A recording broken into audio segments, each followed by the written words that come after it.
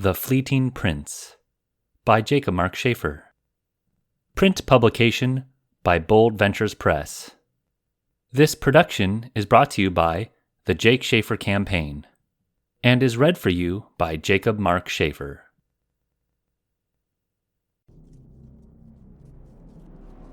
The Fleeting Prince by Jacob Mark Schaefer. In the age of foundation, there was nothing but the void of infinite darkness. But the voice of the Creator fluttered against the face of the void, saying, "Let there be light." And light was, and with it came illumination, exposing an abyss of cold and distant land below. The everlasting serpents, now revealed by the great light, coiled in anger. The eternal giants, now uncovered, appeared from the forests, and humankind, now empowered by the light, emerged from the mountains.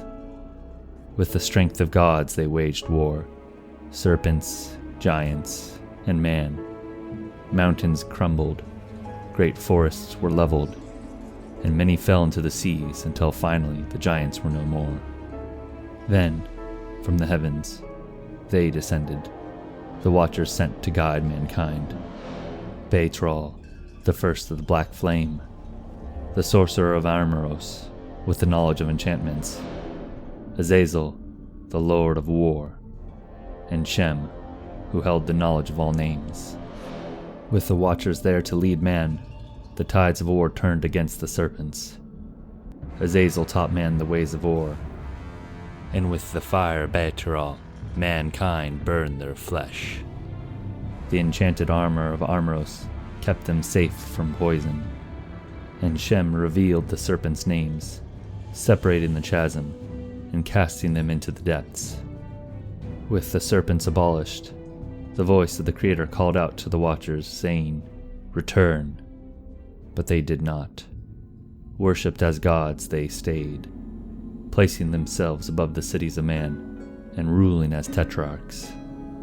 The age of man deferred. Thus began the Age of Watchers. From A History of Beginnings, author unknown, The Age of Watchers.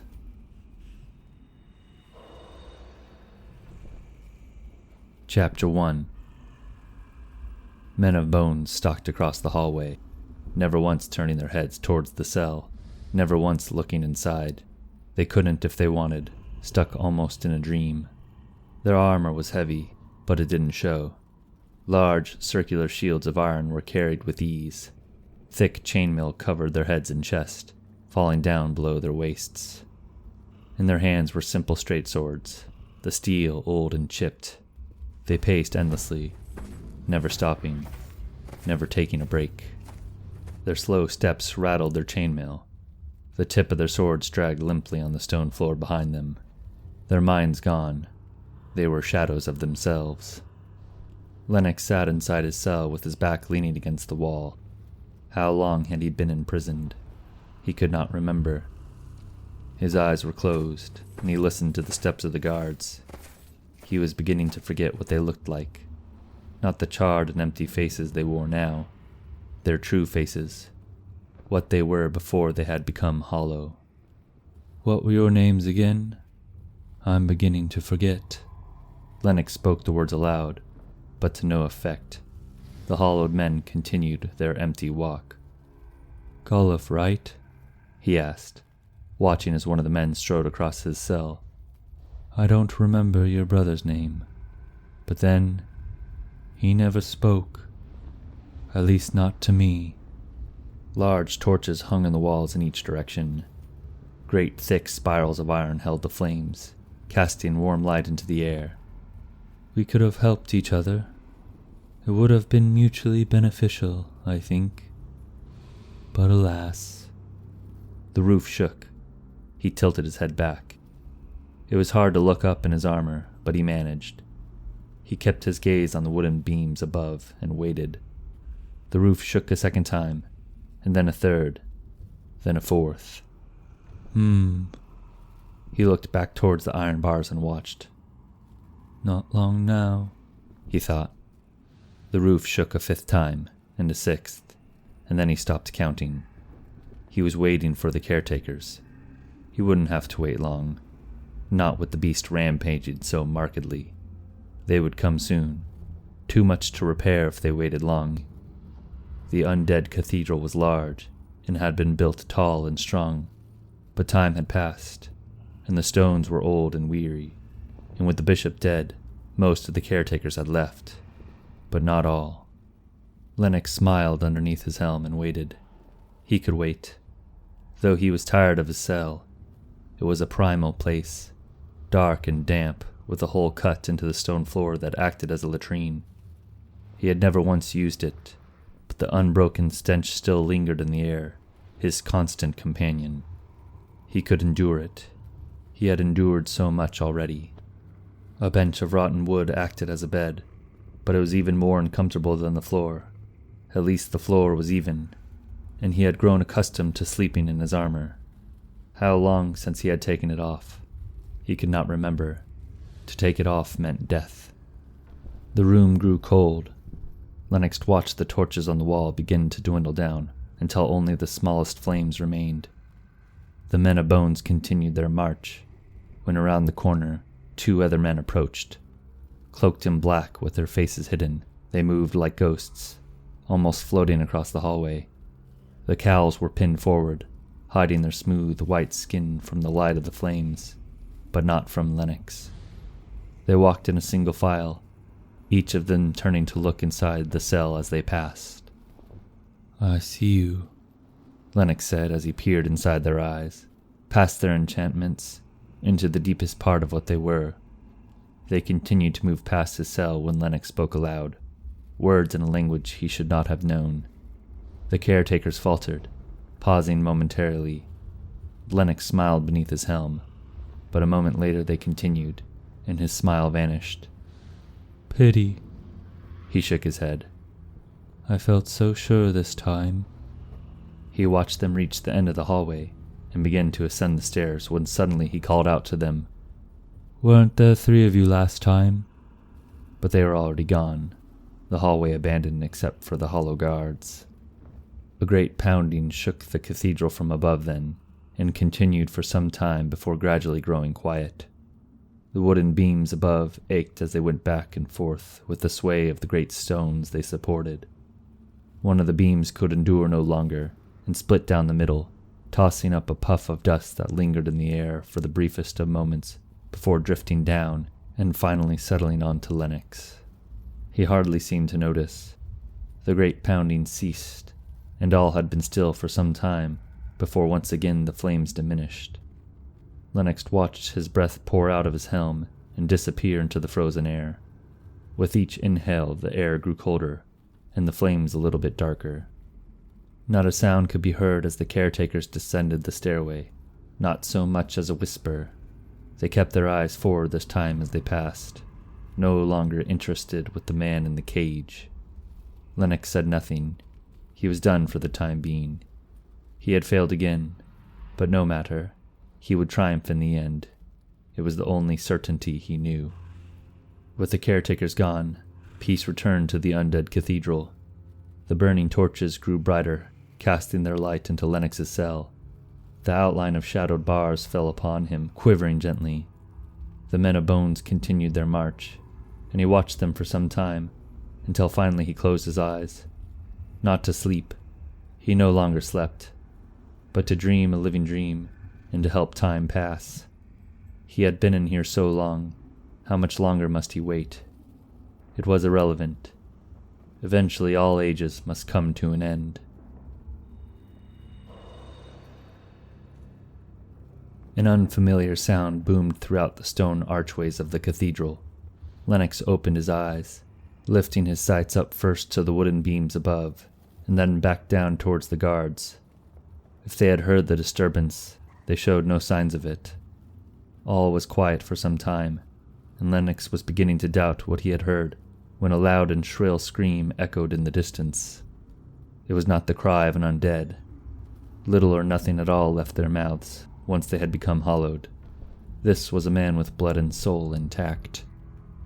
Lennox was unsure how many guards still remained in the undead cathedral. How many men would this mystery knight have to fight through? What was his constitution? How strong was his will? Was he here to ring the bell atop the tower? With each scuffle the sounds of battle and clashing swords drew nearer, but it had drawn near in the past, only to fall short like so many times before. Lennox would not be taken in. He remained a statue. With his back against the wall and his eyes forward, he would wait for the knight's arrival. Salvation was close. It would not be long now. Finally, the knight appeared. Lennox could hear him before he could see him. The familiar sound of a suit of armor was known to him. The heavy steps of a man of war were unmistakable to those who knew how to listen. The men of bones were pulled out of their dream. They both stopped just outside of Lennox's cell, and stood with their shields raised and their swords held high, watching as the knight approached. A small part of what they once were returned, just enough for them to do their job, enough to kill an intruder who walked unwelcome inside the undead cathedral. At last the knight stepped into view, a beast of a man, over 6 feet tall in height, his armor charred black from head to toe. He wielded a large kite shield in one arm, and a one-handed war hammer in the other. Engraved into the iron and sprouting up from the bottom of the shield was the image of an arch tree. He was a sight to all who laid eyes on him, and even Lennox was surprised.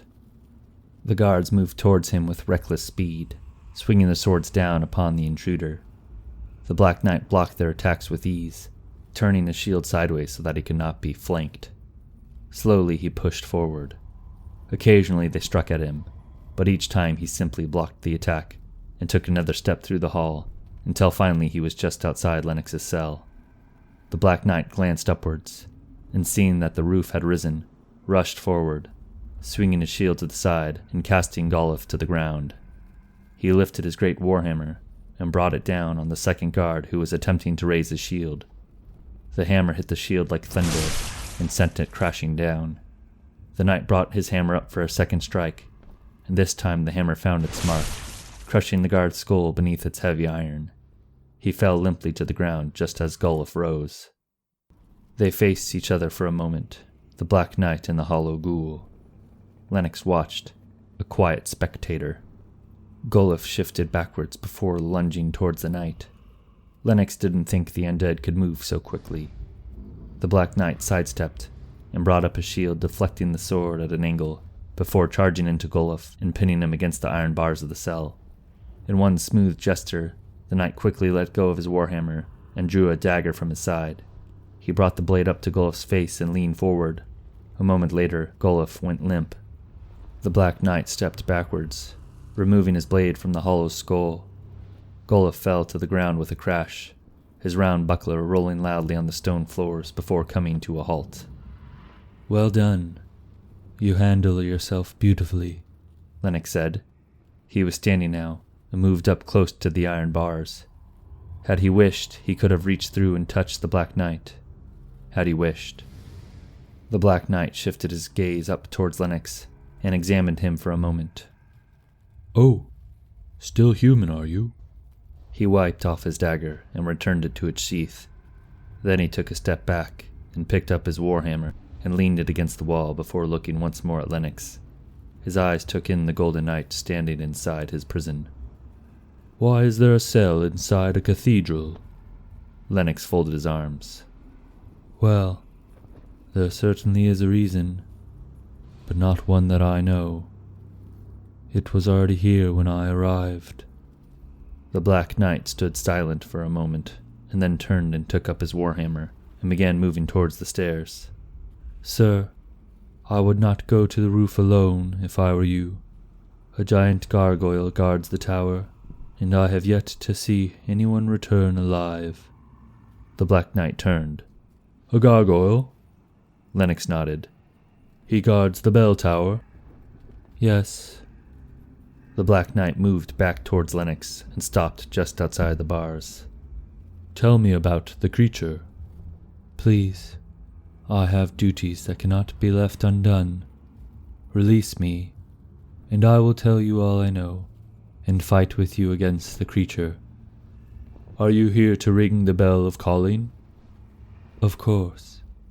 But that honor will be yours if you free me from this cell. Then I will be in your debt. My sword will be yours, and I will help you fight against the creature. The strange knight considered Lennox's words for a moment, and then turned to leave. You're lying. Sir, my blade will be yours. I give you my word. If you leave me here, then I am sure to die, and dying men's lips seldom lie. Farewell, Golden Knight.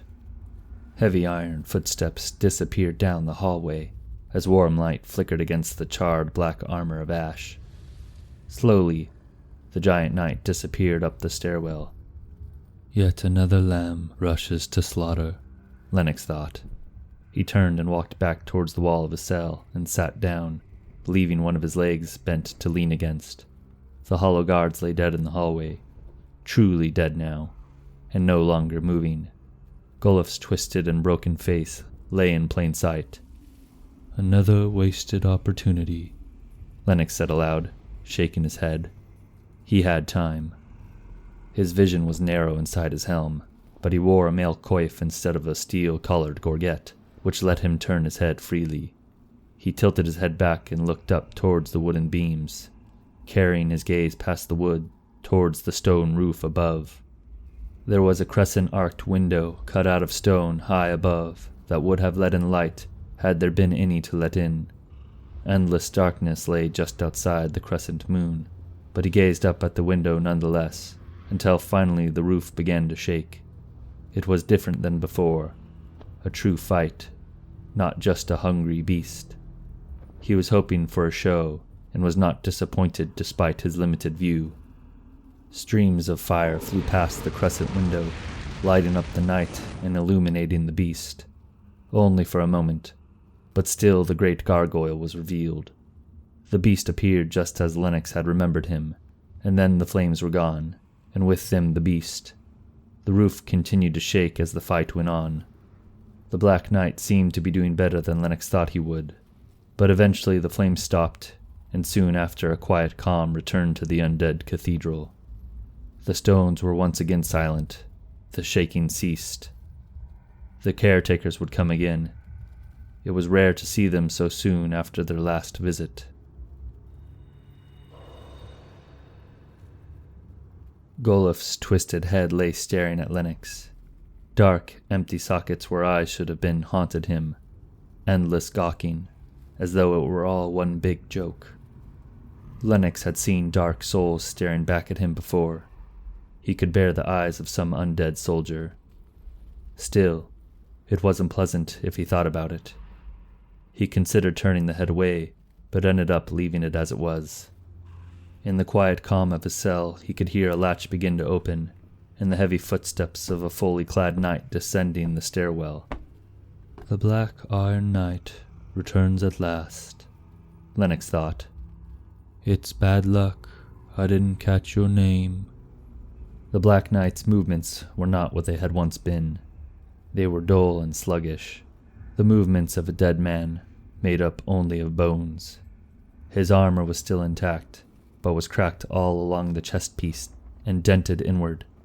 Lennox watched the knight move and speculated how he might have died. Crushed to death, I suppose, he thought. The traditional smell of burnt flesh was absent. Why is that? He had seen the flames. It was something to ponder, so he didn't mind. Anything to help pass the time. He watched the Black Knight slowly stalk through the stone hallway, meticulously making his way around Goluf and his dead brother. He was much louder than the brothers had been, but the change was welcome. Soon the flesh would rot and the smell would be unpleasant, but that would pass quickly. Overall, it would be a nice adjustment. He had enjoyed his conversation with the Black Knight, much more than with the brothers. He let his head fall back against the wall and watched the endless march of the Black Knight. The caretakers would come soon, too soon for him to try another incantation. But as always, their coming was welcome. They arrived even sooner than he thought. Distant and hushed footsteps echoed down the hallway, but a strange thought quickly occurred to him. Lennox let out a breath, but saw nothing. The air was warm. The torches on the walls burned bright, and he remembered that the caretakers made no noise when they moved. He looked at the dead corpse of Goluf and his brother. They had not been moved. The Black Knight continued his march up and down the hallway, undisturbed by the noise. How long had he closed his eyes? It was hard to gauge time now that it no longer mattered. Lennox sat up. He looked at the wooden beams and then past them to the crescent window, and then down to the Black Knight. The distant footsteps were not so distant anymore. They were close, just around the corner, and then he appeared. Lennox's eyes grew narrow inside his helm. Dressed more like a thief than a knight, he wielded a dark blue short bow and was gliding down the hallway, the bow drawn back and arrow nocked. He moved quietly towards the Black Knight, who remained oblivious to the stranger's presence. The Black Knight turned and the stranger released the arrow. It flew fast and true, catching the knight in the opened, Y-shaped slit of his bare-boot helm. The knight faltered for a moment before falling to his knees. In a flash of silver, the stranger drew his scimitar and brought it down across the Black Knight's neck, sweeping it from one shoulder blade to the other. The iron helm flew against the wall as the headless body crashed loudly against the floor. The stranger quickly turned back and dropped to one knee, listening quietly to the murmurs of the cathedral.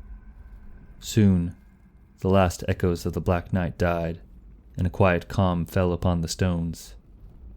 The torches burned softly, and inside his cell Lennox remained unmoved. Still settled, with his back against the wall, he could as well have been a corpse. The stranger was different than the others before him. No enchantments, or none that he could see.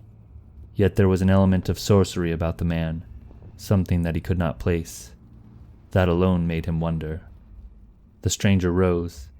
He sheathed his scimitar as he made his way back to his bow and picked it up off the ground where he had let it fall. He spun it around in his hands, checking for cracks, and then pulled on the string to test the tension. Satisfied, he walked back over to the Black Knight and took the arrow out of his eye and cleaned it off before returning it to his quiver. When he had finished, he made his way back in front of Lennox's cell and took a seat opposite him and leaned back against the wall so that he mirrored the prisoner. He rested his bow against his knee and looked up. "I was told about you. Perhaps I was too hopeful. As you are now, I don't see how you can help me." "Well, this is strange," Lennox thought. He leaned forward slightly, his armor shining gold in the torchlight. "Oh, I certainly see how it might appear that way. I suppose it comes down to what you mean by helping you. If you can take me at my word, I promise you I'm rather capable. I'm sure I can assist you in whichever pursuit you might ask of me. I'm actually quite curious how you know me at all, but that can wait. If you're here to ring the bell, then I must warn you that there is a dangerous beast that guards the tower. If you release me from this cell, I will swear my sword to you and help you fight the beast. I'm not here to ring the bell, and I don't need your help against the gargoyle. I already know I will have its head. The wonders never cease with you, stranger. You know so much, yet I know not even your name. I am Shiva of Cateron, captain of the guard and first warden to Oracle Seolasun. And you are Knight Lennox of Marchiel." Lennox leaned back and ran his hand against his knee. "I have not heard that name in a long time. I was called that once, Knight Lennox of Marchiel. It was so long ago. How is my city? How is Marchiel?" "It is a silent city," Shiva answered. He said the word slowly. "Full of monsters and magic. Only treasure hunters and madmen go there, in search of the four." "I see. I'm sorry to hear that. I appreciate your candor, Sir Shiva." "Just Shiva," he replied. "My mistress would have a word with you. I have come to take you to her." "In Cateron?" Shiva nodded. Lennox looked up at the crescent window and the darkness that lay past it. He sat motionless in the seclusion of his cell, looking out at Shiva. The hard stone floor beneath him was comforting. He had grown accustomed to it, the darkness of his ancient home. His prison did not bother him, but the unease he felt as he gazed out at Shiva upset him. The man was more than he appeared to be. "Very well. If you release me, I will accompany you and speak with your mistress." "She will ask a service of you. You must swear that you will see it through. That is the price of your freedom." "What is it she would have me do?" "If I knew that, I would tell you. I know not what my mistress sees, but I believe whatever she may ask of you will take you back to Marchiel." "Ah, what wonderful luck. I wish to return to my home. I have work I must get back to there. It is quite important, to me at least. I have left it alone far too long now. Yes, far too long." Shiva pushed himself up off the ground and slung his bow upon his shoulder. Lennox watched him closely, his eyes hidden behind the slit of his helm. There was something troubling about the warden that he could not place. He watched as the strange man stepped close to the cell and slung back his leather hood. After seeing Shiva fight, he had pictured him as young, but he was not. At least, he could not put an age to him. At first he was struck by how old the man looked, but the longer he looked, the more he realized it was a weariness that he carried. There was a distrust about his large, dark eyes, a hint of knowing that no man could be trusted. For a moment, Lennox thought those eyes could see through him, see him as the man he was beneath his armor. "This is a very dangerous man," he found himself thinking, and rightfully so. Lennox rose and stepped close to the bars so that Shiva was but several feet away. He found himself looking up to the man, a head taller than him at least, one hand resting on the hilt of his sword. His clothes were a dark grayish black that faded into shadow, and black leather boots that were silent and mute. His hair was long and black, pushed back from his face so that it rested at his shoulders. That face was weathered but youthful, except for the eyes. "I would have you swear your service to my mistress," Shiva said. Lennox nodded. "I swear it." "I would have you swear an unbreakable oath," he said. Lennox was surprised when he saw the man reach through the bars and open his hand, revealing a red copper ring that grew wide at the top and was engraved minutely with indecipherable script. He was stunned to find that he could not read the lettering. A frightening magic pulsed forth from the copper band.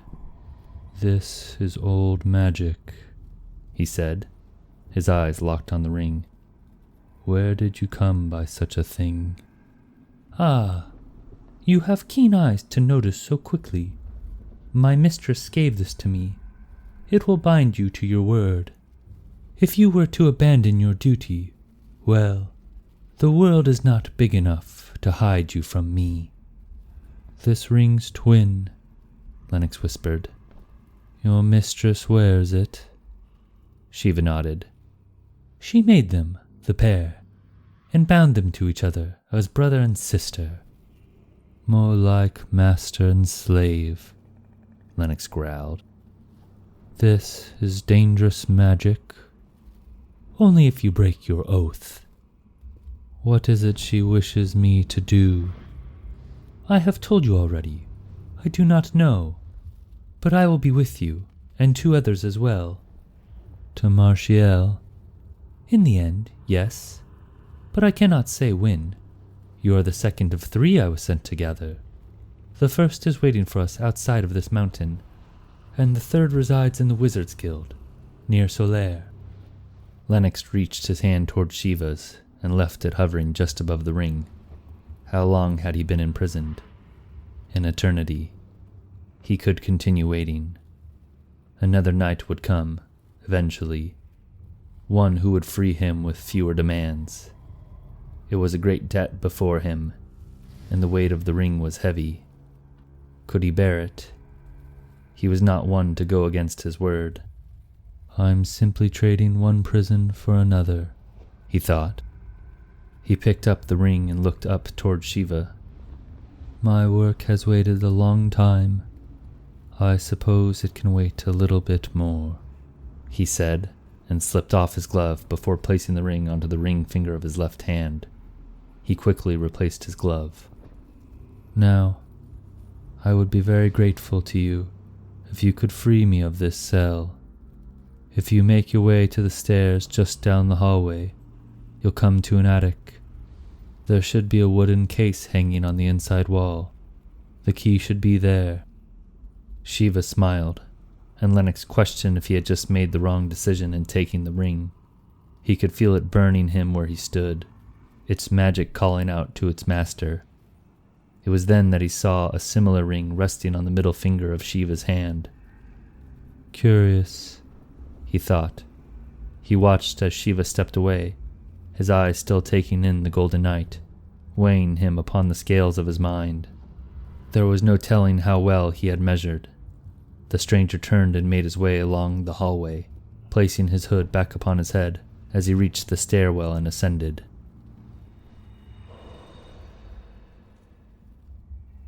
Lennox looked down at the engraving of his ring. The etchings of letters and symbols that he could not identify was alarming. A new form of lettering, possibly? But it looked familiar. He twisted the ring on his finger and attempted to pull it off. It remained firmly in place. He smiled. That would have been too easy. Dropping his hands, he looked out of his cell towards the stairwell. Where was Shiva? More than enough time had passed for him to have found the key and returned. The roof began to shake. "No!" Lennox shouted as he looked up to the crescent moon window. "No, no, no! That imbecile! Why? What are you doing?" The stones creaked and groaned as blasts of fire flashed across the window, an endless stream of flame. Left then right, the fire roared, and right then left dodged Shiva. Lennox could catch only glimpses through the window. His angle was horrible, and the fight quickly drifted further and further from the crescent frame. The cathedral shook as it always did when the beast raged war, an endless pounding as the massive creature flew into the air before pouncing down upon its prey. Lennox had seen it before, and he watched it now in his mind. Again, the fighting lasted longer than he imagined it would, but soon the flames were sparse and the pounding on the roof began to diminish until the stillness of the stones returned.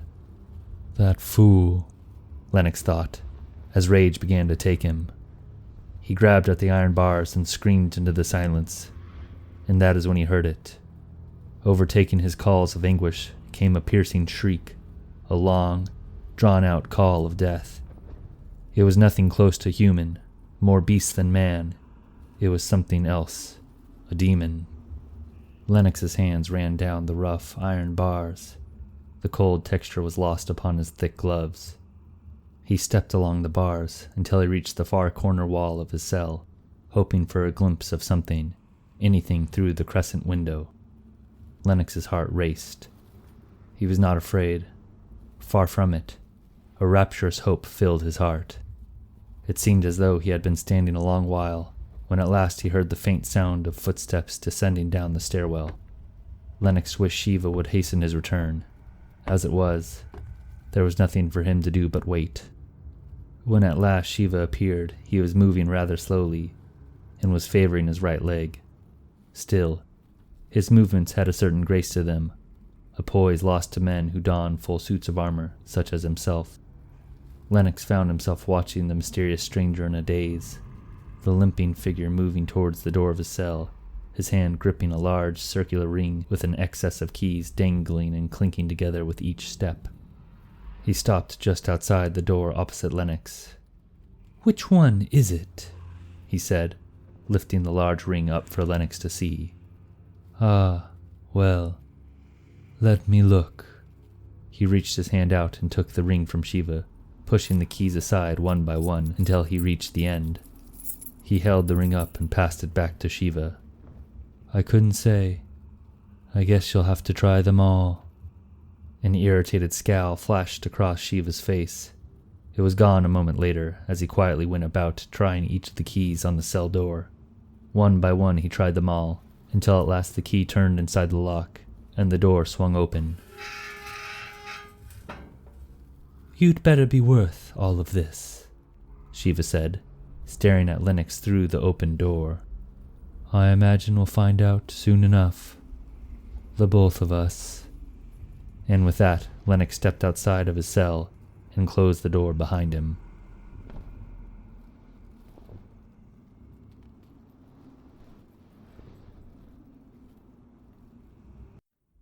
Chapter 2. Lennox stood outside with his hand still resting on the door. He looked inside. 3 stone walls, a bed of rotten wood. The room reeked of stale death. It had been all he knew for so long. How much had changed, he thought. More than he dared imagine. Irrelevant. He would resume his work where he had left off. He rolled the Oathkeeper ring around his finger. He had time. He could feel Shiva's eyes on his back, ever watchful. Not much escaped that one. Lennox was sure of that. He turned his back to the prison. Shiva was leaning against the wall, his hand resting gently on the hilt of his sword. His hood pushed back, showing his face. "How is your leg?" Lennox asked. Shiva watched him closely. "I only asked because it seemed like you were favoring it a little. Once I retrieve my things, I believe I can help you, at least a little bit. I'm no mage, but I know a few minor healing spells." Without answering him, Shiva turned and began making his way towards the stairwell that led up to the attic. Lennox followed, making note that Shiva was indeed favoring his right leg, but mostly pleased to be free of the cell. He knew he would get out eventually. There was no uncertainty about that. But still, it had been trying and unpleasant, more so than he had imagined. The undead guards had offered little solace. To be utterly alone is an awful thing. They reached the stairwell and ascended. The stairs were narrow and led to a single square room lit by torches, with a ladder that led to the roof in the corner, and a wooden hatch that was unlocked and open. Large barrels lined the walls, dark, rotten wood that looked dulled in the light. Weapons filled each barrel to the brim, some of them so full the swords and daggers and axes had overflowed and were scattered on the ground in large piles. The oldest of the iron blades had rusted away to nothing long ago, leaving behind red stains on the old stones where they had once rested. An eternity has come and gone, Lennox thought. For a moment he wondered just how long he had been imprisoned. It scarcely mattered. He walked over to one of the closer barrels and picked up a small sword that had been resting on top of the pile. Lennox remembered them all, each and every blade, and the knight who'd carried them. Many of them became his own personal guard, like the Black Knight and the brothers before him.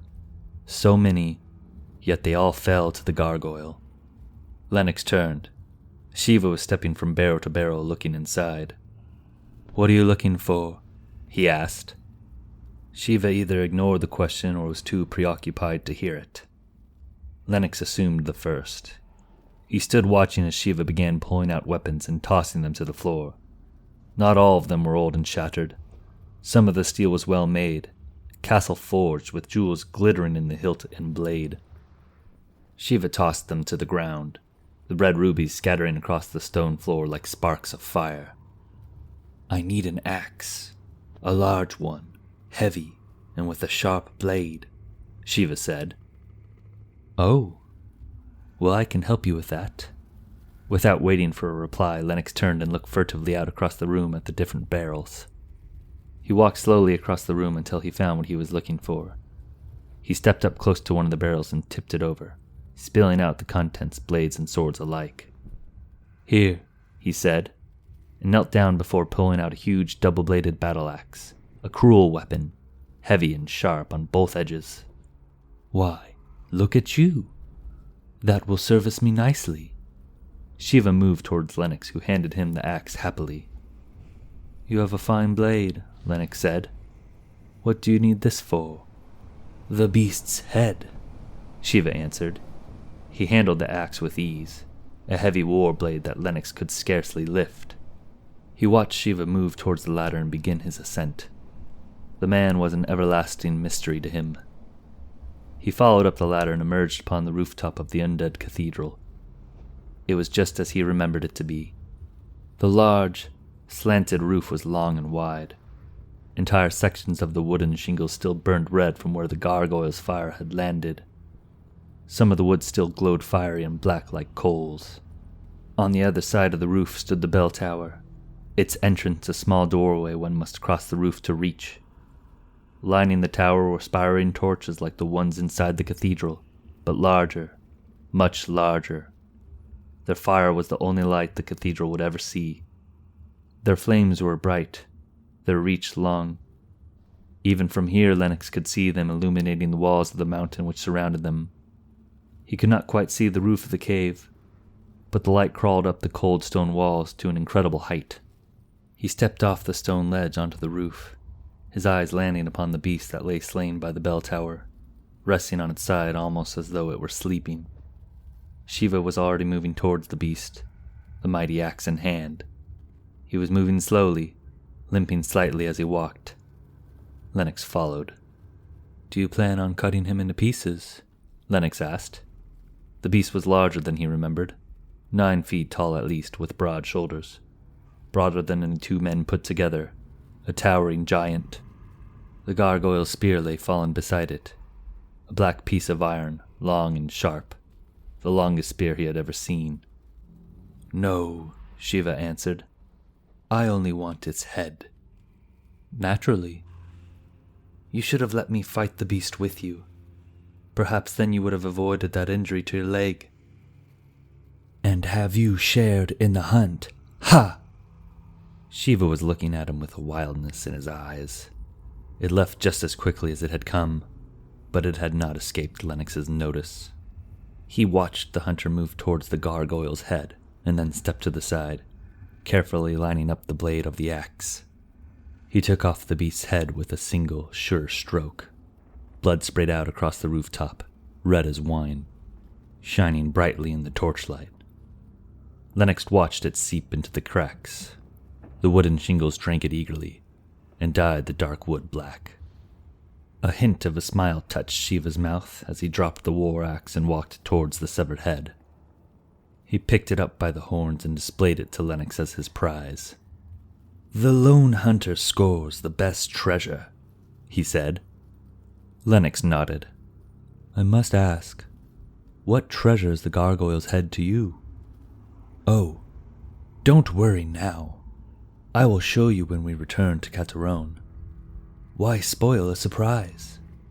Shiva knelt down and produced a large black sack and placed his treasure inside. He slung the sack over his shoulder and turned to face Lennox. "I appreciate your patience. My work here is done, and we are free to leave now. Perhaps you should retrieve a blade from the armory before we depart." "Thank you, yes. Though there is one more task I must do before we leave." Lennox was already moving towards the tower as he spoke. Shiva followed after, content with his treasure, and curious as to what business the Golden Knight could have in the bell tower. He felt foolish a moment later when they began to climb the stairs toward the top. "You wish to ring the bell of calling? My mistress says it's a fool's errand." "I'm growing more and more curious about your Lady Soon," Lennox replied. "She knows much. I have never heard of such a powerful seer." Lennox waited for Shiva to reply, but after a moment of silence, he continued. "She's correct. It is a fool's errand. For anyone but me." "How so?" Shiva asked, but this time it was Lennox's turn to stay quiet.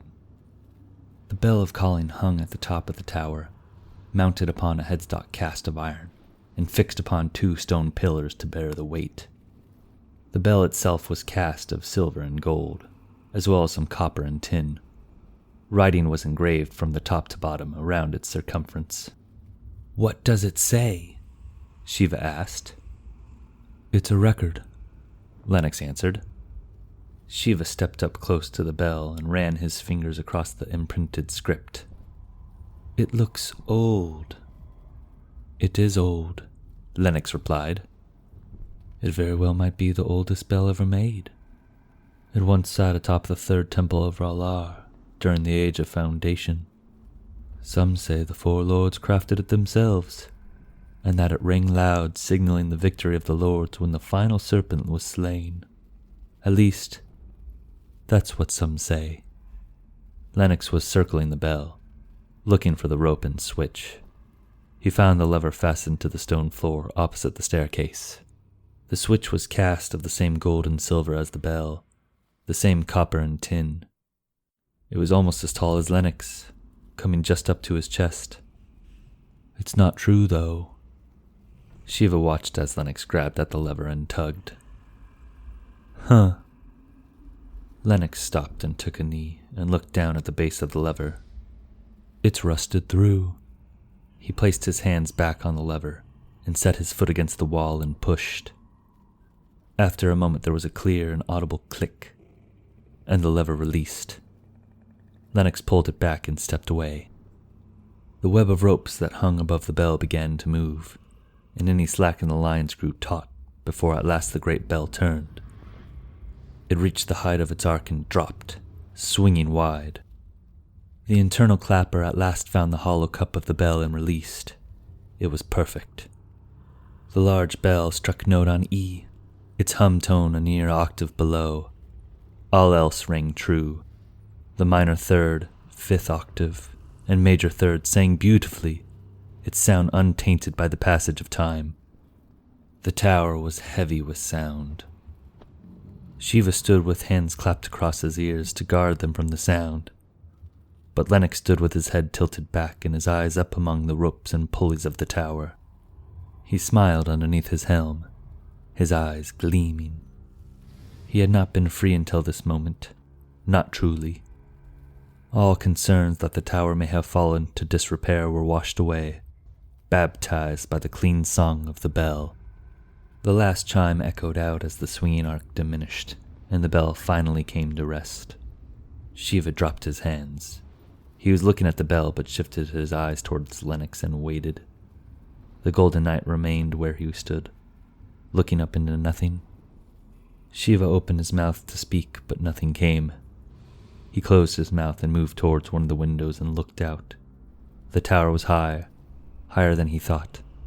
He could see the headless remains of the gargoyle below, its lifeless body still as sin. "Right then," Shiva said. "You've done it. You've rang the bell. What happens next?" Lennox turned to face him, his eyes still gazing upwards. "Well, we make a fire." "Where? Here?"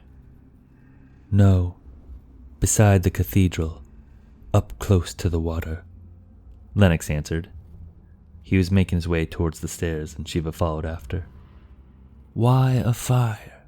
Shiva asked as they descended. "I've rang the bell of calling. Now we must light the signal. The shore along the ruins runs a great distance. A fire is required.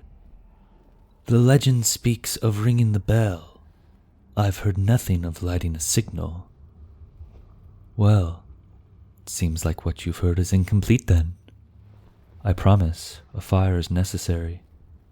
Very necessary. And a large one at that. A very large one. I would set the cathedral ablaze if it were not made of stone. As it is, the wooden pews of the main hall should suffice. They were still there when you arrived, were they?" "They were." "Good." They descended, passing by the cold remains of the gargoyle. Lennox took one final look. He cared little for the beast. his one-time captor. Cold eyes looked away. He was glad to see the guard dog dead. They moved back across the cathedral's roof. The stench of blood filled the air like rot. Lennox was happy to be leaving, when the crescent window he had peered up at for so long caught his eye. Surely it would not matter if he delayed their departure for just a moment longer. Just enough for him to peek down at his cell. He was curious what it would look like from above. "What now?" Shiva asked as Lennox moved towards the window. Lennox held up his hand. "Just a moment, please," he replied.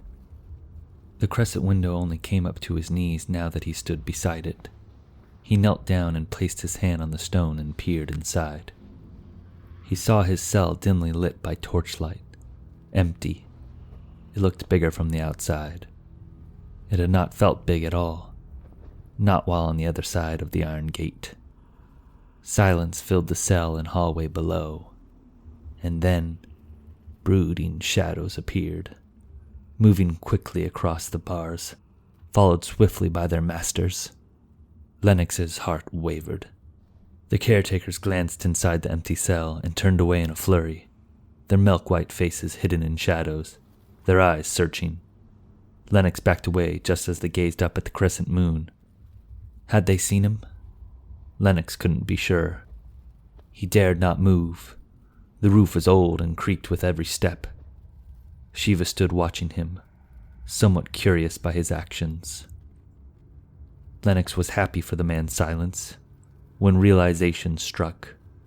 He glanced up at the bell and then turned back to Shiva. "Guard the hatch! More sentries have come!" he yelled, as he ran back towards the gargoyle. Shiva released the gargoyle's head and moved to the side of the hatch and crouched low, ready to strike at any head that might pop up from below. He glanced up and saw Lennox retrieving the war axe that lay next to the beast. He wanted to call out to the Golden Knight but resisted, lest he betray his position. Lennox was running back across the roof with the axe in hand, but slowed as he drew closer. His eyes narrowed, and his chest rose and fell in labored gasps. Winded from the sprint. He thought they would have appeared by now. He met Shiva's eyes but said nothing. He broke into a crouch and once again moved towards the crescent window. Hesitantly, he peeked down. Both the cell and hallway lay calm and empty. He shuffled across the roof and hopped onto the stone ledge opposite Shiva. "How many?" "2," Lennox answered. "2 is not very many." Shiva's tense figure grew calm as he shifted backwards. "You frightened me a little. Something in the way you moved. These men are all hollows. Easy enough to fell as long as you're careful." He whispered the words. "No, these are no mere guards. They are the caretakers, sorcerers, strong ones." A look of disgust touched Shiva's face. "Pyromancy?" Lennox shook his head. "Curses. I'd prefer firecasters over true sorcery," Shiva growled. "I think they've retreated back into the cathedral," Lennox said. He lifted his axe and after a moment gathered up the courage and slowly stepped forward. He looked down the wooden staircase into the storage room and let out a long, silent breath. "It's empty," he said, and began his descent. Once down, he placed his axe on the stone floor and leaned it against one of the barrels. He moved along, looking inside each of the wooden casks for a weapon more his liking. Shiva followed closely, carting the gargoyle's head on his back as he kept his eyes on the stairwell. His right hand rested softly on the pommel of his blade. Lennox continued his search, pulling out a large, double-handed greatsword. He swung it once through the air, testing its balance, and then he recalled the Black Knight lying dead beside his cell. He placed the sword back inside the barrel he retrieved it from, and shuffled along the wall until his eyes saw what he was looking for. The ball and chain flail hung on an iron spike hammered deep into the wall. It was one among many, but Lennox could see the runes etched into the wooden shaft. A common spell, but reliable, put there to ensure the weapon's strength. The metal ball on its iron chain would rust long before the wooden handle ever did. He swung the ball in a rough arc above his head, and then let it fall to the side. It moved well. He was pleased. Lennox hung the flail on his belt and moved towards a table in the corner. A pile of daggers and small blades rested atop the stand. It was the only stack that didn't look as though it would fall over at the slightest touch. "There are some good blades here, if you are in need of a dagger," Lennox said, half looking over his shoulder toward Shiva. The quiet servant remained where he stood. After a little more looking, Lennox settled on a pair of matching daggers, well balanced and thin. He tossed one in the air and watched it spin and tumble before catching it cleanly and returning it to its sheath. A rack of bows caught his eyes for a moment, but he quickly turned away. He had never been great with a bow, and he failed to see any crossbows. He would stick with the daggers. "If you are about finished, Knight Lennox, how about we depart from this cursed cathedral? I feel its charms are few indeed, with you free and the beast slain." "As you wish, Shiva. I've no more desire to stay here any longer than I must. I've been here quite long enough already. But I find leaving might not be as easy as you think, and, well, only jesters and fools run off before they're armed." Shiva drummed the pommel of his sword with his fingers, weighing, considering. He turned towards the stairs, moving as softly as a shadow cat, his dark cloak waving behind him like a twin specter. Even with his bow wrapped around him and the gargoyle's head slumped over his shoulder, the man moved like a predator, with eyes ever watchful. He favored his leg a little less, Lennox noticed curiously. They stepped down the stairwell into a familiar hallway. It was strange, not being locked inside. Lennox felt as though he were dreaming. He hadn't dreamed in so long. Not truly, but he remembered. They walked along cautiously, Shiva in front. "This won't do," Shiva said. "Guard the hallway for a moment." Lennox nodded and watched as the warden set down the gargoyle's head.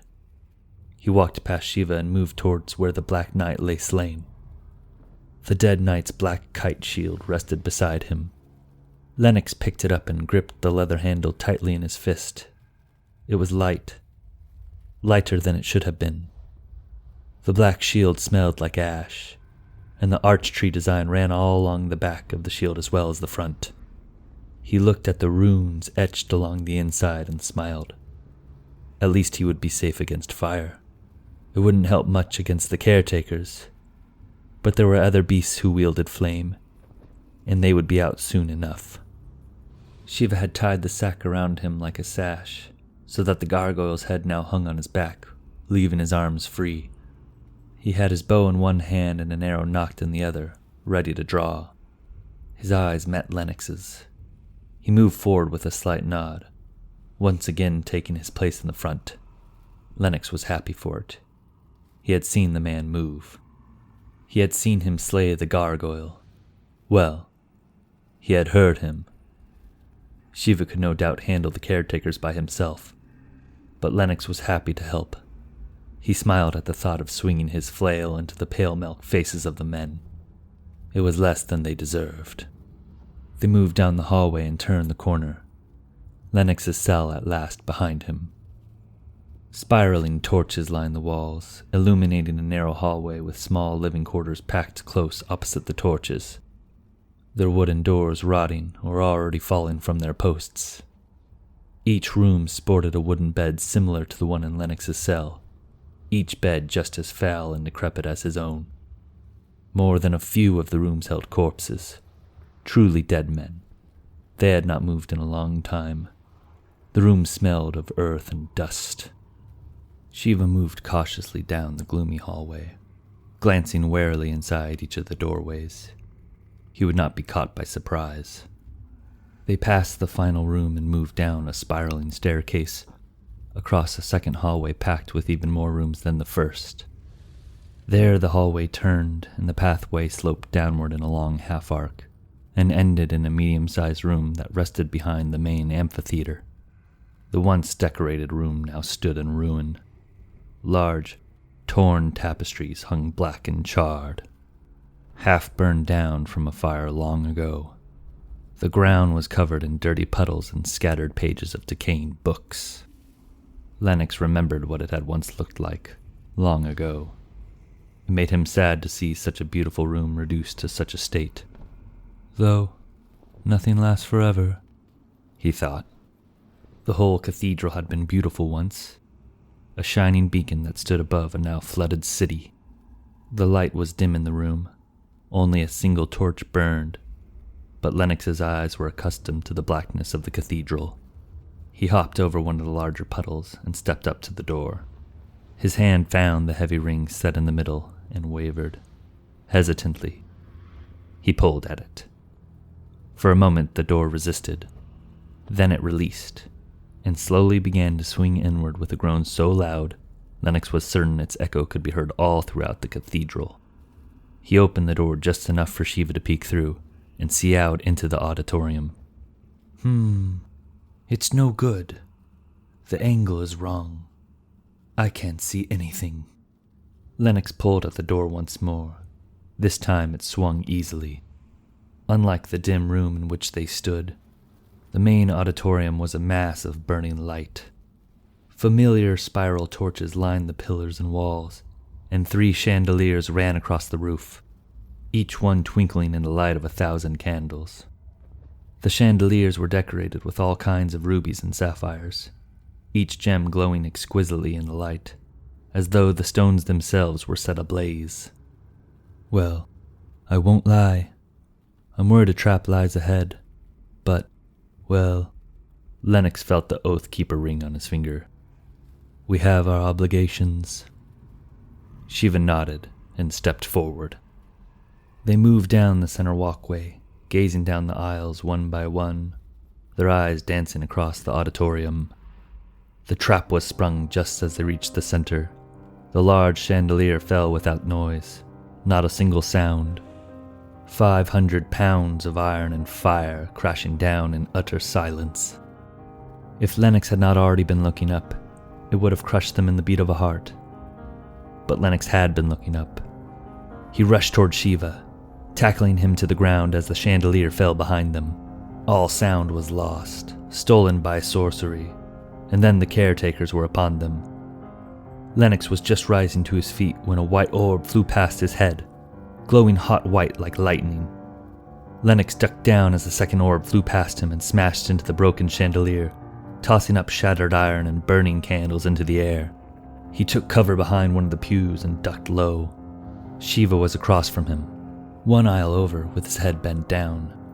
He was trying to get a better look, lifting his gaze to no avail. Each attempt only brought forth a new orb. He looked towards Lennox, signaling for him to run.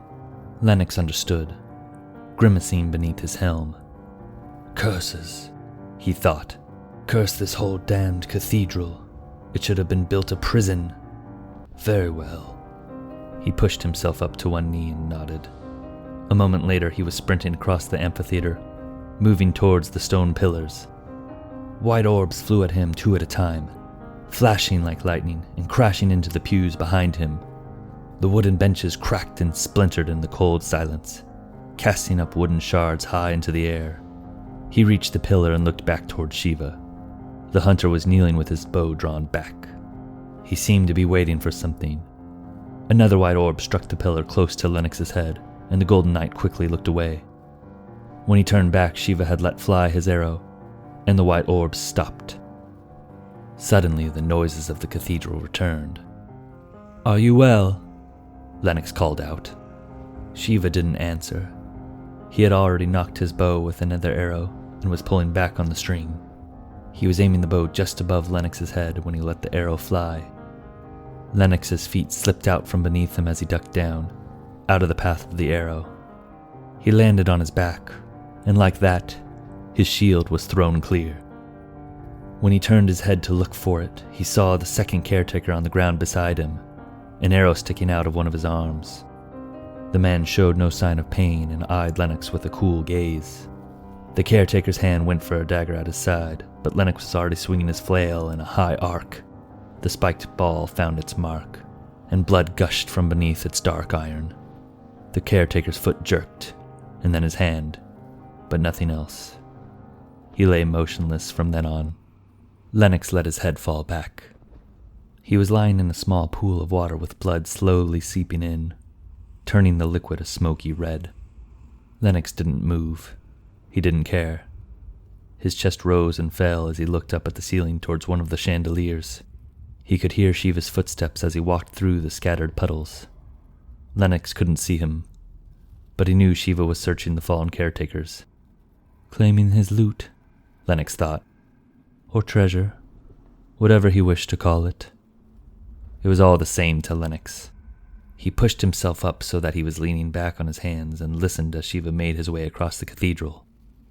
You move well, very quick. I've never seen someone move so spryly in armor before. The tone of the words seemed to pose a question. Lennox grinned inside his helm. Thank you. Sincerely. That's high praise coming from someone who moves like a shadow cat. Shiva laughed, though Lennox couldn't guess why. He took the handle of his flail and pulled the spiked ball free. The caretaker's face was caved in like a crater, and blood had pooled at the bottom, covering some of the grotesque and beaten flesh. Lennox looked away. He stood up and searched the surrounding for his shield. He found it 2 aisles over, and wondered how it had been thrown so far. To cross swords is a queer and dangerous dance, Lennox thought. Anything may occur. He was safe in his armor, but it was incomplete. He would be vulnerable until he retrieved the rest of his belongings. He shook away the thought. Shall we carry on? Shiva asked. Lennox looked towards the warden. He was wet from the puddle and tasted fresh blood in his mouth. He wanted to take off his helm and breathe in fresh air, but no, he was still so weak.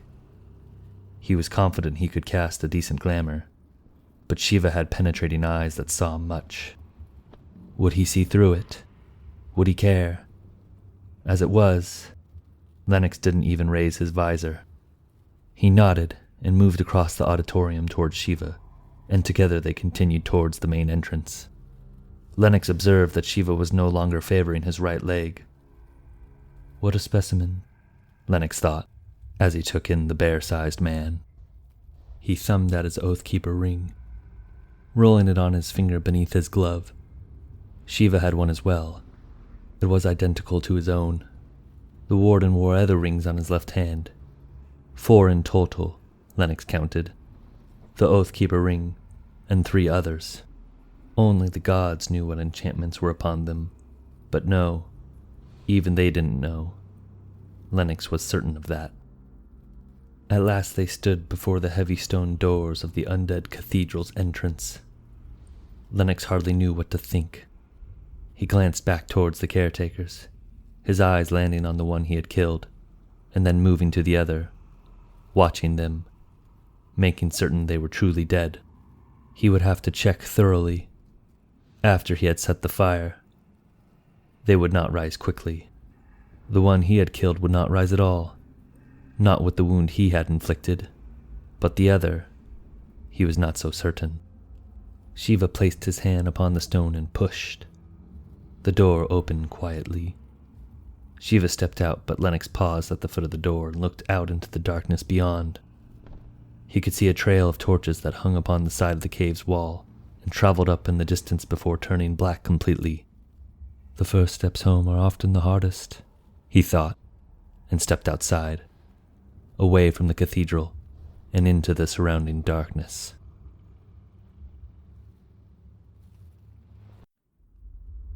Chapter 3.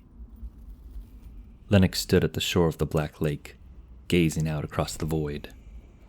The spiraling torches of the cathedral burned behind him, accompanied by a towering bonfire, 10 feet tall, fueled by the wooden pews of the undead cathedral. The fire burned hot and the flames were heavy, yet the light barely touched the water's edge, its radiant glow absorbed by the surrounding darkness. A silvery mist streamed forth from the black lake. The haze came up to Lennox's knees and clung to his armor in large liquid clumps that gathered and spilled down to the earth and gathered again. He stood there for some time, not speaking, looking out across the water, the smallest of waves lapping up against the sloping stone floor. Not far from the edge, peeking out from the black water, stood the tops of 3 high towers. Lennox tried to remember what the buildings had once been. He couldn't recall. A small sadness fell upon him as he thought about the drowned city. "This is a queer land," Shiva said. He sat on the steps outside the cathedral, bow in hand, as he looked out past Lennox towards the towers. "Even the wildest stories say nothing about towers in the Black Lake, or the gargoyles." "Oh? You seem to have known of the gargoyle, if I recall." "I had Mistress Soon to guide me." "How fortunate for you to have such a perceptive oracle for your mistress." The words came out sharper than Lennox had intended. Who knows how long he would have had to wait before another night may have come and released him. 10 years? 50? 100? He couldn't even begin to guess. Azazel knew how long he had been imprisoned. Azazel, and perhaps a few loyal subjects. He remembered the day of his imprisonment. It burned hot in his memories. Parts of it had faded, small details, but mostly he remembered. The floodgates had been closed, and he stood atop the cathedral, looking down into the city of 1,000 fires, watching the water rise. One by one, the rising water quenched the burning fire pits of the great city. Flames that had burned endlessly for hundreds of years sputtered into nothing at the touch of the cold water, casting up small puffs of steam before disappearing forever. Still the water rose, reaching next the great torchlights that hung along the city's tall stone buildings. In the streets, men fought and died in battle, or fled. The women ran with their children in their arms and babies at their breast. The men moved beside them, carrying what little they could from their homes, food mostly, but for others it was gold and silver and jewels. They moved along the pathway that ran below the cathedral and along the mountainside. A few of the city's fire pits and torches still burned, and their light filled the caverned city. But as the water rose, the light faded, and chaos grew. Lennox's eyes followed the beast as it descended. Translucent wings untrained and spread wide, charging through the air like a bull. A blue knight rode atop the creature, his dark cloak blowing in the wind. The gargoyle hissed, and the blue knight leapt clear, landing on the roof of the cathedral like a blow from a hammer. A moment later, the beast stood beside him. "I looked for you at the Tower of the Gods," Lennox said to him. "I was not there," the Blue Knight answered as he rose. "Our father and Lord Shem would yet live, and you would burn in Sheol." "I went to the Red Shrine looking for a sister, and found the remains of Lord Bartaral and Lord Armoros, but you were nowhere to be seen." "Sir Galion had fled. I followed after, but he was gone. Woe to him had I found him." He unsheathed his bastard sword from his back and held it with both hands. The blade was pale white and shined like glass. "Look no further," Lennox said, pointing down to the flooded city. "He is there, dead and gone, slain by Raccoon stone, just before the floodgates were closed and the water ascended." "Sir Raccoon was a brave man, good and true. He will be remembered with songs, his deeds recorded." The Blue Knight moved towards Lennox. "I've come for the Lord's tomes." "Buried below the city, beneath the water, along with Sir Gillian and my effects." The Blue Knight continued forward. A sad smile touched his lips. "A traitor. I would have him die 1,000 times." No, Lennox said with grief in his voice. This age was already dying, crumbling and wasting away, so that something new may be born. The Blue Knight would hear no more. He dashed forward as the gargoyle leapt into the air. Lennox cursed the cheap steel blade he held in his hand and the rotten wooden heater shield he'd found in the cathedral. Without his weapons and rings, he'd have little chance. Curse me, he thought. They came together in a rush of steel and blood, the shadow of the gargoyle hovering above. Finish it. The words rung in his mind, distant words from a fallen queen. Lennox, end it. Lennox, the name echoed from the dark. The Golden Knight turned, stern as though woken from a dream. He blinked inside his helm, his eyes ever hidden, gazing through the bare slit of his visor. What is it? He asked. The water stirs. Shiva was on his feet, eyes narrow and cautious. Lennox turned back to the lake. Small dark wrinkles fell and broke on the sloped shore, growing in size as a cool subterranean chill swept in from the lake and pushed back the mist, revealing the wet earth stone below. Scattered puddles bathed in the torchlight of the cathedral, fire flickering in the cool, still mirrors of their surface. As the mist that hung over the lake continued to dissipate, scattered ripples could be seen popping up along the surface, great circular rings that began small then swept out wide, and stirred the water into large crashing waves 2 or 3 feet tall that beat at the shore where Lennox stood. The Golden Knight moved back, closer to the cathedral, and kept watch. I knew you had some magic, Shiva started. But what folly have you called down upon us? I would have you speak of your sorcery. There was a tone buried in the voice that hinted of fear. You surprise me, Shiva. I thought you could see more. This is no sorcery of mine. I am at a fraction of my strength, and even then, I was always one for enchantments. I'm like you. I dislike arcane magic. Lennox glanced back, his eyes lingering on Shiva's face, searching the man for something true, something hidden deep inside the shadow of his hood. Slowly, the great stirring began to subside, and peace returned to the surface of the lake. A stillness hovered above the water, and a great calm filled the mountain city. Shiva held his bow low, an arrow nocked and ready to draw. He looked out across the surface with searching eyes, and for a long time neither moved nor made a sound. His heart pounded inside his chest. He knew something was queer, but what? At last it dawned on him. Since when had there been 4 towers? Shiva moved noiselessly down the steps of the cathedral. The second tower on the right, he whispered. I know, Lennox answered. Together they stood and watched as the tower drew forth, wading through the darkness like a pillar of smoke and ash. But as the column drew closer, the cathedral's light peeled back the darkness and transformed the black and gray stones into scales, and turned the tower's hollow windows into yellow eyes that burned like golden moons, with slits running through them. Shiva took half a step back and went to draw his bow, but stopped short.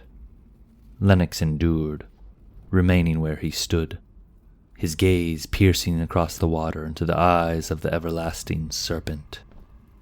The beast stopped short of the shore, its head swaying high above the 2 men as it looked down upon them. There was something human about its face, Shiva thought, especially the nose, but the skin around the mouth was red and scarred, as though it had been cut off. The serpent sat motionless in the shallow waters of the shore, but behind it, the creature's tail pushed back and forth along the surface, and every so often the serpent's gold liquid eyes would shift to Shiva before returning just as quickly to Lennox. At last the serpent spoke. No one has rung that bell. Not for a very long while. I count 2, but truthfully, I thought there would be more. No matter. I will not be dismayed. I am Fade, the last of my kind and friend to man. You have called, and I have come, as I was bid. Shall I elucidate your fate, that you may face the trials that await you? The serpent's forked tongue flickered out. Reveal yourselves to me. I would look into the eyes of those who called me, and know thy names. Shiva stepped forward, swinging his bow about his shoulder and pushing back his hood. He looked up at the mighty serpent and went down to one knee. Leaning forward, he pressed the knuckles of his right hand against the stone floor while his left hand rested on the end of his sword hilt. But he did not bow his head. He kept his eyes on Fade. Undying One, he began. I am Shiva of Kataron, captain of the guard and first warden to Oracles Eolasun. It is an honor to speak with one who witnessed the creation of all, the most sacred of days. I am only an old serpent, but if you wish, step forward, and we shall speak. Shiva moved. His leather boots splashed gently on the shallow water of the shore. Once he reached Lennox, he stopped and returned to one knee. The serpent's tongue flickered. Oh, you smell of old magic, strong wards. For a moment, Fade seemed puzzled. Did you ring the bell? Shiva shook his head. No, of course not. You are strong, to be sure, with a will of iron. You will break before you bend, but your will is not your own. You have the scent of a servant, and your fortune is not mine to tell. The serpent paused for a moment, and then said, But if you like, I may give you a word. As to whether you will like it, I cannot say. I would hear it, Shiva answered at once. Very well, servant. What drives you? It is not a question for me. It is for you. This life is beautiful, bright and glorious. It bewitches you to the point of obsession. Yet you are a pawn in the game, but a pawn can kill the king just the same. Some serve themselves, others serve kings and queens, and still others the gods. So I ask you again, what is it that drives you? You will need to know, if you wish to endure. If the words meant anything to Shiva, he didn't show it. His face was a stone mask. He remained quiet for a moment, wondering if perhaps Fade had more to say. He didn't, and at last Shiva spoke. Thank you, Undying One, he said. I shall think upon your words, for they are sure to be wise counsel. The serpent's tongue flickered out, and a hint of pleasure shimmered in his cold yellow eyes. He nodded his head slightly, and turned his eyes upon Lennox. Thy name. The Golden Knight stood with his arms folded, looking at Shiva, who remained kneeling.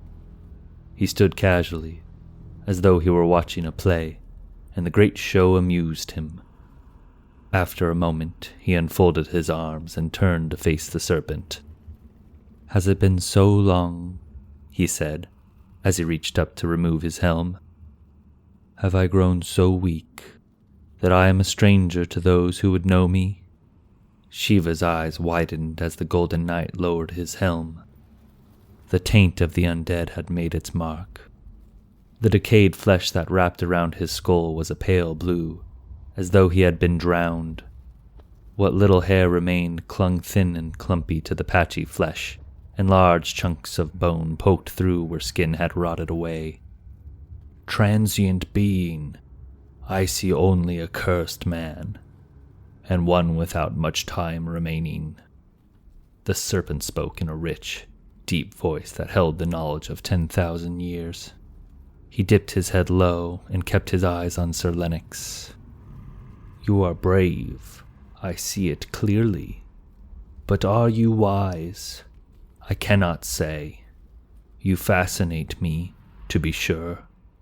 There is something familiar about you, a glint in your eyes, an index of sins. You lost everything, and seek to take back the taint. You heard whispers that I might break the curse. Well, that's not true at all. So then how am I to guide you?" Lennox looked down for a moment, shaking his head. "I thought for sure you would know me, but I thought wrong. 'Tis a terrible pity, really. Just how far have I fallen?" Lennox lifted his head. "I am not cursed.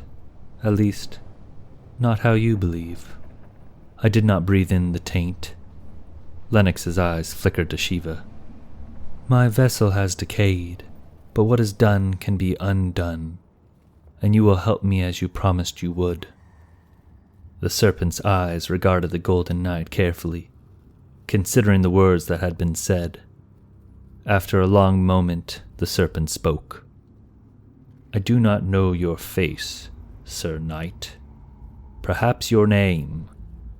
"What good is a name?" Lennox thought. "He does not recognize me. He thinks I'm some half-crazed hollow." "Sir Lennox of Marchiel," he said at last. The serpent's tongue flickered out. It flickered a second time, and then a third. Then he spoke. "Yes, very good. I knew a Lennox of Marchiel once, long ago. He was a prince. Are you a prince?" "I've suffered this foolishness long enough," Lennox thought. He turned his head and saw Shiva staring back at him with cold and curious eyes. "Well, it hardly matters who I say I am. You are bid to aid those who ring the bell. I have rung it, and I am in need of your assistance." Fade bowed low. "What would you have me do?" "I seek the Lord's tomes. Below the lake in an unmarked grave, sealed by magic they wait, as well as my effects.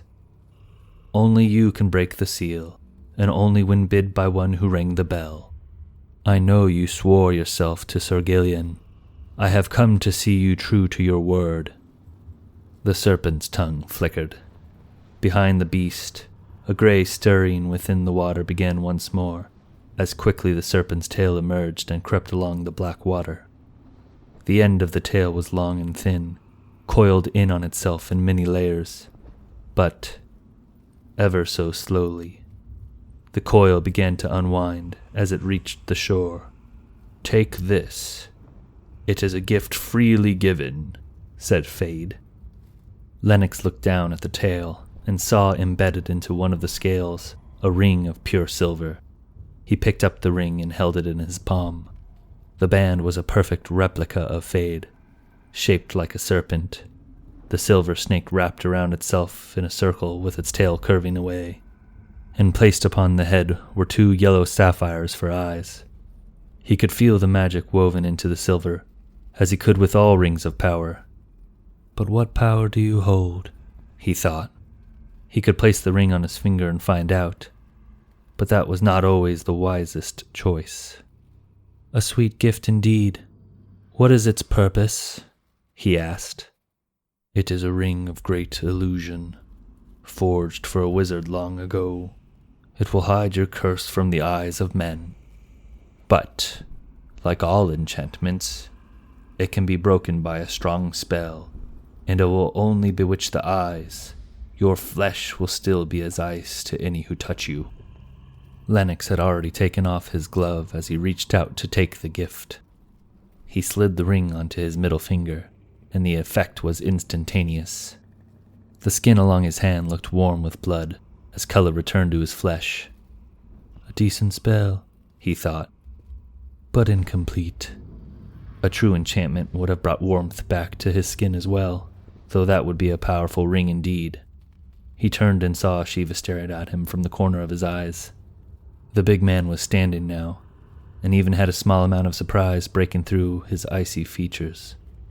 Lennox chuckled. Well, I suppose I have seen better days. It is a gift greatly accepted.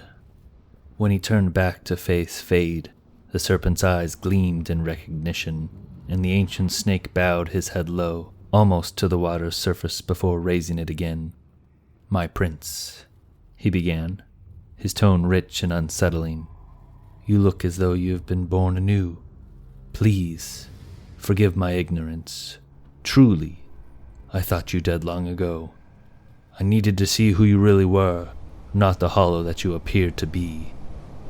Though the words were pleasing, the serpent's eyes remained lifeless and cold. Fade the Unfaithful, that was your name once, Lennox remembered. Blood and ash, how do you know when a serpent lies?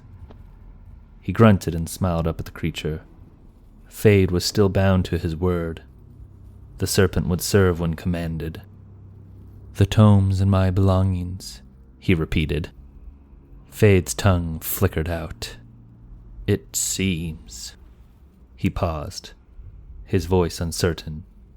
Young prince, fate is cruel. You seek the Lord's tomes and asked me to play my part, and I will, truly. But much time has passed and your journey has only just begun. A hydra lives among the tombs, an abomination shaped for my kind by the Dark Moon alchemist, another failed experiment. Whether the beast escaped or was sent is unclear, but the fact remains. While he guards the crypts I cannot approach, lest he should destroy me, and with me gone all hope of recovering the tomes vanishes. What are you telling me then? Lennox asked. That you are craven? That you would forswear your vow? Fade's reaction was minimal, which didn't much surprise Lennox. The serpent looked vaguely puzzled at first, then slightly amused. He gave a faint, thin smile, and quietly rose high up into the air. I swore to undo the spell placed upon the grave, not battle a hydra. Young prince, I am a key, not a sword. The serpent's tongue flickered. Has your hope shattered? Have you amalgamated yourself with the crestfallen of this world? You were mighty once. Can you be mighty again? You are asking me to slay a monster, Lennox replied. I seek nothing from you. I offer you instruction and make known the way. Fate has forged your path. It is your yoke to bear. Again the water stirred as Fade's long, coiling tail withdrew from the shore and melted into the black water of the lake. The mighty serpent stared down at Lennox, tall and strong as a stone tower. Slowly he began to slip back into shadow. Raise the floodgates. Drain the city. Kill the beast. Then I will fulfill my vow. The low mist returned slowly, its silver gleam seeping back along the water's edge as Fade drifted further and further away, his long neck dipping down into the darkness until the creature looked only like one shadow among thousands. His last words were heard echoing across the stillness of the lake. Fleeting prince, may we meet again. Then the serpent was gone. Shiva remained on the shore looking out across the void, but Lennox turned and left without a word, his face empty. All light was gone from his eyes.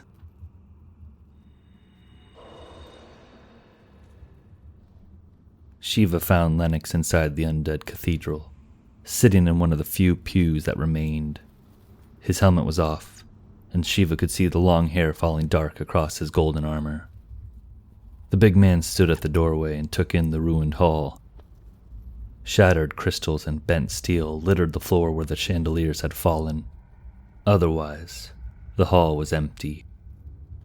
The bodies of the 2 caretakers had been thrown in with the pews to help fuel the fire.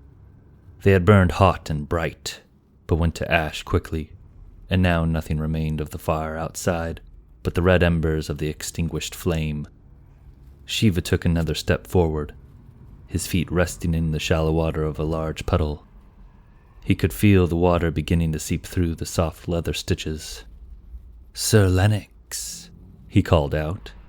He let the words echo and die before he continued. "You have just now been freed. It is too early to descend into misery." "What drives you?" Lennox remembered Fade's words to Shiva. He wanted to know as well. He sat with his eyes closed as he rolled the Oathkeeper ring around his finger. Shiva had one as well. He had seen it. He cursed Fade the unfaithful, and wished him burn in Sheol. The Lord's tomes could wait, but without his belongings he was weak and vulnerable. He might even die. Well, not die, but go hollow, or close to it, even without the taint. He looked down at his helm and reached out and took it up and examined it. He ran his fingers across the small dents and scratches that littered the right side, and along the runes that were etched beneath the bottom of the visor, so small one could hardly see them at all. A part of him wanted to smile. Despite its age and heavy use, the armor was still strong. The enchantments flowed through the gold. His enchantments, the strongest a man could ever cast. He must never take it off. Never. He placed the helm on his head as he rose and began making his way towards Shiva. The warden watched him pass and followed him outside. Lennox picked up his flail and shield from where he had left them. He hung the ball and chain on his hip and swung the Black Knight's kite shield across his back and turned to Shiva. He nodded. Shiva nodded back, and they left, making their way towards the only path there was to follow. A long and windy road leading up alongside the mountain's wall, lined by 1,000 torches. When they had passed by several hundred flames, Lennox peered over his shoulder towards the undead cathedral. He was high above the church now, and it looked small next to the black lake and surrounding darkness. Its large torches burned bright, illuminating the stone structure, but nothing else. It was as though the cathedral hung inertly in a pitch of black. Lennox turned away. "You mentioned some companions." Shiva didn't respond right away, and after a long silence, Lennox thought maybe he had not been heard. He was about to speak again when Shiva answered, "I did." Again there was a moment of silence as Shiva thought about what he might or might not say. In the end he must have decided there was no need to keep anything back. "The girl waits for us outside the mouth of the mountain with the mounts. The beasts refused to enter, even when led by foot, though her wolves did not seem afraid." "Wolves?" Lennox wanted to know more but kept silent. He would see her soon enough. "And the other? I believe you mentioned he resides near Solaire." "Just so. Another prince like you." Shiva laughed. "The king of Solier has a mighty appetite. Prince Oscar is his 9th child, and 5th in line of succession. Mistress Soon says he will soon pass the mage trials, and be granted his wizard's robes despite his young age." "You make him sound as if he were a child." Shiva turned to face Lennox. He is 5 and 10, almost a man grown." This time it was Lennox who laughed. They were all children to him, the young wizard prince, the girl waiting outside, the oracle and her warden. "Only children," Lennox thought. "What if this boy decides he doesn't want to join us?" Shiva turned back and continued along the trail, his right side lit up by fire, his left hidden in shadow. "He will not have a choice." Oh, really? Shiva shrugged. Did you? Mistress Soon has seen it. Ah, Mistress Soon has seen it, Lennox echoed. After that they did not speak. They moved along the pathway, and Lennox's golden armor clamored and clinked while the warden's cloak draped him in a stillness and a silence that could only be brought on by magic. It was the silence that caught Lennox's notice. Even when he watched the big man's footsteps, he heard nothing, not even the silent scuff of soft leather on smooth stone. The man is enveloped in magic and enchantments. I must not take my eyes off him, even for a moment, Lennox thought. Not even a second.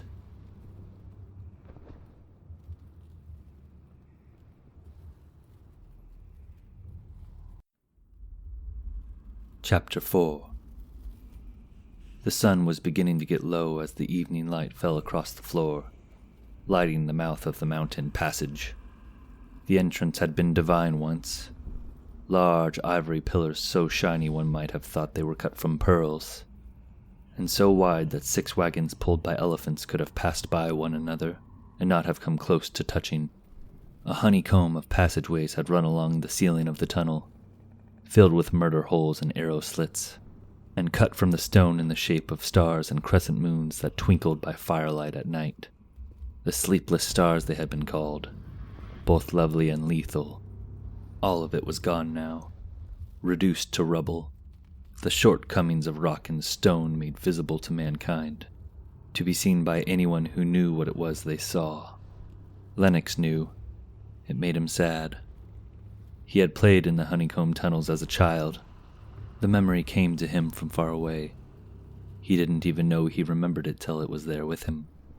He made his way around fallen boulders and large chunks of stone that stood twice as tall as he did, littering the pathway. Most of the stones lay shattered, but a few still had some of their original shape. He climbed up the arc of a crescent moon for a better view, and saw a stone cut like a twinkling star with a large crack straight down the center, up ahead by about 30 paces. Shiva was there, walking through the fallen star towards the light of the sun. I've fallen behind, Lennox thought, before leaping down. When he reached the cracked star, the warden was gone, but the mouth of the cave was in sight, and the golden night continued forward. He could feel a cool draft blowing across the stones and cursed softly. Just once he'd like to feel warm. It had been so long, but they were high in the mountains, he knew. True warmth wouldn't come yet, but soon. He would endure. He would always endure. Not like this twisted ruin. The mouth of the cave had been glorious. Now it was merely a small passageway, cut into the side of a stony mountain, hardly enough for a horse to pass through, let alone a wagon. It's no surprise Shiva couldn't get the horses to walk through this, thought Lennox, as he shuffled through the pathway. He wasn't so sure he could get through without scuffing his armor, but he did.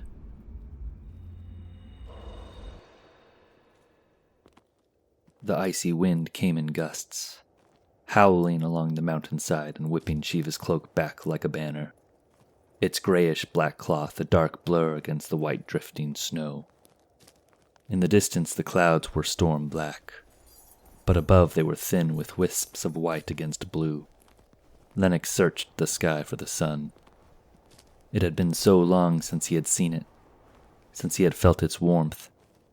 He began to laugh when he saw it dip below the mountains far away, its final rays burning the sky red and orange, the colors of fire, but he did not feel its heat. He leaned back against the stone mountain and watched the colors swirl and burn above him. He smiled inside his helm. I am free, he thought. Now I can get back to work. He wasn't sure how long he stood there, but the colors were gone from the sky and night ruled the air when he spotted Shiva walking towards him, a black ghost surrounded by white. He was wrapped tight in his cloak to guard himself against the harsh bite of the wind. With a quiet command to follow, Shiva led off along the mountain. Lennox looked out warily at the trees as they passed, looming now in the night with their tall peaks and thick needles. Shadows seemed to take shape and move and then fade away, before finally taking shape once more. A cycle of illusions made worse by the howling wind. Occasionally, dark wings could be seen flapping between the branches. "This forest has tasted the taint," Lennox thought, as he watched thin tendrils of silver-gray fog drift low across the base of the trees following them. "How much further to this girl companion of ours?" Lennox murmured. "Not far," Shiva answered. "Astrid told me there is a small grotto just south of the mountain's entrance. It's warm and dry, and she said the wind doesn't reach it.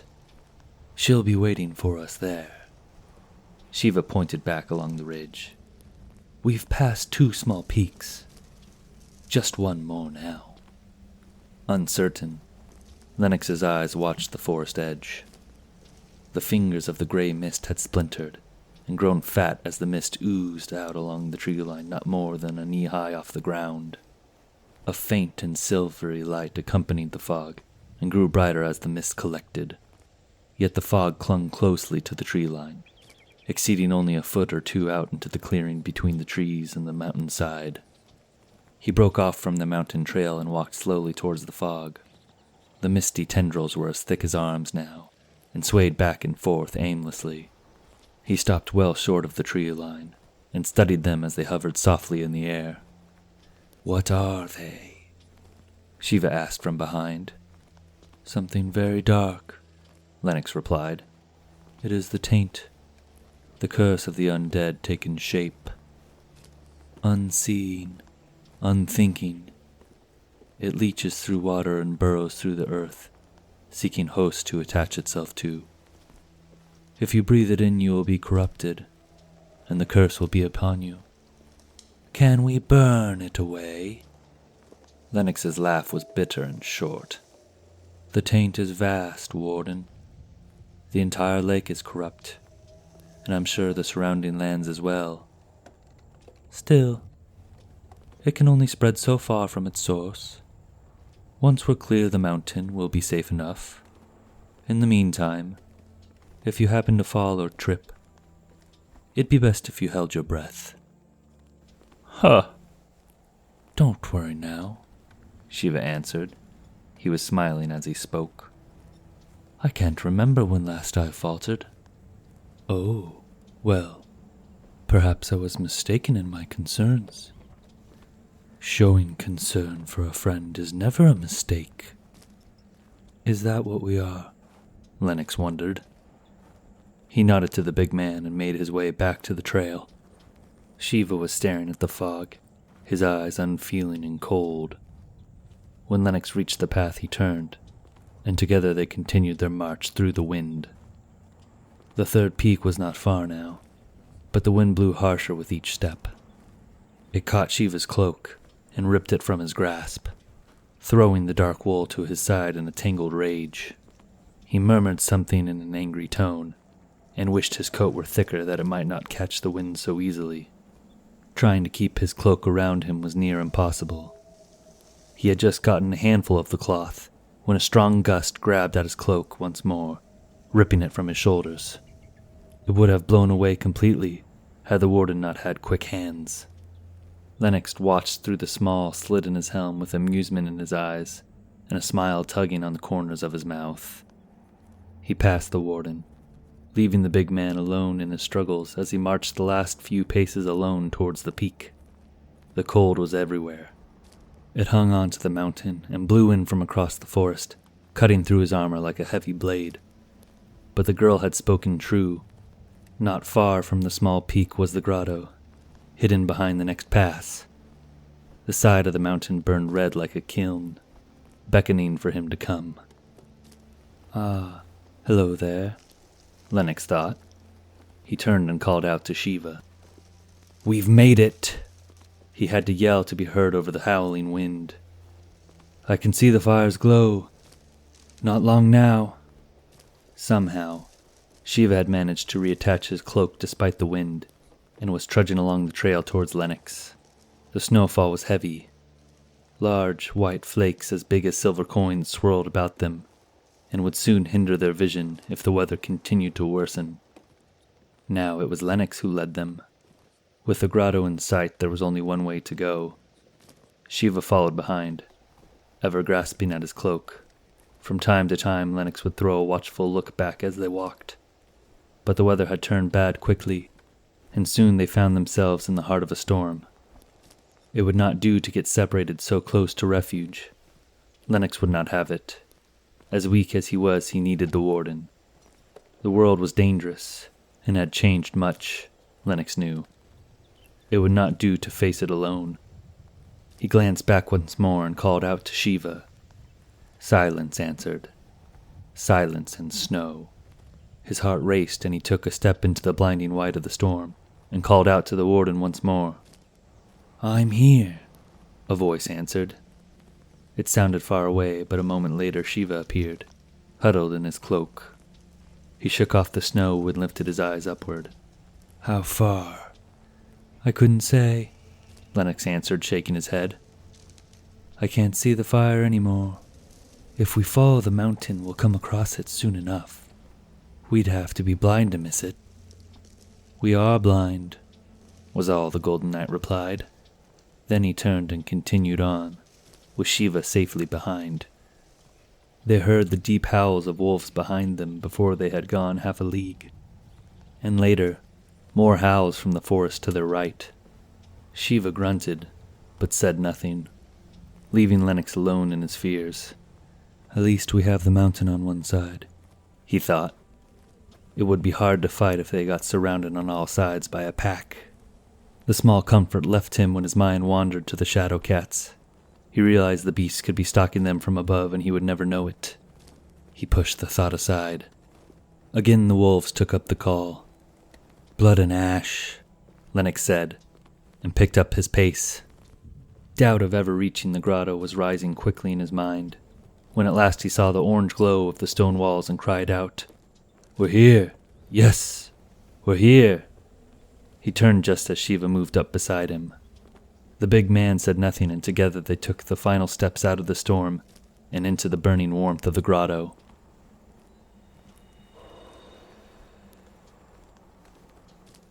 They found the cavern empty. "No, not empty," Lennox observed. "Only the girl and her wolves were missing. Otherwise, everything was how it should be. Better, truthfully." He took off his helm as Shiva grabbed a few logs of wood from a small pile by the horses and fed them to the flame. He took a few more and tossed them in as well before removing his cloak and taking a seat. "This cave looks well kept," Lennox said in a surprised tone.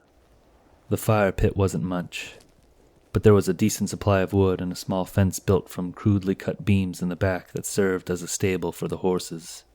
He set his helm down and drew a breath, letting the warm air fill his lungs. Now that they were inside, the cold left him quickly. He wouldn't have died, not from the cold alone. What made his heart race was the taint, and the monsters it bred. They would not be as strong as the gargoyle, or the hydra in the lake, but they would be dark creatures still. "Mountain clans hold these lands," Shiva started. He had pushed back his hood and his black hair hung wild across his shoulders. Methodically, he began to strip off his small mail vest, leathers, and sweat-soaked woolens, all of which were either black or dark gray. Even the small vest of mail, which burned a dull black in the flames. He sat staring out the cave into the storm. "They're always warring with each other, but they're smart enough not to destroy a cave like this. In winter, this shelter in the rocks can mean life or death for their raiders, and what belongs to the Moon Brothers today might be claimed by the Flint Crows tomorrow." The Moon Brothers and the Flint Crows, you say? How many other clans live in these parts?" "Dozens," Shiva told him. He had moved a few more logs closer to the fire, and was draping his cloak over them so that the fire might catch their heat. "Though not so many as there once were. They have been driven out. Mistress Soon says there are queer things growing in these mountains. Dark things." "The taint," Lennox said. Darkness breeds darkness. Shiva nodded. The cursed. He looked as though he wanted to say more, but it took time before the words left his mouth. The gargoyle at the bell tower, and the hydra below the water. These creatures, there are others like them. Men believe they are creatures of the deep, beasts cursed by the taint, like the hollow men. But the serpent mentioned another. My mistress has heard his name whispered in the twilight hours as well. The Dark Moon Alchemist. Lennox stood staring back at Shiva, regarding him curiously. The words held a question in them, and were spoken in a sullen tone. But the warden's eyes gleamed. This one is mad, Lennox thought. His eyes flickered to the black cloth that held the gargoyle's head. He seeks dangerous prey and takes their head for his prize. But for what? Proof, he supposed.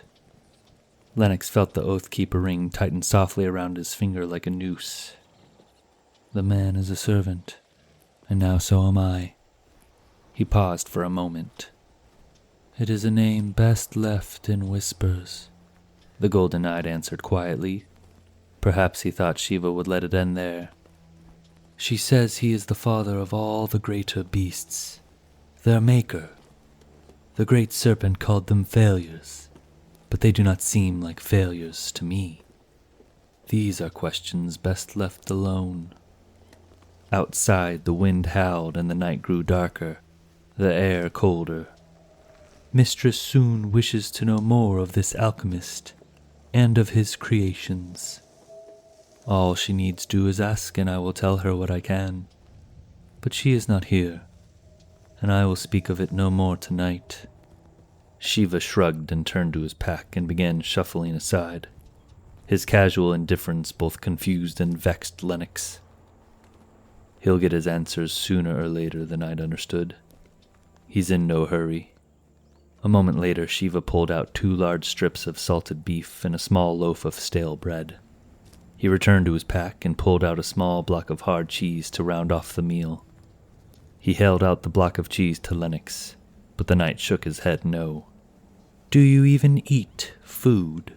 He asked. No, Lennox answered. Shiva nodded and produced a small dagger from his belt and began to cut the cheese into small slices that he placed on the bread and ate together.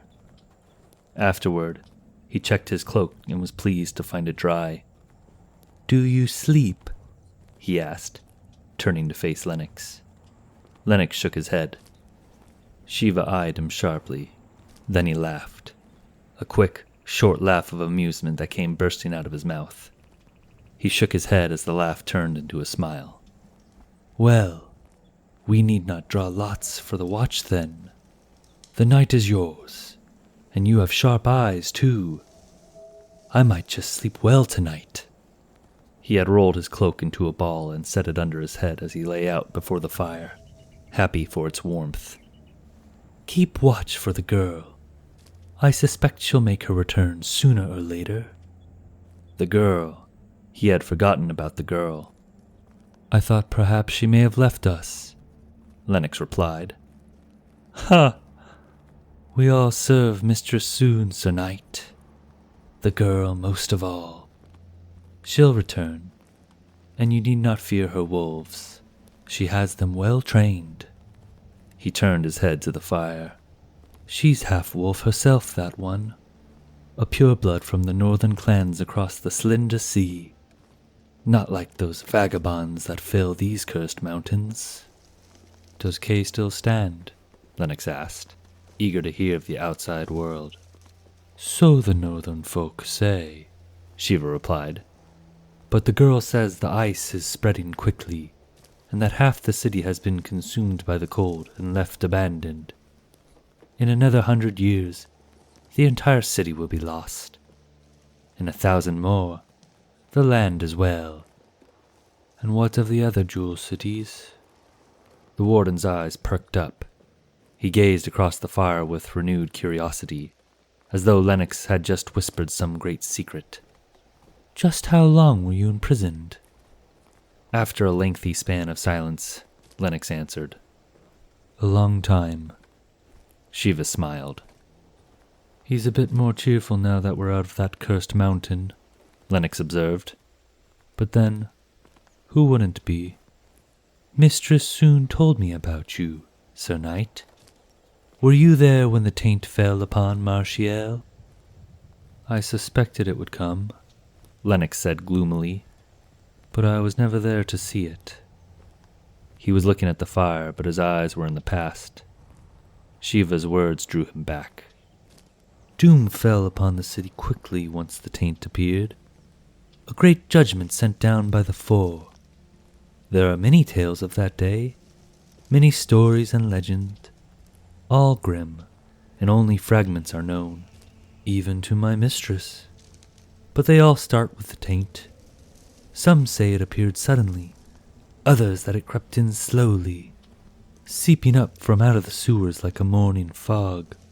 My mistress believes it happened slowly. First it was the beggars and orphan boys who lived in the sewers. Little by little they disappeared, and the streets were cleaner than they had ever been. Others say it was the sewer castellans. They went into the depths of the city and never returned. No one truly knows. The disappearances continued, and a calm fear fell across the city. Even the king was no longer seen atop the white plateau. The young prince sent the grey cloaks down the dark tunnels, and the next day the cursed men appeared in full, swelling up from the sewers like rats. Madness swept through the streets then, and the city fell to chaos. Many fled. Others stayed and fought just to fall and rise again cursed. Either way, one day the city was alive and well, and the next it lay soiled and in ruins, where no man dared enter. Shiva fell quiet, and a stillness filled the room. Beside them the fire cracked softly against the stone walls. And what followed after that? Asked Lennox. Shiva looked across the flames and held his hands up in mystery. The city collapsed into a great silence. No one came or went for a long time until the Black Iron King called forth the Knights of Bedivere and raised an army in the hopes of purging the silent city. More is known of that catastrophe, but in the end the king failed, dying brilliantly in battle. Even now the Knights of Bedivere don black iron suits and carry large kite shields with the king's crest engraved across the iron, in honor of the fallen king. I slew one of their ranks in the undead cathedral, and even now you carry his shield. The heavy shield stood leaning against the wall just behind Lennox. The iron was a dull black, and reflected little of the light that came forth from the fire, leaving it dark and bleak against the damp stones of the cave. Even then, the engraving of the arch tree stood out along the shield, its branches billowing out in 1,000 different ways along the top. It is a strong and true shield, Lennox said. I felt safe with it before me. Shiva nodded. Lennox continued. And the other cities? Solaire still stands, as well as Bedivere and Cateron. But cities are like rivers. They bend and change shape with time. I have stood before the guild halls of Solaire, old buildings made of strong stone, but I imagine they will not appear as you remember them. And the woods that were once said to surround the Iron City are no more, cut down and used to fuel the iron mills. You'll find Cateron closest to how it once was. It is a city of sand and water. Its people move, but the city endures. As for Ector and Saphir, across the western waters, I cannot say. Their great ships stopped coming the day Martial fell. If Martial has become the silent city, then Andor has become the silent land. The common folk wouldn't even recognize the names of those ancient cities. No one goes west of the Ron Sea, except to rummage through the silent city for treasure, or madmen who seek the ford to end the long silence. Lennox rose to his feet.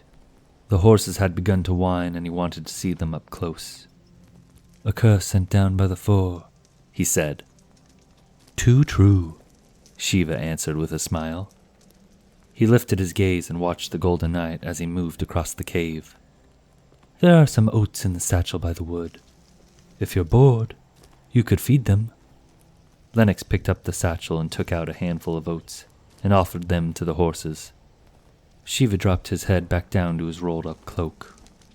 Keep watch for the girl. She is called Astrid, yes? Lennox asked. That was the name she gave me, though Mistress soon says she has another. Shiva closed his eyes. Storms pass quickly in these mountains, Sir Knight. The watch is yours. I expect we shall see the sun rising by the morrow. Shortly after, the warden was asleep. His chest rose and fell in silent waves. Even in his sleep, Shiva is as quiet as a phantom shadow, Lennox mused.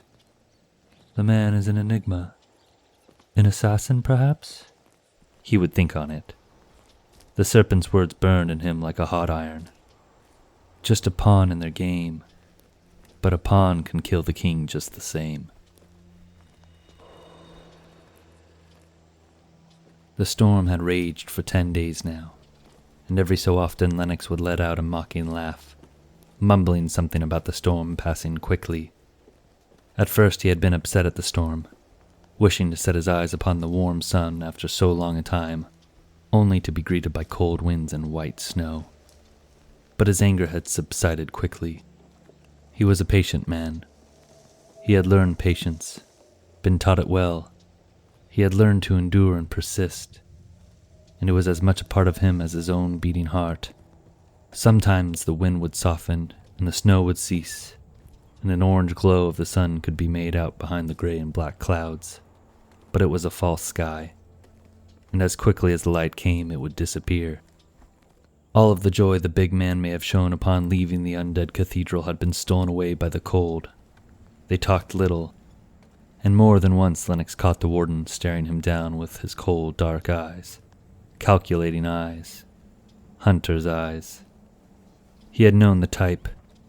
He had seen them on an uncle once, long ago, so very long ago. But the serpent's words. The creature said the warden smelled like a servant. It must be the ring. He played with his own Oathkeeper ring, twisting it around his finger. I'm a servant too now. A slave in truth, he thought. Perhaps he should have denied the warden. Someone would have come. Some hedge knight, some sellsword or treasure hunter. He had seen them come before, though he had failed to secure his release. Too late. He shook his head. He would think of it no more. He would pay the oracle's price and be done with her. Not a night went by without the endless cry of howling wolves, large packs of roaming beasts. The storm meant little to them, it seemed, though they never got too close to the grotto. The wolves' howls brought forth thoughts of Astrid. Her absence had not gone unnoticed, but if it bothered the warden, he kept it to himself. It seemed an inconvenience to him more than anything else, like he was waiting for her to return so that they might finally depart. The big man mostly kept to himself, honing his large scimitar with a whetstone from his pack, or checking the tension of his bow. Sometimes he would pull out the gargoyle's head and look it over, with a small smile that touched the corners of his mouth and gleamed in his eyes. I wonder how many prizes this man has taken. Lennox pondered the thought as he watched Shiva. For a moment he meant to ask, but in the end he held his tongue and left the warden to his treasure. He spent much of his time with the horses, just watching them. He enjoyed the creatures, but they seemed wary of the night. Perhaps it was the way he smelled. He couldn't tell. The horses would stretch their necks past the gate to snatch the oats from his hand, but their trust ended there. They would shy away from his hand if he went to stroke their neck, and their distrust remained as strong for the night on the 10th day as it had the first. He had hoped feeding them would put to rest their fears. It had not. Still, he was happy for the creatures. Of the 4 white stallions, one stood out among the rest.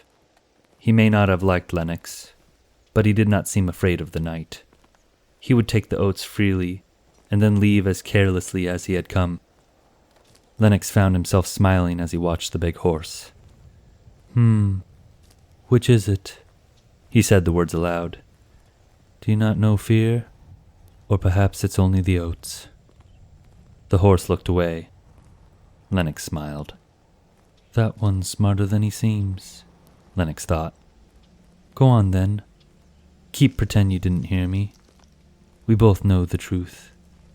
The trials will come soon enough. He left the horses and returned to the fire, sitting on the ground with his back against the wall as he had been in his cell. It was a good fire, and he often found himself sitting alone beside the flames, while the rest of the cave slept, letting the warmth spread throughout his armor and protect him from the cold chills that sometimes leapt through the stones. He enjoyed the silence and closed his eyes as if to sleep, though he did not sleep, did not dream, only recalled a past that he could not change. It was a world of shadows, the past, half remembered in the corners of his mind.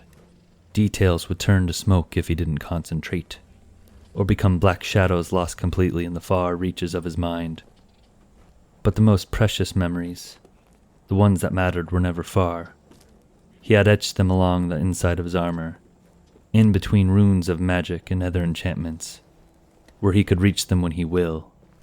Other memories he had locked away in his rings, or etched them onto the back of his great war shield that lay below the lake with the Lord's tomes. They were important too, each and every memory a piece of lost knowledge waiting for him to reclaim. But the memories that mattered never left him. They haunted him every time he closed his eyes.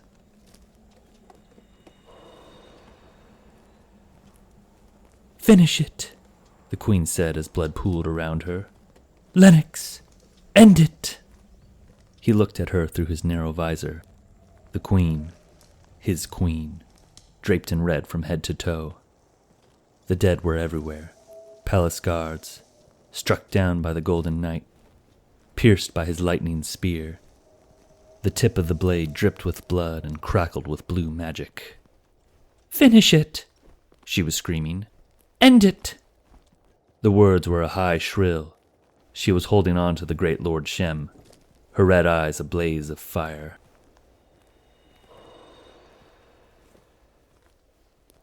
The soft crack of a burning log stole him away. He lifted his drooping head, and inside his golden armor his chest tightened, as he took in a short breath and held it. 2 wolves stalked across the cave, their eyes sharp and lips peeled back to show their large white fangs. They were silence wrapped in fur, and moved slowly towards the fire. The larger of the 2 had smoke-gray fur with yellow-gold eyes. The smaller was jet black and looked half a shadow, its eyes a pale green. With as little movement as he could manage, Lennox nudged at the warden with his foot. Shiva, he whispered. Wake up. He kicked at the big man once more, this time striking at the back of his head. Lennox saw the warden's head rise slightly. A moment later he spoke. What happened to your sharp eyes, knight? The words had a sleepy tone in them, and Lennox wasn't sure if the big man was making some small jape. Somehow, he didn't think so. Not with the wolves creeping closer and closer to the fire, their black shadows monsters on the wall behind them. Shiva set his head back down onto his cloak. Right then. She's finally back. Go and see if she needs any help. Astrid. The girl has returned. Lennox eyed the wolves once more. They were watching him, the both of them. He was a stranger to them, and his smell was queer. But the warden was there, and the fire was warm. They were not frightened of the night. But when they reached the fire to lay down, they had kept their heads up. And it wasn't until Lennox had reached the mouth of the cave that the smaller of the 2 finally closed its pale green eyes and nuzzled in close against the thick fur of the big gray wolf. Outside, the wind had ceased. It was one of the rare moments in the storm where the sun managed to break up the clouds and send its light streaming down across the woods below. But not far away, Lennox could see the storm raging brutally. An abnormal storm, Lennox thought. He stepped out of the mouth of the cave and saw the girl standing beside a small sled, with a large deer slung across the wood. Its long body hung over the edge on both sides, nearly touching the snow. She was on one knee with a short knife in her hand, cutting at the rope. She looked big, wrapped up in leathers and cloak, and was draped in a thick wolfskin pelt.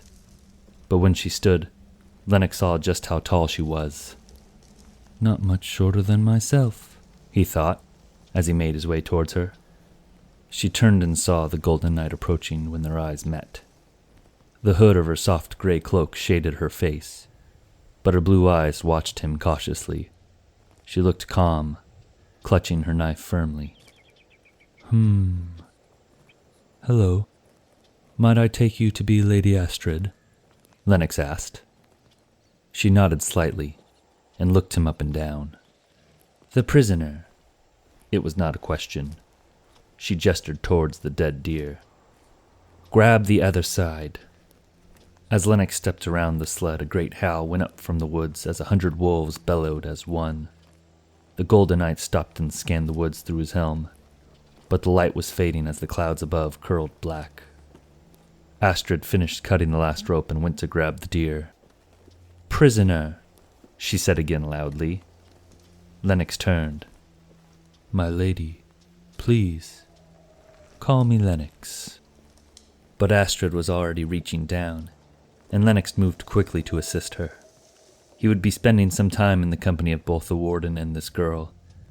Best not to start off strained if it could be avoided. They carried the deer inside and set it down beside the fire to thaw. Much of the carcass was frozen solid, hard as ice, with an inch of snow resting atop the body. Lennox brushed off the loose snow as Astrid went back for her sled. She left it at the mouth of the cave, and once back beside the flame, removed her large pelt, placing it on the same pile of logs Shiva had once used. Then she took off her cloak and dark brown leathers and set them by the pelt. She was only in her wool of undergarments now. They looked wet too, but she kept them on. Lennox was grateful for that. Well, she's hardly a girl at all, Lennox thought, and smiled as warm a smile as he could manage. Her hair was a light blonde, so fair it was almost white. It streamed, unconfined, in flowing waves down her back, despite having just been hidden behind a wet cloak. Her wolves stirred briefly before moving sleepily alongside their master as she took a seat beside the flames. They rested one on each side before finally closing their eyes and falling back to sleep. The woman sat stroking the gray wolf's head as it laid its head upon her lap. So, Shiva said you were a prisoner. Lennox wasn't sure if Astrid was making a statement or asking him a question. Of sorts. What did you do? Her voice was surprisingly deep, but she did not smile, and her eyes were ice. After a moment of thought, Lennox answered. It's difficult to say. I did a great many things, my lady, but no single one was why I ended up in that cell. It was a culmination, really. Did you steal? I did. Did you murder? Again, Lennox kept silent for a moment as he considered the question. Is it murder if the men were armed? This time it was Astrid who paused. She eyed him uncertainly. Was it a fair fight? Never, when I am the foe. Lennox looked at her coldly.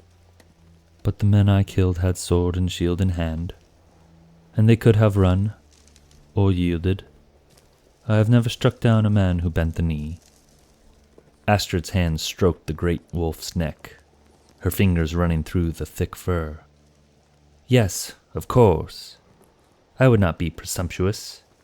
I have only just met you. Oh my, Lennox mused. What an audacious woman. It's almost insulting. She has not stopped judging me since the moment she laid eyes on me. He grinned before speaking. Well, let's not hold back our true thoughts. I have only just met you, and I am certain you are an unpleasant sort. And to you, I believe, I am no more than a common thief, and perhaps even a murderer." Astrid's face remained a dead pool, devoid of all emotion. Lennox continued. "But we are both servants of Lady Soon." He had taken off his glove and was holding up his hand for her to see the ring. "Our futures are murky, my lady. We need not be too friendly, but we do share common ground." "Well spoken," she answered, irritated by the knight's bluntness. "What is it you propose, then?" "A partnership. We need not be friends, but we will be traveling together, and I would much prefer an amicable atmosphere over an air of mistrust and suspicion." "Do you find it difficult for people to trust you?" Lennox frowned. "You think me a common thief and murderer? I am not." You sound like a knight. Very well. I see no reason to disagree with you. How might we seal this partnership?" "With secrets," Lennox offered casually. Astrid studied him warily. "What do you mean?" He gave her a crooked smile. "Secrets, my lady. I mean exactly that. We need not be friends, but if we know something about one another, something we don't want shared, well, then we might begin to trust each other. A shaky trust, true, but a trust nonetheless." "I suppose you wish me to speak first." "My lady, I wish nothing of the sort. I will go first, and you may determine the severity of my secret, and choose your own accordingly. Or share nothing at all if you like. At least then you will hold a secret over me, and I would be most grateful if you kept it safely locked inside your mind." She was stirred by the fire. The two grew quiet and watched as he shifted his cape beneath his head and laid it back down gently. "Shall we get started?" Lennox asked. Astrid nodded her head slightly, but it was enough. He slipped off the silver ring that fate had given him and watched her blue eyes grow wide. She inhaled a quick breath, then, a moment later, her face was calm again. "It's not the taint," he said dully. Astrid said nothing, her eyes fastened to his decrepit face. The silver ring sat in his open palm. He leaned forward to examine it under the firelight. "But the mark is similar, and it's not something I want known." The red flames flickered across the smooth silver, its yellow sapphires burning orange. It was a wicked-looking ring, Lennox knew. He slipped it back on and looked towards Astrid. "The ring offers me a small disguise, but my touch is still cold, my skin rotten and failing." "You say it is not the taint. Why are you a corpse, then?" "A good question," Lennox said. "But I've told you one secret already. I do not need tell you a second." The lady nodded. "Of course. Another time, perhaps." "Perhaps." "Very well. I suppose you want a secret of my own." "Just one, and only if you wish to tell it." "A secret of equal severity, as you put it?" Lennox shrugged. Astrid glanced at the warden. "What has he told you?" "Only that you are a pure blood of the north, and that Astrid is not your true name." "My true name," she replied. "Sad, isn't it, when one must hide themselves under falsities?" "What are you hiding from?" "That is not the secret I wish to tell you. You showed me what you truly are. I will tell you who I really am. My name is Lyanna of Kay, the bastard daughter of King Castor of the Northern Lands." In a golden flash, Lennox was kneeling before the fire and taking Astrid's hand into his own. His swiftness startled the lady, and a moment later he kissed her ring, the same oath-keeper ring he bore on his left hand. "My lady, your father is a king. Then you are a princess. I'm sorry for my crude words earlier." Surprised, she let her hand linger in his own, I am a bastard's daughter. Many say I am no true princess. Kings and queens, princes and princesses, you are what you make yourself to be, my lady." And with that he let go of the lady's hand, turned, and went back to his seat. Another log cracked and crumbled, tossing the flames high and casting a burning light across his golden armor. He smiled, and just for a moment, hidden beneath the illusion of his ring, Lennox of Marchiel looked as true a knight as Astrid had ever seen.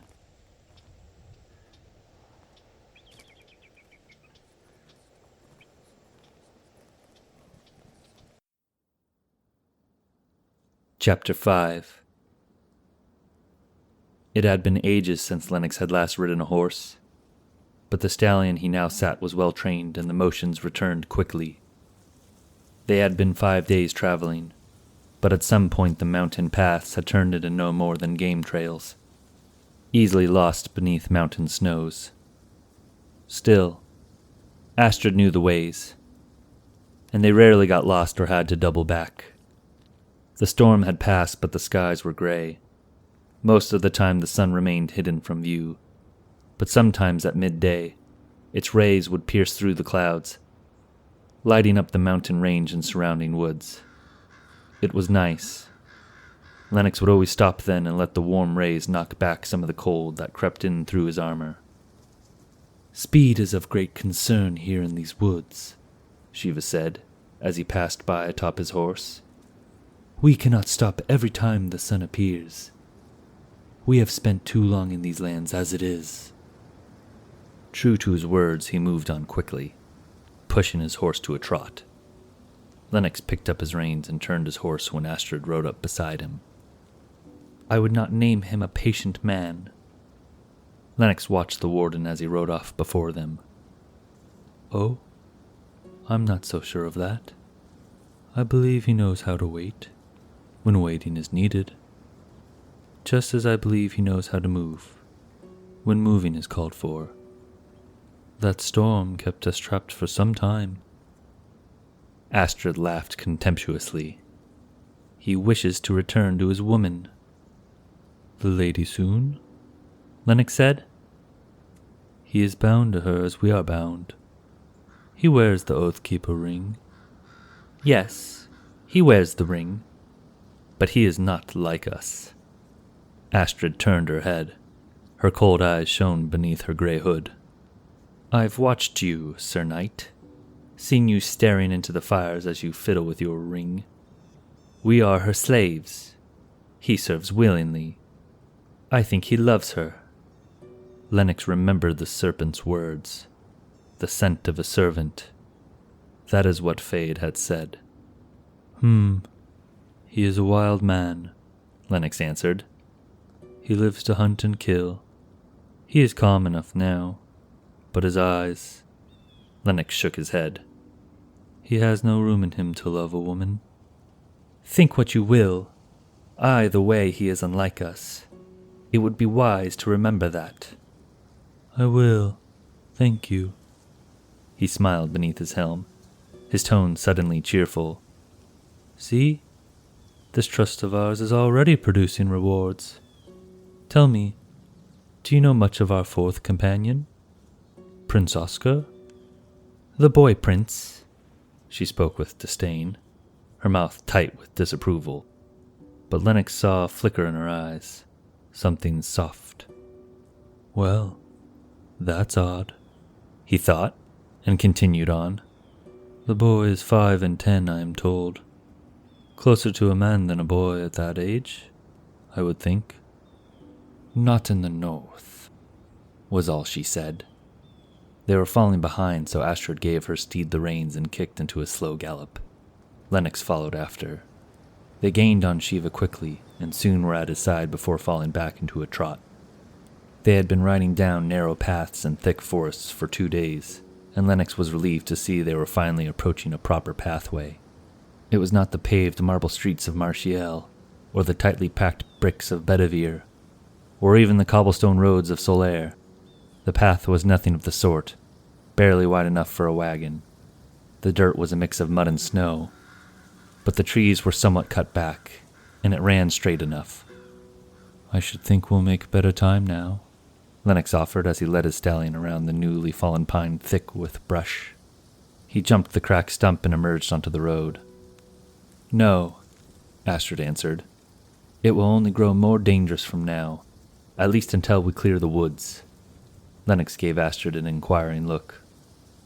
We're well below the drowned city now, well away from the taint. It was Shiva who answered. It's not the taint we're thinking of. Further south, the merchant road is well traveled and kept safe by the guilds. This path is used by the mountain clans, but not often.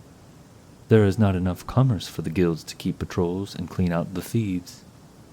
Many believe that wretched band of filches keep their stronghold here among these woods.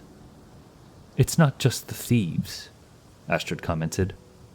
We're clear the taint, true, but the cursed wander the entire forest nonetheless. Thousands of them. Hollows that stumble down from the drowned city. Some of them are as old as the cursed forest, their shields still bearing the hammer of the mountain city. Their armor is strong and well enchanted with old magic. It is greatly prized among the clans. There is rarely more than 2 or 3 together, Shiva said. They're nothing to fear if you have good eyes. He shot Lennox a flat look. Easily avoided. Astrid nodded. I agree, but they are too dangerous to be ignored altogether. Lennox looked out through his helm. The mountain trails had led them south and then east, cutting through narrow pathways in the stones before finally setting them on the eastern bank of the mountain range. There they had broken away from the high trails and began their descent. After that it had been 2 more days of slow travel before finally emerging in the heart of the woods. But something had felt wrong for some time now, even since their descent. It's still so cold, he thought. This shouldn't be. The snows had stopped falling, leaving behind towering columns of white that swayed as the wind blew across the tops of the pines. He lifted up his visor, confused at what he saw. We should be well below the snow line now. How much further to warmer lands? He turned just in time to see an uneasy glance pass between Astrid and Shiva. Well, that does not bode well. Tell me quickly, and have it done with. This forest has been frozen ever since the drowned city first fell, more than 1,000 years ago, Astrid answered. A remnant of the tainted waters above, Shiva added sourly. Not enough to corrupt life, but a cold mark nonetheless. We will not be warm until we're east of the woods. By then we will be close to Solaire. With a sigh, Lennox turned his steed so that he was facing the warden. For the first time since his release, he felt tired. He felt dirty, too. He wanted a bath. He wanted to be clean and warm. But no, he would not remove his armor. He would not even think it. He would endure. He would always endure. Even so, with his visor up, it was clear Lennox was agitated. If this road is as cold and as dangerous as you say, why do we not just travel around it? Why not follow the mountain trails north, and take a boat across the sea to Solaire? Shiva shook his head and muttered some curse under his breath before answering. There are no more towns along the mountain coasts. When Bara fell, the coastal towns had no one to ferry. And when the cursed began to wander down from the mountains, the people either moved to Solaire or sailed back to the northern lands. Lennox turned away, frustrated with the world around him. And south? He asked. Why not travel south around the forest? Shiva shook his head. It would take us weeks out of the way. Weeks, Lennox scoffed. He looked up at the cold gray sky and then back at Shiva. I have been locked away for nearly a millennia. Why must I risk thieves and the undead? Young Oscar can wait. What are a few more weeks but a breath of time to me? You swore an oath to serve. I swore an oath to serve your oracle, your lady soon, and I will. but she is in Cateron, so it seems to me that I am heading in the wrong direction. Shiva shifted noiselessly in his saddle, his hand resting gently on the pommel of his scimitar. I was told to move quickly, and that I was not to return until I had retrieved all 3 of the lady's retainers. Retainers? Lennox repeated the word and let it hang in the cold air. He eyed Shiva crossly, suddenly angry. Careful, Warden. I thought you were wiser than this. The warning meant nothing to Shiva. He sat like a statue, his face cold, his eyes beginning to shine. An uneasiness grew in Lennox's gut, churning his stomach, but a line had to be drawn, and sooner rather than later. If it came to a fight, could he win? The knight was unsure. He needs me, Lennox thought. He will not fight to kill. Are you two so foolish as to come to blows here and now, deep in the forest with no camp set, and the sun beginning to fade? Astrid pressed her horse between the 2 men, pushing back her hood, her eyes furrowed with displeasure. We don't have time for this nonsense. She looked to Lennox. This is not a fight worth your time. The knight looked curious.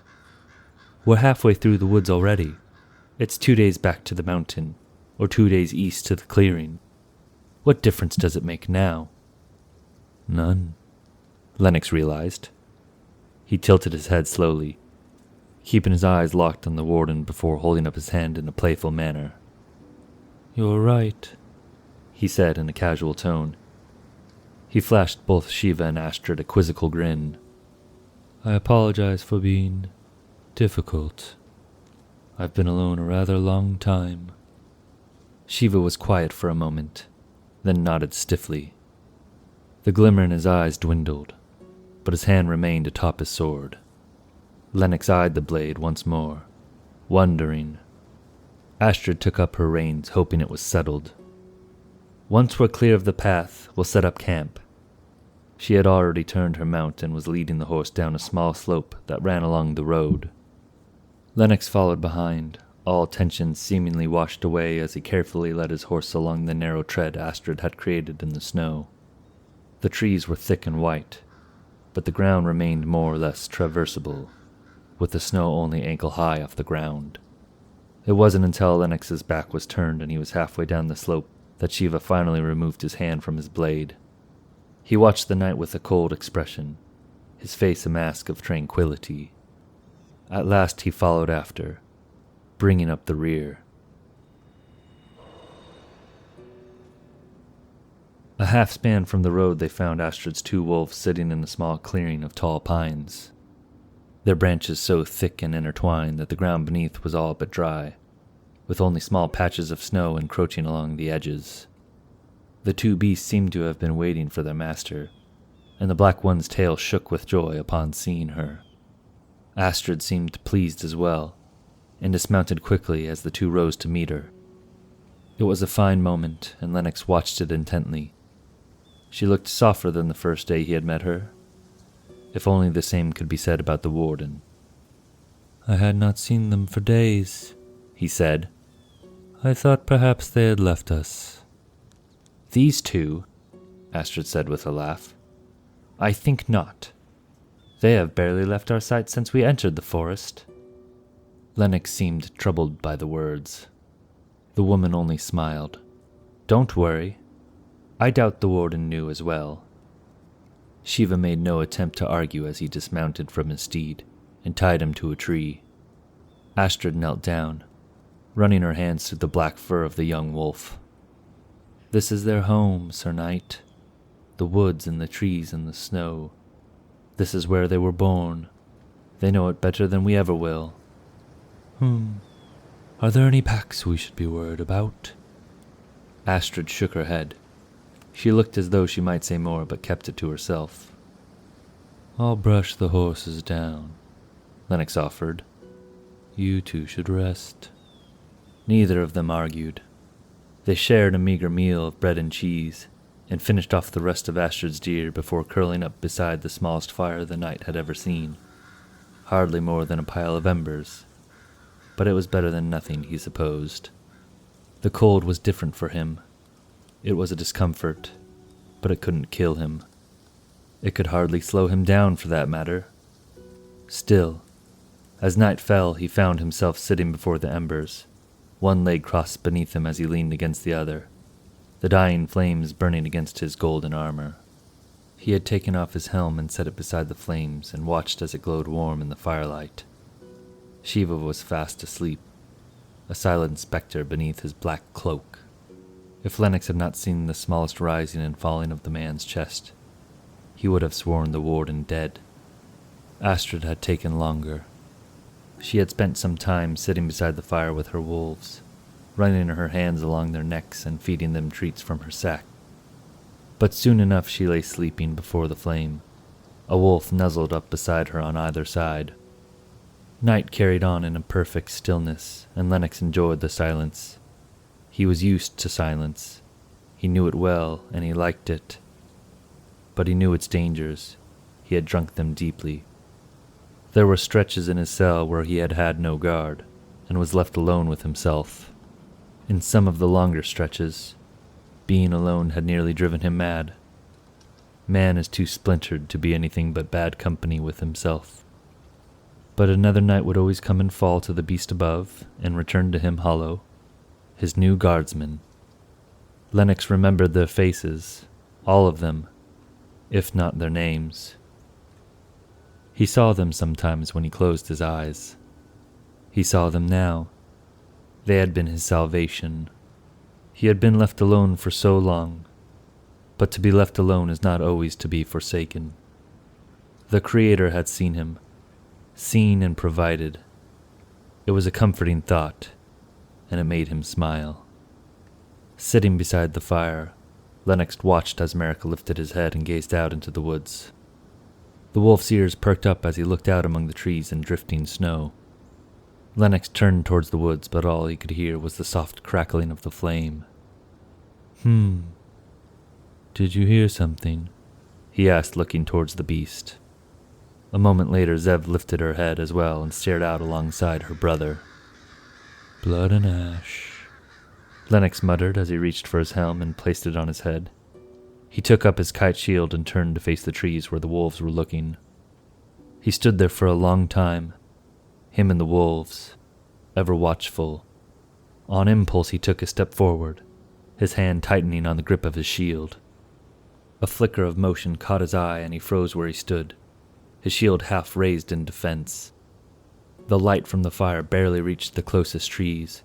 Beyond that, shadows filled the air. He scowled beneath his helm, utterly aware just how vulnerable they were. Curse the light, he thought as he eyed the flame. A fool's error. The movement came again. This time the black shadow stood out clear against the darkness, but only for a moment before vanishing once more. Strangely, Lennox found his throat grow dry as he waited in the stillness. He was uneasy, his breath steaming out from the slit of his helm. Merrick had risen up and was now standing beside the Golden Knight, his large ears perked up to listen. Zev had stayed where she was, but her eyes still searched the surrounding woods. They did not seem scared, not as far as Lennox could tell. More like they were unsure, curious even. At last Merrick made his way to the edge of their camp just along the tree line where the firelight ended and true darkness began. The large wolf stopped then and turned back to Lennox. He looked as though he wanted the knight to follow him. This was a dangerous place. Lennox knew that now. The trees before him bathed their great heads in the waves of the surrounding darkness, while the roots were planted deep in gloom, and all around firelight flickered against the rich brown of the decayed leaves and the fallen pine cones. How far had the taint spread its misery? There was a time when he knew this world, but no more. I am ready, he thought. He turned towards Zev and said, Keep watch, then followed Merrick away from the camp and into the woods. The knight moved slowly at first, every step carefully placed so as not to trip on some unseen root. The wolf moved much quicker, but always stayed near, his shape never lost upon the night. Slowly, step by step, the campfire began to fade, its shy glimmer lost behind the trees, and as the distance grew his eyes began to adjust to the darkness. Every so often the trees would open up to a cloudless sky. The stars burned bright and the moon most of all, but the woods were thick, and the branches would return, reaching out to quickly block what little light the moon and stars offered.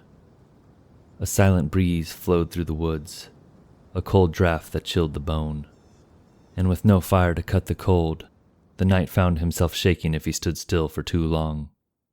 Even after his eyes had adjusted, it was difficult to see. Many of the trees were heavy with snow, and Lennox had to crouch low and trudge through thick slush to follow after Marek. The wolf seemed to cover twice as much ground as the knight, his gray fur folding into the shadows to scout what lay before them, or dropping behind to sniff at some missed scent. It was all the knight could do but follow, moving slowly when the beast moved, pausing when the beast paused, his eyes always searching, set deep within his helm. After what seemed like hours, Lennox finally had to stop. Marek disappeared and reappeared in the distance, and when it was clear that the knight was not going to follow, the wolf drew close. "No more," the knight said aloud, as though the wolf could understand. "We've gone further than I would have liked as is." The wolf padded even closer then, his large paws leaving behind a small trail in the snow. He looked up at the knight, his gold eyes shimmering, and then bent low as if to nod. Lennox stood silent for a moment, then nodded back. The trip back seemed to take twice as long. As before, Marek would scout ahead, disappearing and reappearing like the stars and moon above. The wind stiffened as the long night stretched forth. Lennox was beginning to grow restless, having seen no sign of camp, but Marek kept on, keeping the night barely in view. He cursed under his breath with every step, and was beginning to doubt the beast's intelligence, when he suddenly emerged into a clearing, and saw the wolf far off, standing at the base of a large arch tree. Marek turned briefly, glancing at the knight before turning once more to the tree. "Well, you certainly found something here, didn't you?"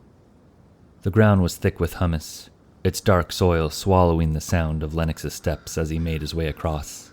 There was a deep scent of moist earth and decay, and the trees that grew were few and scattered, old sentinels and mighty oaks. And at the center of them all, a massive arch tree, twice as tall as the tallest pine, its branches wide and thick, twisting together up into the sky and weaving a dense canopy overhead. It was an old grove set into the heart of the forest. Strange that none of the pines had spread throughout the soil. Lennox frowned as he tilted his head back to take in the massive arch tree. The tree's bark was a bitter black, its leaves a shimmering white, hidden now by the snow. They had once ruled all the world, the branches stretching from coast to coast, but no more, not for a long time now, the last remnants of an age long past. It made him sad. His shoulders fell as he let out a sigh. The tree only grew in size as he approached, nearly 9 meters in diameter as best he could tell, with large boulders set all around it. The clearing was a quiet place, peaceful. The very air seemed warmer as it swirled around the night. Beside the trunk of the arch tree, surrounded by ancient stones, all noise seemed to disappear. "There is magic here," Lennox found himself saying aloud. Marek turned once more, looking at the knight briefly before turning back to the tree. Then Lennox saw it, an emblem carved deep into the bark of the tree. 2 crescent moons perched against a full moon set in black. His eyes widened as he took a step back, away from the tree. Then he stiffened defiantly. "Is this what you wanted to show me?" he said, looking at the wolf. Marek bent his head low once more. Lennox understood. He nodded back. "We're leaving," he said, and turned his back to the tree. He saw them instantly. 2 men walking like ghosts across the clearing. They made no sound, but took no effort to hide themselves either as they moved, weapons drawn, towards Lennox and the wolf. Both men were clad in full armor that shined red like dirty brass, their helms shaped like beasts of the field. The taller of the two stood near 8 feet tall and wielded a giant hammer. He was fat too, unimaginably fat. The shorter man was more Lennox's height, and held a curved scimitar in his right hand, much like the one Shiva wielded, and in his left was a short rapier. "Halt!" Lennox called out, "and lower thy weapons." The men moved forward, untouched by Lennox's words. "Alas," he muttered, "how easily things go wrong." He tightened his grip along his kite shield and strode quickly out to meet them. He didn't want to get trapped with his back against the arch tree. To his great relief, he saw Merrick striding beside him as he moved out from the base of the tree. "I said halt!" Lennox tried once more. Again the men ignored his call. "Fine then, so be it." He moved first, darting towards the fat one, hoping he could get close quickly. But the hammer swung wide and fast, faster than he imagined it could be swung. He backed off quickly, barely managing to dodge the blow. The short one came after him then, cutting downward with his scimitar. Lennox took the blow with his shield and jerked back, just in time to avoid a piercing strike from the rapier. Lennox circled to his left, hoping desperately to keep from being surrounded. The short knight followed after, slashing with his scimitar, but Lennox danced away, dodging each blow as they came. It was difficult fighting a man when you could not see his face. It made them harder to read, and was half the reason Lennox wore a helm himself. The short knight was quick, slashing and thrusting one blow after another, trying for Sir Lennox's legs but falling short. Lennox dodged them all, or blocked the blows he could not avoid. At last he managed to put some distance between them, and took a moment to really look at his opponents. Only for a moment. That's all he had. The short knight's helm was forged in the shape of a jackal. Lennox thought it fitting. The jackal was his main foe, it seemed. The big knight only swung his hammer when Lennox went on the offensive. Merrick hovered close to the fighters, his fur blistering and teeth bared. The wolf was crouched low, trying desperately to lunge at his foes and sink his claws into their flesh. But every time he drew close, the fat one would swing his long hammer, pushing the beast back. Lennox continued left, sidestepping across the soft soil, placing each foot carefully on the uneven ground. The two knights watched him with indifferent eyes, the jackal and the glutton. Something about how they moved reminded Lennox of the hollows back in the cathedral. "That cannot be," he thought. "They work too well together, each of them moving to protect the other." He clenched his teeth inside his helm. "Blood and ash," he yelled. "They're too smart to be hollows." Beside him, Merrick growled deep and low before barking loudly. Lennox was strong and his armor light, but without his rings he would tire soon enough. He had to separate them by some means, but how? He eyed the jackal and pressed forward, swinging his flail at the small knight. This time the jackal stood his ground, catching Lennox's flail with his sword before thrusting once more with his rapier. Lennox let go his flail and danced back, narrowly avoiding the blow. The jackal hesitated for a moment, surprised maybe that Lennox had evaded him. He turned to face the Golden Knight as Lennox drew his dagger. Still moving left, Lennox circled the two men. Merrick moved opposite the Golden Knight, circling towards the glutton, hoping to separate them, if only a little bit. The giant man eyed the beast, but kept his focus on Lennox. Clever wolf, Lennox thought, still circling, always moving. He made one more attempt at speaking to his foes. "Your names, sirs. I would know the names of my foes." The glutton's laugh was long and deep, his whole body shaking. There was no other reply. Certainly not hollows. Lennox knew at once. He had never heard the undead laugh. The jackal was matching Lennox's stride step for step, when suddenly Lennox stopped and instead pushed backwards. The jackal lunged, slashing down with his scimitar. Lennox took the blow on his shield and ducked low, sidestepping between the jackal and the glutton just as Merrick lunged for the giant man's feet. The glutton grunted as he swung his heavy hammer down. Merrick jumped back, escaping the blow with ease. The glutton turned back, swinging his hammer in a wide arc towards the Golden Knight. Lennox knew the blow was coming. He threw his dagger at the jackal's face before diving to the ground.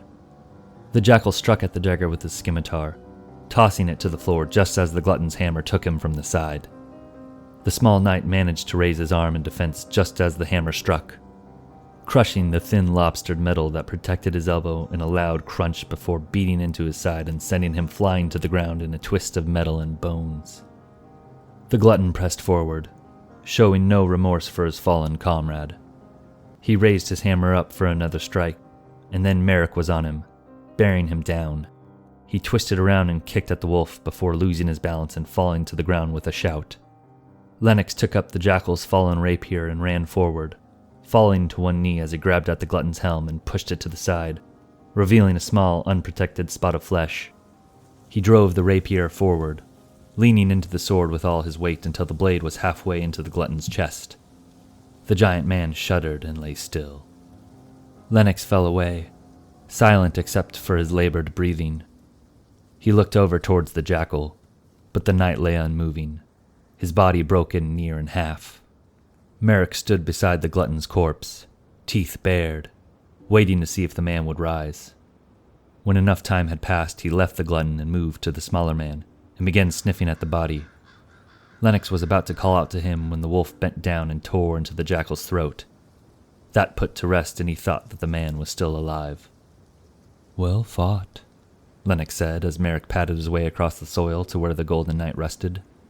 He took off his golden helm and placed it to his side before turning to the wolf. Merrick flinched slightly as Lennox reached out and laid his hand atop his head. "Thank you, sincerely. If I can, I will repay you for this." The wolf looked back at Lennox, and the knight was sure he understood. Lennox smiled. He patted Merrick warmly along his neck, and took one more look at the jackal and the glutton, before picking himself up off the ground. He slung his shield across his back and tucked his helm under his arm, moving then towards his flail that lay half buried in the hummus. He picked it up and turned towards Merrick. "Right then," he said. "Let's head back. It will be morning soon." The wolf's ears perked up and he was off, bounding into the snowy woods, away from the arch tree and back into the frigid forest. With a sigh, Lennox shifted his shield atop his back and followed after.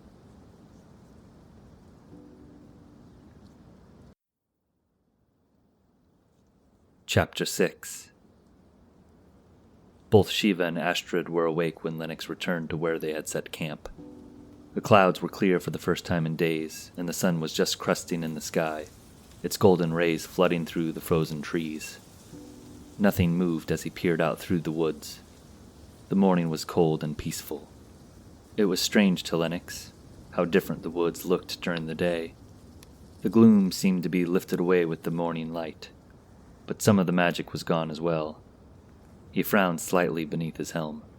Shiva watched him emerge from the brush, his hand resting atop his hilt, his face stark, his eyes grim. Astrid seemed less interested. She was gathering the saddles and placing them upon the horses. The stallions watched her with sleepy surprise. She spoke to them quietly and made soothing noises as she tightened the girth straps and loaded what little remained of their supplies. They accepted the extra weight with little fuss. "Well," Lennox began, "I hope the two of you managed to get some rest. I had a rather unpleasant night myself. I find it difficult to rest when the man on watch proves himself lacking." Shiva's tone seeped with disapproval. "Letting the wolves sneak up on you in the cave I can forgive. But abandoning us altogether? We would have been easy prey had ghouls or thieves fallen on us." "Oh, I'm not so sure about that. Zeb was here when I left, and she's 10 times the guard any one of us could be." The warden gave Lennox a hard look but said nothing, and behind him Lennox saw Astrid glance toward him with a pleased expression. "That aside," he continued, "why do you think I left in the first place, huh?" The warden shifted coldly but remained silent. A situation has developed. An unpleasant expression darted across Shiva's face. It was gone as quickly as it came, leaving him outwardly calm, though his displeasure was clear. What is the situation? I'll show you. Before they set out, Shiva went over the campsite inch by inch, to make sure there was no sign that anyone had ever been there. He righted any overturned rocks and quitted the fire, making sure to spread out the remaining ashes. He did it all quickly, taking only a few minutes, but they did not leave until he was satisfied, and the ground looked untouched. Merrick led them, taking them through small trails of snow and slush, weaving his way through a maze of trees and thick brush until at last they caught a glimpse of the towering arch tree in the distance.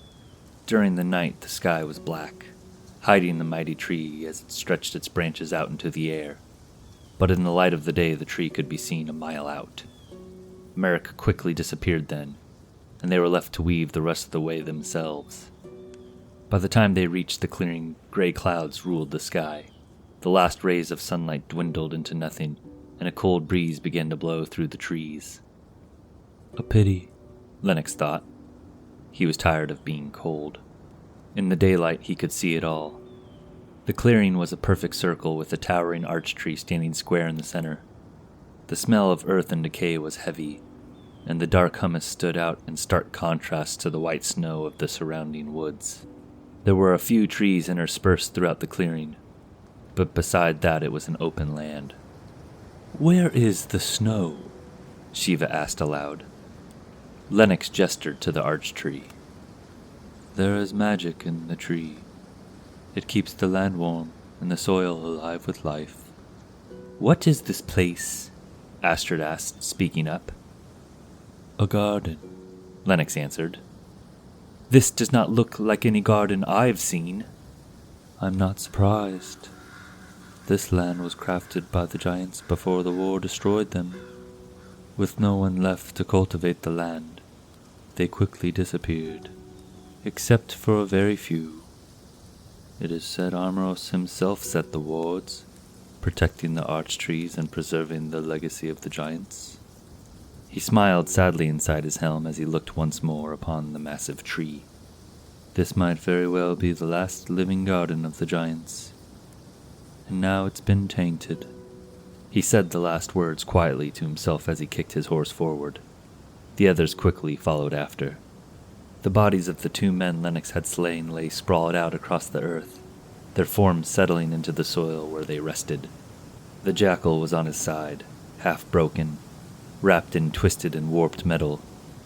The glutton on his back, the rapier sticking up from the side of his neck. They were as Lennox had left them.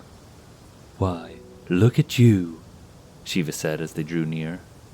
Hunting alone in the middle of the night. I can't say I approve, though I would have done the same.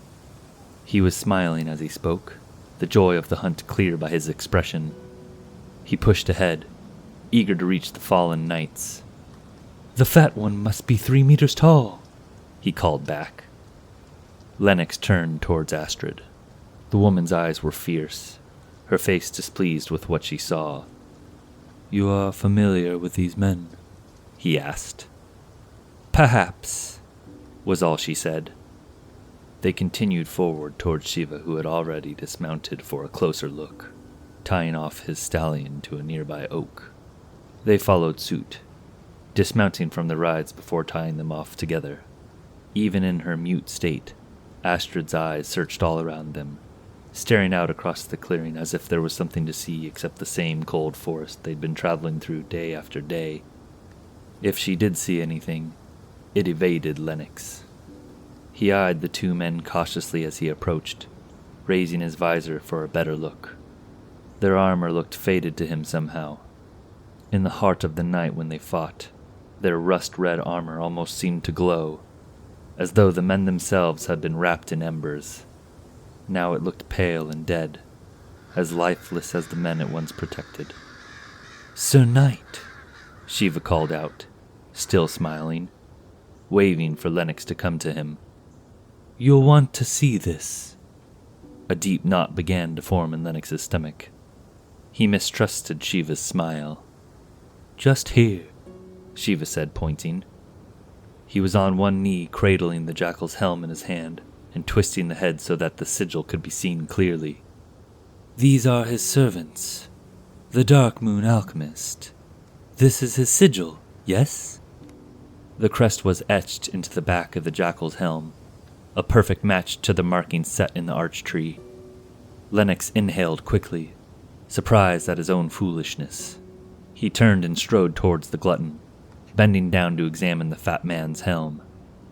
He found nothing.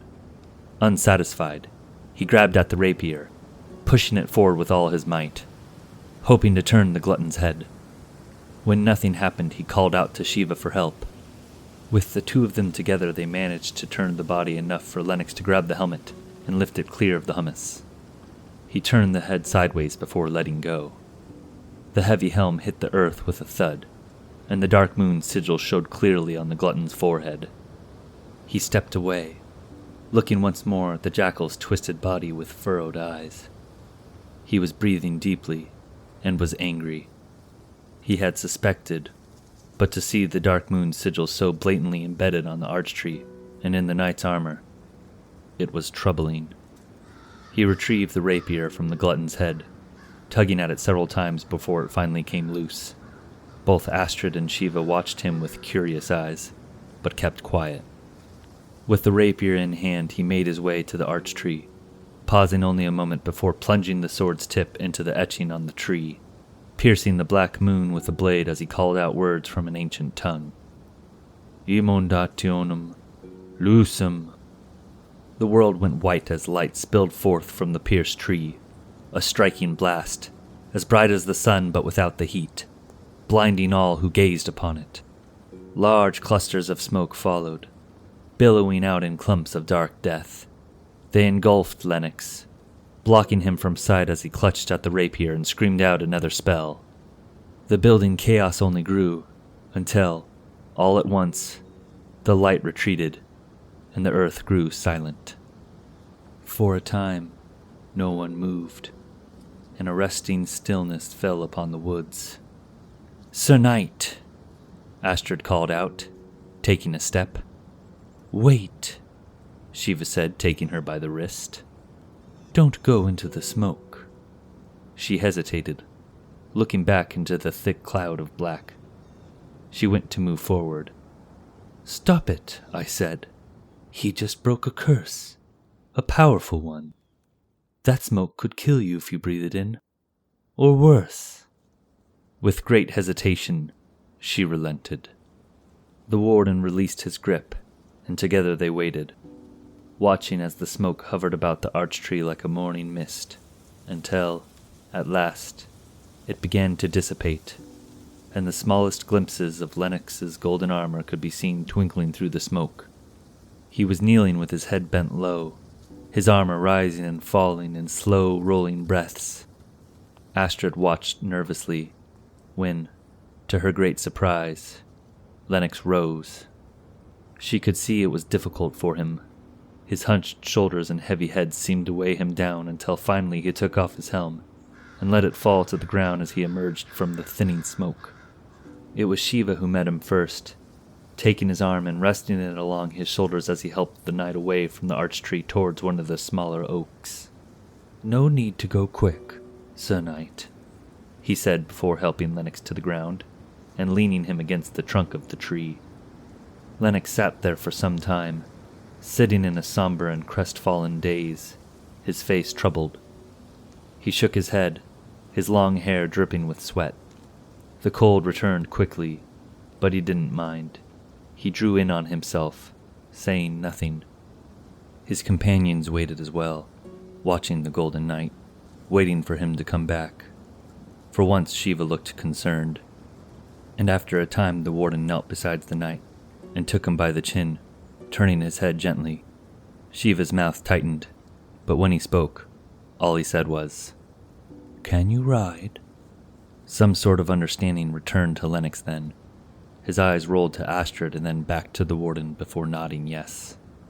Shiva seemed pleased and nodded back. You poor fool. He patted Lennox on the shoulder and rose. Astrid, we need to leave. Gather his helm. I'll retrieve the horses. The black smoke and ash that surrounded the arch tree was all but gone, though Astrid moved quickly just the same, snatching the golden helm from the dark soil and returning to Lennox. He looked down, pale with sweat, but his eyes were present and bright.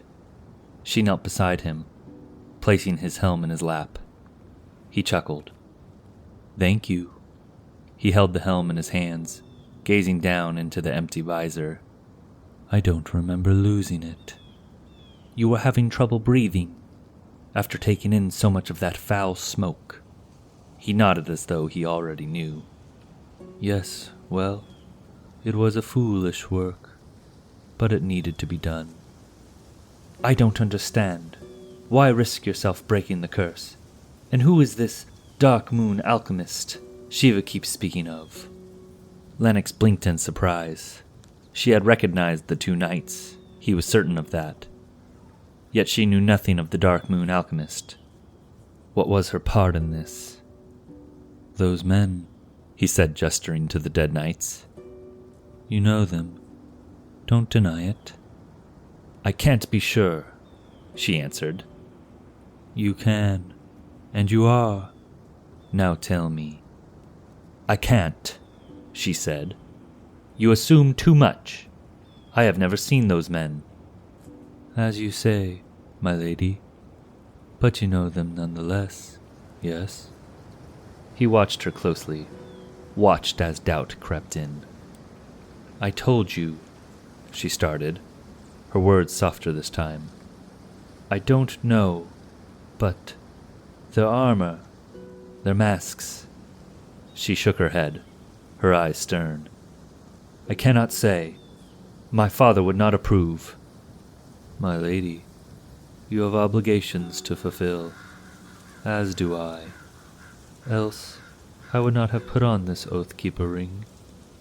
But there is no reason we cannot help each other in these tasks, even if only a little. Tell me what you know of these men, and I will do the same. Astrid paused, her eyes shifting toward Shiva for a brief moment. Very well, but later. The warden knows too much already. I wish to keep this from him.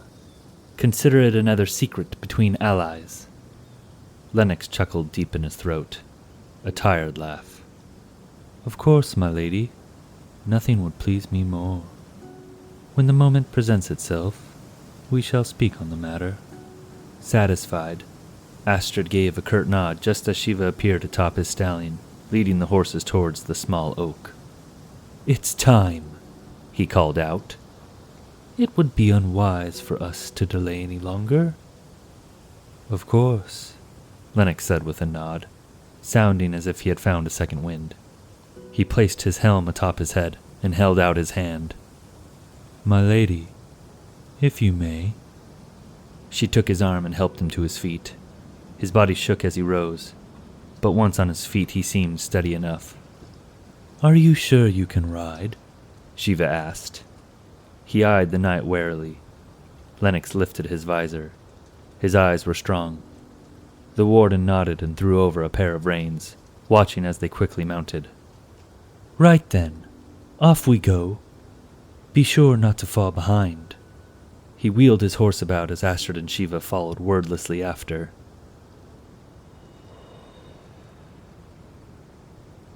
Shiva led the way, clad in a shadowed cloak atop a black steed. The big man was almost invisible in the muddied forest light. They rode together in a steady trot, following his trail through the winding pathways. Astrid's dark wolves, matching the horse's sluggish pace with ease, were black phantoms darting across fields of white. Lennox rode last in line, with Astrid just before him, and Shiva not far ahead. The warden never turned, reserving his eyes for what lay before him. If cursed undead were to appear behind, or more knights like the ones Lennox had fought, it would be up to Merrick or Zev to sound an alarm. That was of some comfort to Lennox. His body felt fragile as he cursed his own weakness under his breath. He had never felt so mortal as he did now. Lennox's chest expanded as he took in a breath of the icy air. It hurt, but he didn't mind. He closed his eyes. The fragrance of winter frost surrounded him. So different from his prison cell. He smiled and took in another breath. He craned his neck to peer behind, hoping for one last glimpse of the arch tree, but they had gone too far. A pity, he thought, before looking up at the sky. On and on they went, eastward across the woods, the sky slowly fading to twilight. Now and again the wolves flashed into sight before disappearing quickly into memory. Still, their sharp howls could be heard echoing through the trees when not seen. For a time the sky was red and orange, the thick clouds colored brightly by the fading sun, though often they could see little of the sky, and soon the colors were all gone, and black was the color of the night. Shiva brought the line of horses to a crawl. Lennox clung to his saddle and reins with cautious vigor.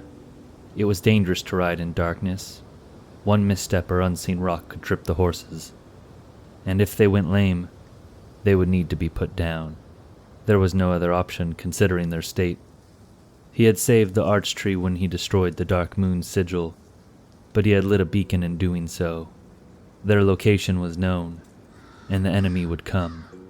Lennox reached down, rubbing at the ache that filled his tired legs. Ahead of them came the familiar sound of trickling water. A stream, Lennox considered. Not much else it could be. But as they drew closer, the path widened, revealing an opening in the woods. Lennox frowned as they neared, realization slowly settling in. Following Shiva's example, he dismounted, running his hand along his stallion's neck in gentle appreciation. Their pace had been mild, but they had traveled far over rough terrain, and Squall stood with his head bowed, steam rising up from his sweaty fur. "Good boy, Squall," Lennox said quietly as he tied him to a tree. "Take a rest now." Shiva stood at the water's edge looking out across the half-frozen lake. Astrid stood beside him, neither of them speaking. Lennox lifted his visor. "Ah, it seems we've come to an impasse." The three of them stood in silence, gazing out across the sunken bridge. A low dock of rotted and dying wood stretched out across the water to the other side of the lake. It appeared sturdy enough except for a large section in the center that had collapsed beneath the water. Up above, the sky was clear but for a single cloud that hovered in the face of the moon, casting down pale light onto the icy water and snow-covered trees that lined the lake's edge. Shiva looked to Astrid. "Well?" he asked, his tone sharp. "This bridge of yours is no good. What now?" "The lake is shallow further south. We could try to ford across just before the current returns." Astrid shook her head. "No, it would be unwise to trust these waters. We will have to spend another night in the woods, but it is better we head north. There is another bridge we may cross." Shiva had perceived Lennox moving alongside the lake as he stood talking with Astrid, but he stopped short when he saw the Golden Knight begin to walk out along the shattered bridge. "Sir Knight!" he called out. Lennox stopped and turned, holding up his finger to his helm in a whispering motion. He signaled for them to stay where they were before continuing down the dock, flail in hand and shield at the ready. "What's he doing?" Astrid whispered. "He sees something," Shiva answered, his eyes feverishly searching the still waters. A cold gust swept across the lake, pushing at some of the chunks of ice that floated along the surface. One of the larger ones flipped, casting out long waves of ripples across the lake's glassy surface.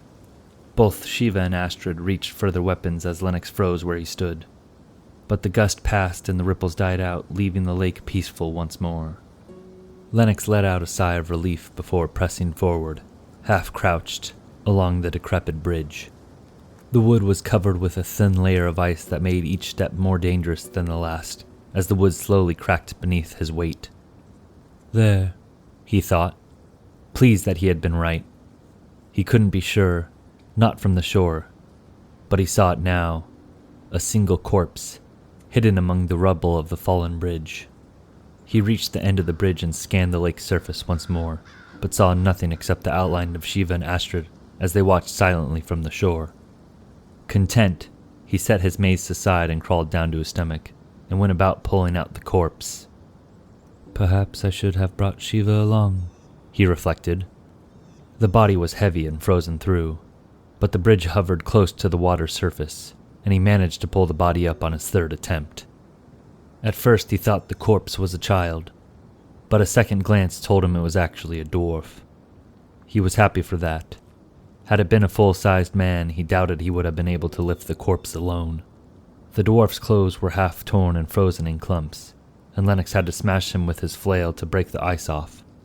But after 2 good swings, the ice shattered, and he was able to peel back the cloth around the little man's neck. He checked the dwarf's wrists and ankles too, and when he was satisfied, he dragged the corpse back to the edge of the bridge and kicked him into the water with a splash. He was breathing heavily then. Small puffs of steam shot out from his visor with every breath, but it had been worth it. He had to know, and his energy would return soon enough. What was he looking for? Astrid asked softly to Shiva. They stood together on the murky shore as another vagrant gust descended on the lake. With no trees to act as a buffer, the wind cut into them with cold indifference. Shiva seemed apathetic towards the whole ordeal. His eyes followed Lennox as the knight made his way back across the bridge. But just as the knight drew close, he turned to leave. "It doesn't matter," he said at last. "Ask if you truly wish to know. But make it quick. These woods grow more dangerous with each passing hour." The warden left her then, and she stood alone on the shore when Lennox returned. The knight was still breathing heavily, but he was moving fast, and just as he went to speak, he passed her by.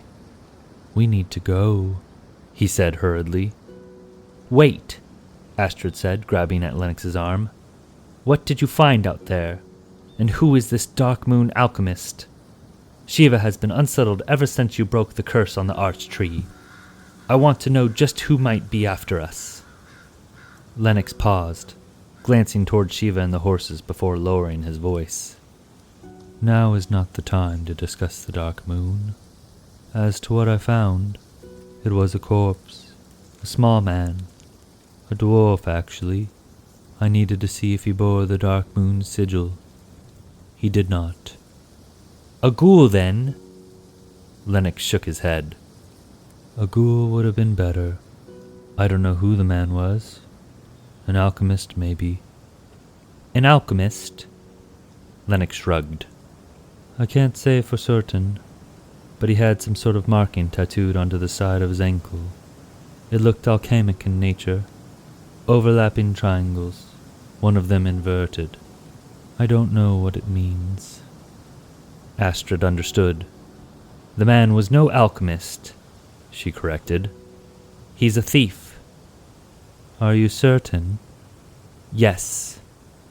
Lennox turned and looked out across the lake once more.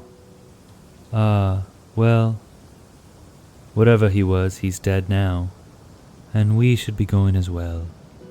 We'll speak more on the matter, I promise. But later. Remember, you have answers that I wish to know as well." So be it," Astrid said, releasing Lennox's arm. "Right then. You yourself said we'll have to spend another night in the woods. Best not make it 2. Shiva was waiting for them when they returned from the shore. He was mounted atop his black stallion, one hand resting upon his lap, the other clutching the reins as the nervous horse pawed at the earth. With the smallest of checks, the stallion became still, glancing back toward Shiva in quiet obedience. "The corpse. Was it tainted?" "No," Lennox said as he climbed up atop his horse. A moment later, Astrid was up as well. "The girl claims he had the mark of a thief." He gestured towards her with his free hand, but she apparently took no notice. Astrid spoke up then. "If the tattoo you described was accurate, the man was more than just a common thief. He's of the guild. There's no other explanation." Lennox cocked his head curiously. "Oh, I admit the circumstances are queer, but it's best not to jump to conclusions." The knight is right, Shiva added. Some say the guild doesn't exist at all, and if they did, why would they have a tattoo marking themselves? And how would you know of it? Perhaps the dwarf was just a merchant. The dwarf? Lennox smiled beneath his helm. Had the big man seen the corpse from the shore? Could he tell from that distance? Or had he listened in on their conversation? Lennox couldn't be sure. I must keep my voice soft, he thought. These men aren't purse thieves to be caught by the city guard, Astrid continued. These men steal gold and treasures like you've never seen. One cannot seek them out. They find you. She turned about and gazed at Shiva under lowered brows. And to shed light on your question, Warden, the tattoo shows one is worthy to join the guild. You wouldn't be a very good thief if you got caught, wouldn't you say? One cannot elude the light forever, he replied. They would have been found out. Even my mistress has never mentioned them before. Astrid laughed aloud at this. Oh, I forgot about your mistress. She knows much, I'm sure, but it would be foolish to attribute to your mistress what belongs only to the Creator. Even Shem, who held the knowledge of all names, failed when his time came. The warden shook his head. I would not speak his name lightly. I'll do as I will, as we all must. She turned her horse about, glancing over her shoulder as she spoke her final piece. I'm simply giving advice, Warden. You don't have to take it. A flash of anger touched Shiva's eyes, but he only smiled, and even managed a small laugh in the end. Lennox thought the big man was going to say something, but he didn't. Instead, the warden kicked his horse forward and followed quickly after Astrid, his eyes calm and still. Do as I will. Lennox pondered the phrase as he turned Squall about. Her words, but they meant nothing. He rolled the Oathkeeper ring around his finger and gave it a little tug. The ring stayed firmly where it was. Neither of them could do as they willed. Not yet. But he had time. Did Astrid? He wasn't sure, but he imagined he would find out soon enough. Let's go, boy, he said aloud. I've had just about enough with this forest. An extra night sounds dreadful.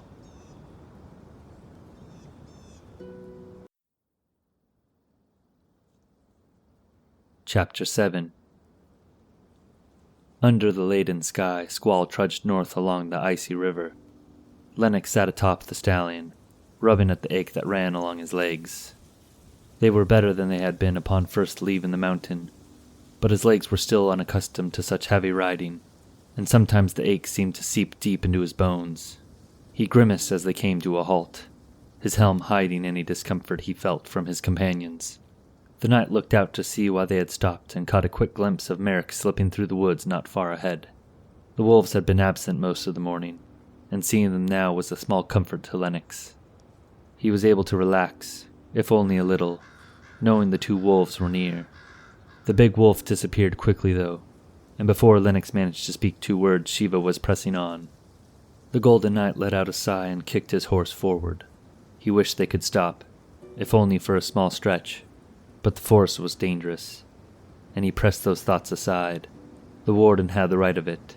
They needed to keep moving. He pushed Squall into a trot and didn't stop until he was beside Astrid. They had found a small pathway that ran along the river about an hour earlier, and had been following it ever since. Astrid shifted in her seat and turned to look at Lennox. The bridge shouldn't be far now, she said in anticipation. Less than a mile, I should think. We rode west for a bit, before the river turned north again. Of course, she answered with a nod. My guess would be we're right back in the middle of the forest then. Tell me, is there any chance the second bridge might be in a similar state? If so, I feel we might be stuck without recourse. The bridge along the lake was old. It could have fallen on its own. In fact, I imagine that's exactly what happened. This is the main road. I understand why Shiva wanted us to avoid it, but it is maintained, though sparsely, I admit. She turned her eyes forward. "The bridge is strong and made of stone. It will be there." Lennox lifted the visor of his helm before rubbing at his shoulder. "Ah, well, I must say, you've quite convinced me." "Did you hurt your shoulder?" she asked suddenly. "I've seen you favoring it as we ride." Lennox's eyes crested as he smiled. "Thank you, my lady. I'm grateful that you noticed. I seem to have sprained it when I fought those 2 knights, but believe me when I tell you, it will be fine.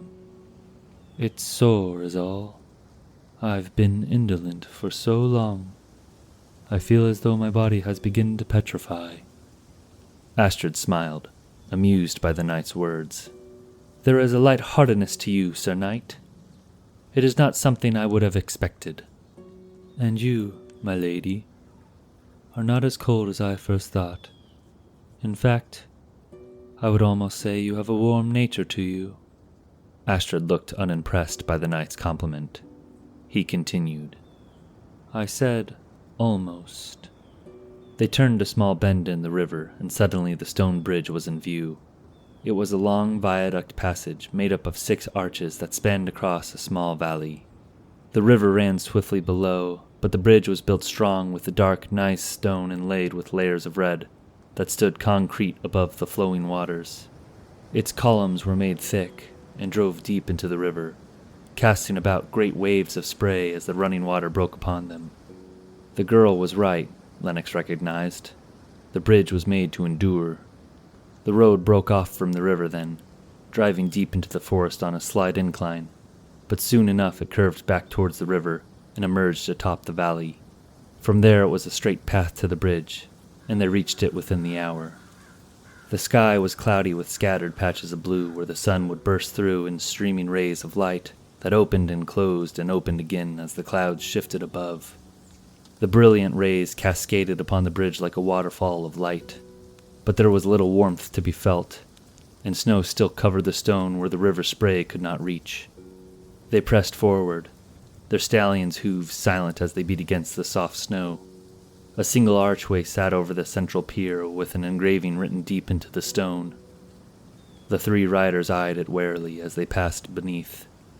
Lennox gave the warden a curious glance before turning to Astrid. "Can you not read it?" Astrid eyed him back questionably. "You can?" Lennox nodded. "Of course." Astrid shook her head. "I cannot. It is a language dead and gone." "I see." Lennox looked up at the archway. "It's an inscription. It reads, 'Forgive me, all of you, for I have availed you nothing.' There is more, but it has faded beyond recognition." There was sadness in his words, a distant sadness. They passed across the bridge to the other side and began following the road south again. Lennox inquired as to the direction, but once again, Astrid assured him that soon enough the road would break east. Shiva pulled on his reins, bringing his stallion to a halt. "No, we get off here." He was looking east into the forest. A narrow game trail ran perpendicular to the road for a few spans before disappearing behind some brush. But his eyes were on Merrick. The gray beast stood alone in the tree line, his golden eyes locked on the party. He was staring at them, watching as his sister came walking up behind them. Zev crossed their path and bounded across the snow towards her brother before disappearing into the woods.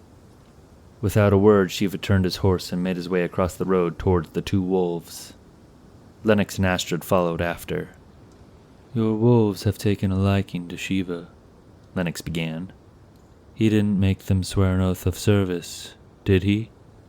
It was meant as a jest, but Astrid looked on with indifference, her hands grasping tightly at her reins. "He is like them, a predator. They see it and are drawn to him. I don't mistrust their loyalty, but I will be pleased when my business with the warden has concluded." I won't say I disagree with you, but as long as you're tied to him, you might as well embrace it." "What do you mean?" "I mean watch him, my lady." There is much to learn by observing predators. Watch how he moves, how he eats, how he talks with others, and how they respond. Watch how he fights. He is a dangerous man. Watch him. Learn how to be dangerous. Why are you telling me this? Lennox grinned, though it was hidden beneath his helm. Because I want to help you, my lady, and I fear you have much to learn. You've been in the company of wolves too long, and they cannot join us in the cities.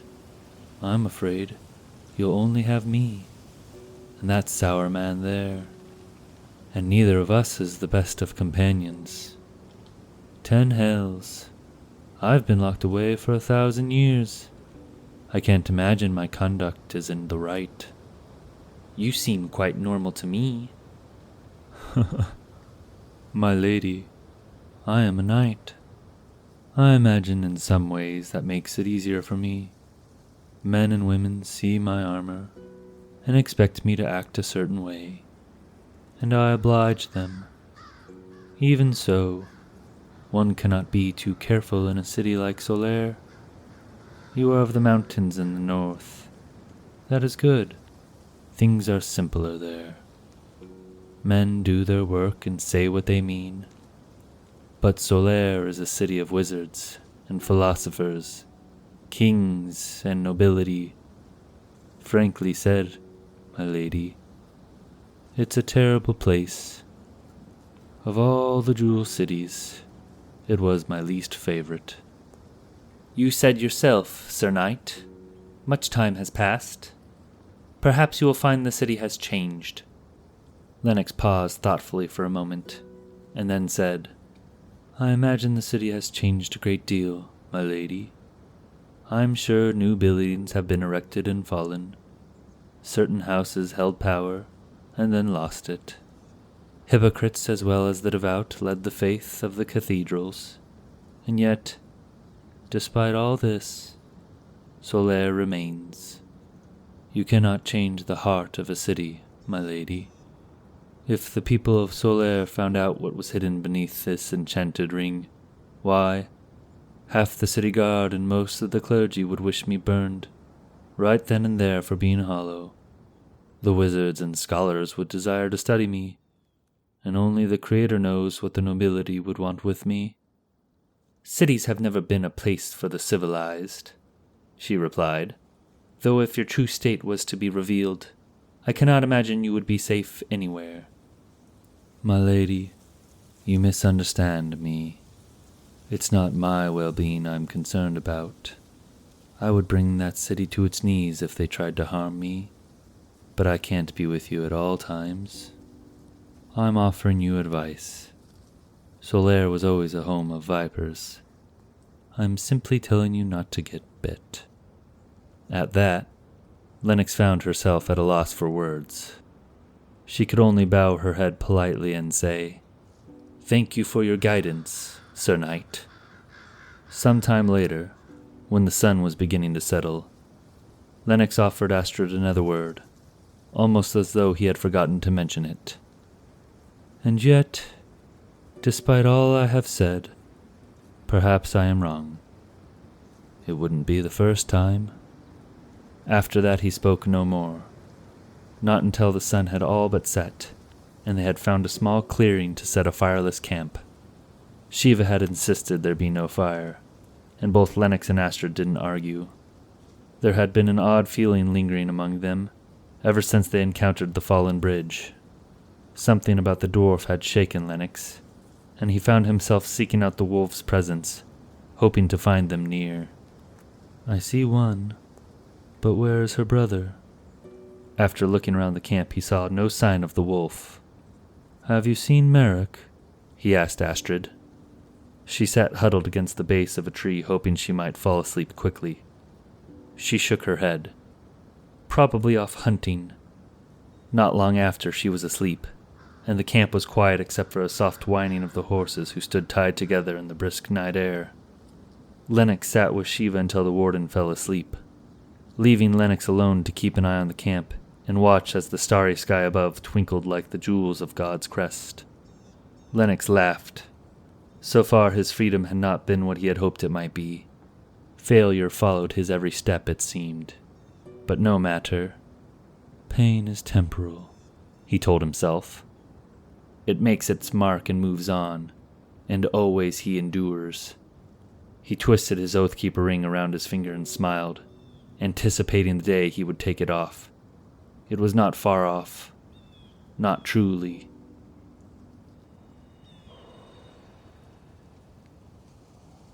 It was bitter cold without a fire, and as night ambled on, the sky darkened until it was black as coal, leaving little light for the night to keep watch in.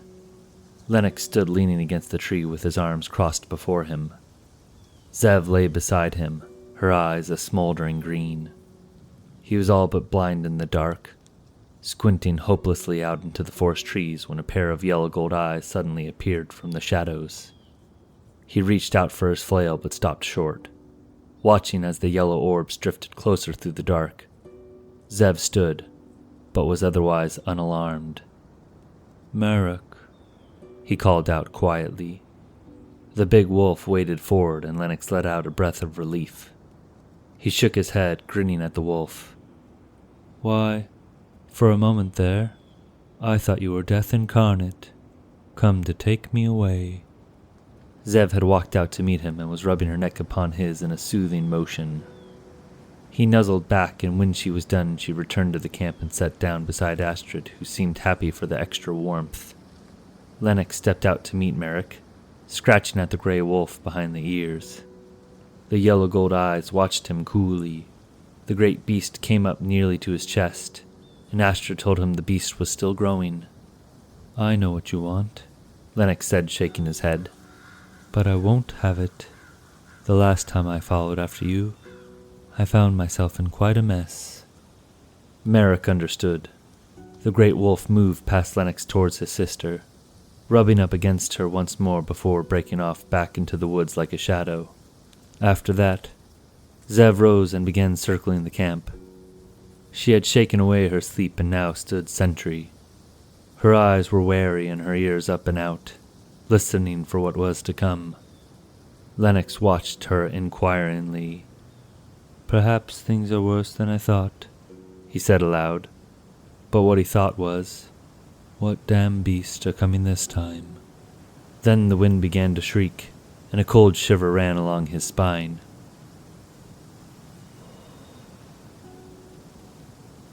They stood their ground in silence, Lennox and Zev, keeping watch on the darkness surrounding them. Zev had taken to circling the camp, her eyes ever watchful. Lennox stood with shield and flail in hand. Merrick had found something, and the night would not be taken off guard. Yet, despite his vigilance, an uneasy feeling began to settle in the corner of his mind, and grow as the long night continued. Something was coming. He could feel it in his bones. Far off to the east, a wolf began to howl. A second voice picked up the call, then another. Zev cocked her head and listened. What is it? Lennox asked as he kneeled beside the wolf. More howls followed until at last Zev herself stepped forward and bent her head back, howling high into the night in accord with her cousins. Both Shiva and Astrid were awake now, eyes wide as they rose from their thin sleep. Zev, quiet, Astrid hushed. Be silent. What is she howling at? Shiva asked. He had taken to one knee with bow in hand, and was notching an arrow as he gazed out into the surrounding trees. I don't see anything. None of us do, Lennox told him. I don't believe an enemy is near. Then what is she howling about? It's Merrick. He left the camp not long ago. It's his call that started this. There's no way to know that, Shiva answered gruffly. He had yet to draw back the bow, but his eyes still searched the forest. No, he's right, Astrid said quietly. Zev would not have answered unless it was Merrick who called. We must go to him. It was Lennox who spoke next. Go to him? My lady, as far as we know, Merrick is sending us a warning. We should leave now. Head south, perhaps. I will not abandon him. Zev, to me. Astrid's wolf moved, swift and silent, and then they were off, heading east into the black woods. We'll lose them quick if we don't follow, Shiva said. Somehow Lennox didn't think the warden was too disappointed. With a quick nod, Lennox and the warden chased after. Under the cover of trees, what little light there was had been wiped away, and the darkness was complete. The snow was almost up to Lennox's knees, and with every step it became harder to move. They reached a small clearing where an overturned tree had fallen, but the night saw no sign of Astrid or her wolf. Blood and ash, where could they be? I lost their path, Lennox called out. This way, a voice answered from the dark. Lennox moved quickly, following the warden's shadow further east into even deeper snow, but to no avail. Shiva, he called out.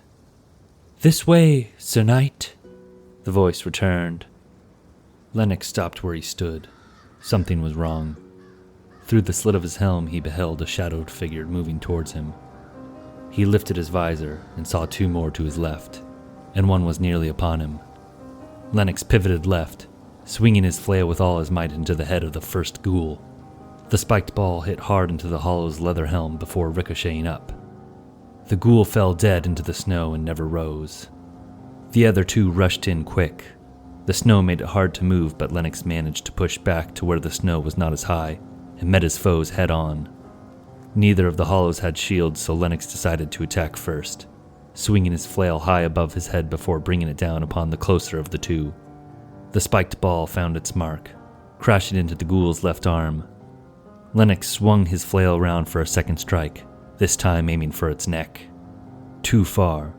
The ghoul lurched forward, and the ball missed its mark, instead wrapping itself around the hollow's neck. Lennox yanked at the chain, causing the ghoul to fall forward into the snow. He pulled again with all his might, snapping the neck of the undead soldier. By then the third ghoul was upon him, smashing into the Golden Knight before he could raise his shield. A sickening crunch and he was falling to the ground. The world went white as the snow swallowed him up. His flail was gone, just like that, left wrapped around the neck of the second ghoul. He rolled onto his back and reached for his dagger when the ghoul drew up and began raining blows upon him. Lennox raised his shield, deflecting the strikes as best he could. He grunted under the strain and finally ditched the shield and rolled away. He was on one knee when the hollow charged, driving his rusted sword forward like a spear. Curse these woods, Lennox thought, before reaching his arm forward and grabbing at the ghoul's blade with his bare hand. The hollow sword stopped just short of his belly. A startled expression appeared across the ghoul's face, almost as though he could not understand what the knight had just done to halt him. He looked up at Lennox, and there was neither heat nor life in the soldier's eyes. Still clasping the hollow sword, Lennox drew the ghoul forward as he slipped his long dagger from its sheath and plunged it into the hollow's heart. The creature's dead eyes stared back at him coldly, as though nothing had happened. Lennox kicked the ghoul away and the creature fell back into the snow with a soft crunch. Lennox raised his dagger and gazed out across the woods. He felt near blind in truth, having barely noticed the ghouls before they were upon him. But all was calm once more, and the shadows stayed in their place.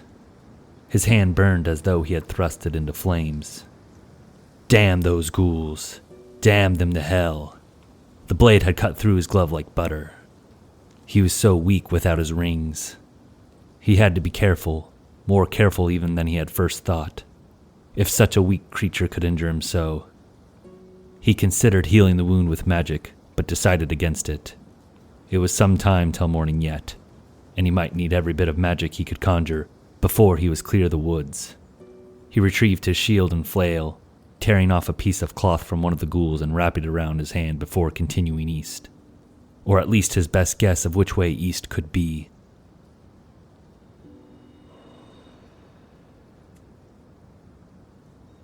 Lennox was lost for some time after that, unable to return to their camp even if he wished to.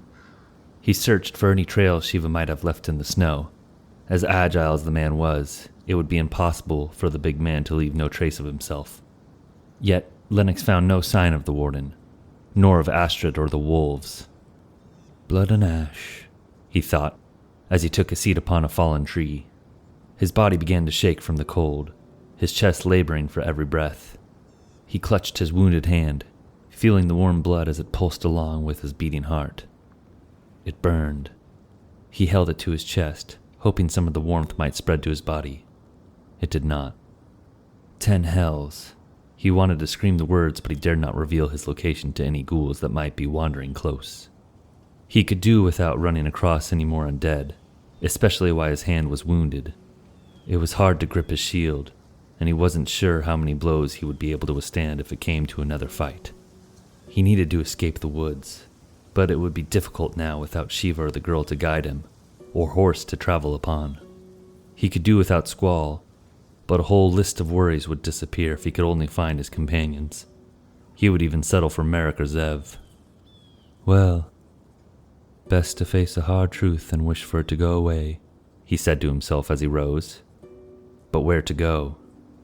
A deep howl went up then, a long, drawn-out cry that swept across the top of the trees like a midnight specter. Ow! Ow! The howls died down and only the wind remained. Lennox tilted his head back and waited, hoping the cries might come again. Ow! Ow! At last a spot of luck. He couldn't know for sure if it was Merrick or Zev, but at least he had a direction. He set out across the woods, crossing the snow as quietly as he could. He gave up on carrying the shield and slung it upon his back. It was easier to move then, but he felt vulnerable without the extra armor in hand. His legs had become so cramped from riding that he was happy for the chance to stretch them out, but it was a shallow sort of joy. He shivered as he took a step forward, falling waist-deep into the snow. Curse this place, he grumbled. It took him half a minute to escape, and by then the snow was sticking to his armor like ice. He scraped at the snow with his gloved hand and trembled as the breeze gusted through the woods, kicking up loose snow from the surrounding trees and causing it to fall on top of Lennox. He had no need for food or water, but he had left his flint back with Squall, and cursed his stupidity for not keeping it upon him. It was easy to enhance a flame that already existed, much harder to create one anew. He would just have to suffer the cold. A little warmth was not worth the cost in magic. He had endured the dampness and stench of his cell, the loneliness of solitude. His cold body was simply another state of malaise, and nothing that could kill him. He would bear it. Time wasn't the problem, he knew. He needed to retrieve his effects. He needed to rid himself of the Oathkeeper ring. He needed to find his companions. He needed to escape the woods. So much to do, yet he had the time. Ow! Ow! The howls were louder now. He was getting close. He closed his eyes, listening intently to the wolf cries as they were carried off by the wind. They sounded weaker to Lennox, more feeble somehow. Astrid and Shiva would be moving towards the wolf's call. But what of the undead? Would they be drawn or pushed away? He had already fought 3. It would be dangerous if the howls drew in too many more. He drummed on his thigh with his fingers, weighing, considering. Difficult to predict, but he had little choice. As long as he was alone, the risk of peril amplified tenfold. His decision made, he continued onward towards the howling of the wolves. The further east Lennox traveled, the thicker the woods grew. Clumps of trees spotted with thick brush made it near impossible for the knight to traverse certain paths, and he had to backtrack more than once as he inched his way through the snow. He sank into shadow, darting from growth to growth in a crouch, doing his best to mimic Shiva's movements. The warden had a way of blending into both light and shadow, always a smooth motion, deliberate with every step. Lennox learned from everyone he watched. It was one of the reasons he persisted when so many others had fallen. He watched carefully from the shadows, moving fast and low, darting from one place to the next. He covered half a league that way, until, suddenly, halfway between a dark alcove of trees and an extra thick growth of foliage, he stopped dead, his eyes locked forward. A crumbled fence blocked his path. Not a fence, he realized, but a true stone wall, ruined by time and torn apart by forest growth that crawled over every edge of stone it could find. The growth continued on behind the wall as large trees covered in snow stood like white columns, making it difficult to see where one began and another ended. Fastening his flail to his side, Lennox began to climb up the ruined wall. It wasn't difficult. Deep crags had split the stones long ago, causing large cracks to spill down the sides, and his armor was less a hindrance than many might think. He reached the top and took a knee, taking cover behind a large stone baluster. The fortress below lay in ruin. Trees and snow littered the courtyard like weeds, and many of the smaller buildings had completely collapsed, leaving nothing but a pile of rubble where once they stood. Only the main keep remained, a tall stone stronghold shaped like a cube that looked strong despite the condition of its walls. A single stairway led up to the entrance, and standing like a shadow amongst the columns of the doorway stood a man. The outline of his silhouette looked familiar. Shiva? Lennox couldn't be sure. The shadow took half a step forward, raised his hand above his head, and then stepped back again. Well now, could he be signaling me? Impossible. Lennox dismissed the thought. He was crouched low behind the baluster, and what little that showed was hidden in shadow. Still, he felt as though the shadow was staring at him. A moment later the man turned and vanished into black. Lennox let out a sigh. He stepped back, taking a seat against the stone ruins when the sound of running footsteps padded softly behind him.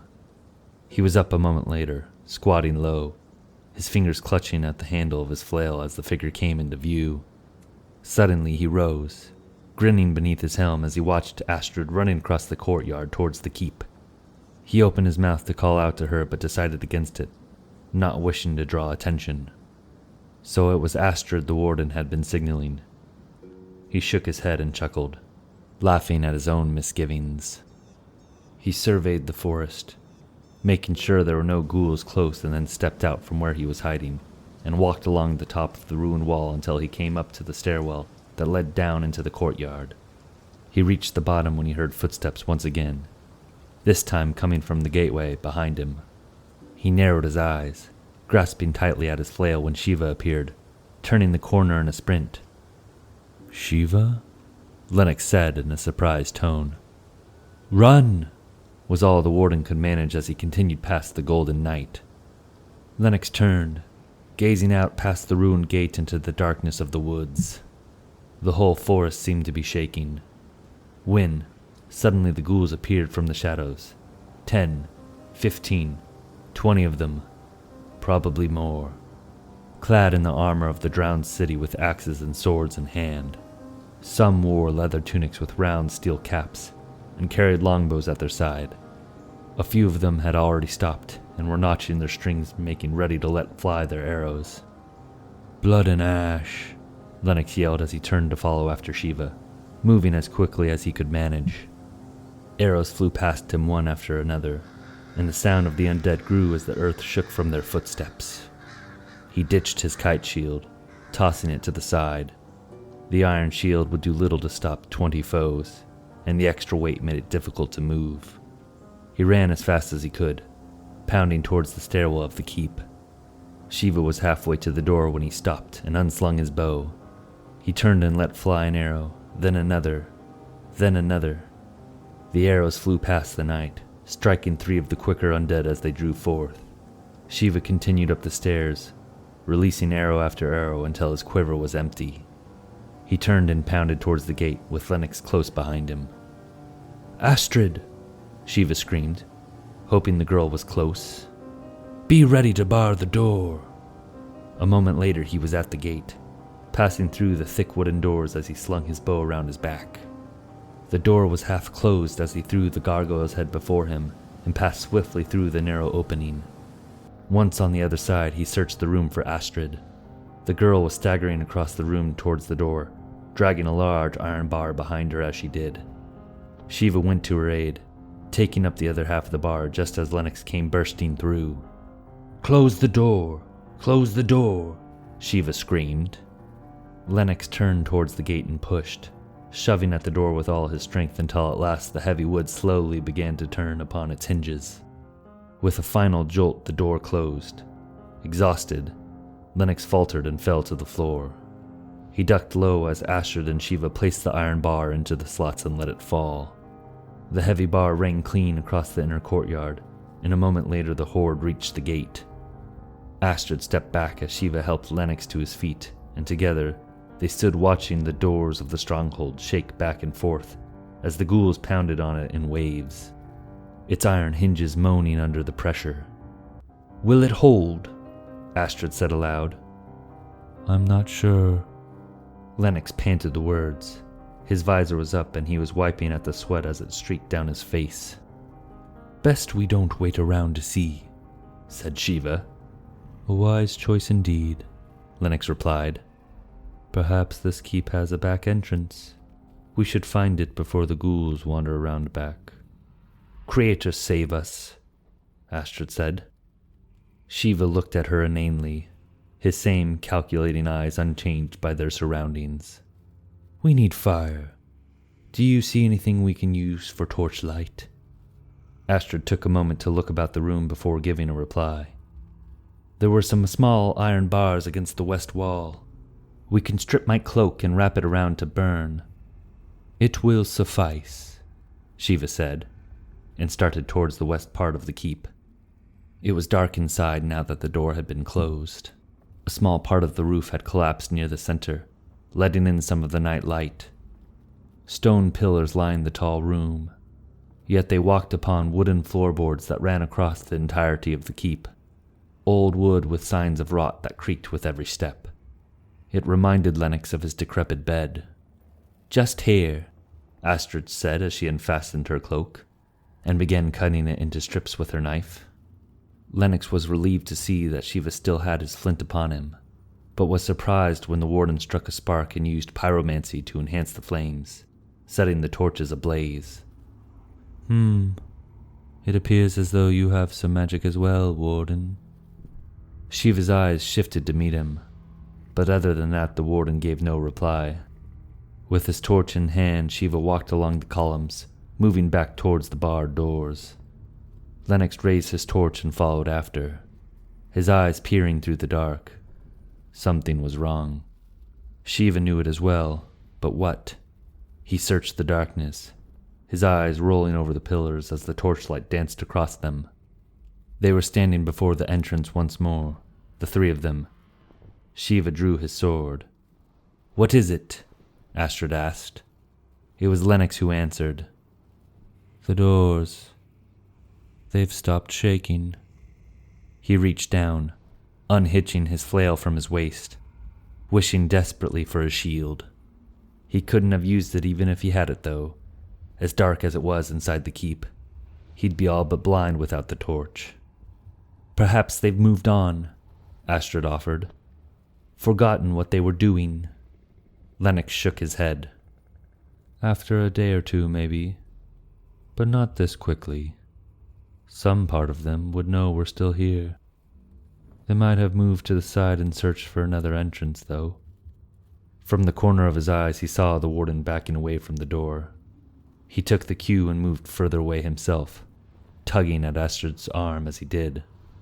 "It is coming," Shiva said at last. He turned to Lennox.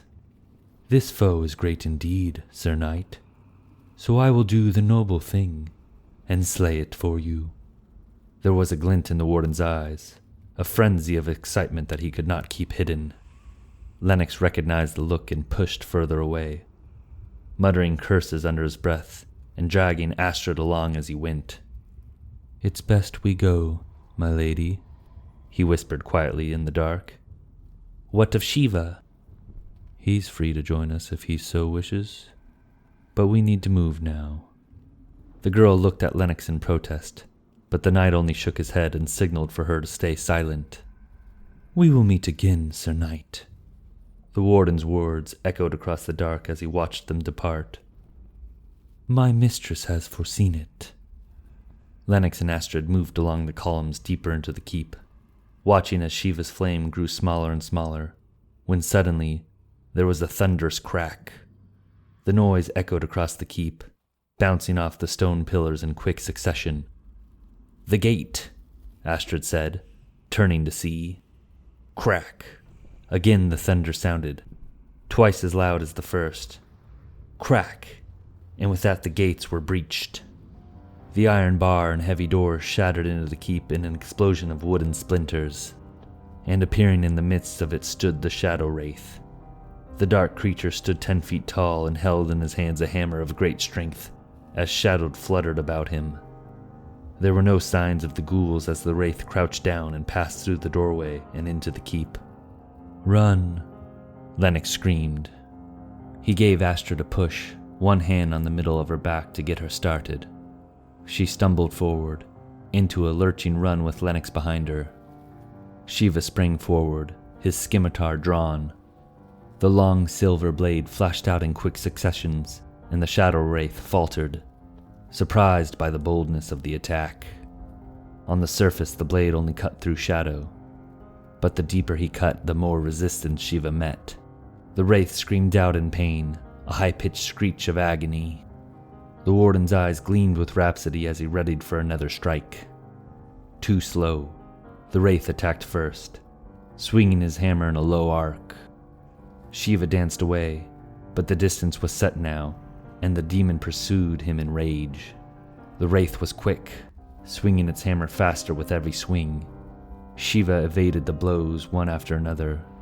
It was all he could manage to stay one step ahead of the beast. He found himself backed against one of the columns and rolled away, just as the hammer tore into the stone pillar.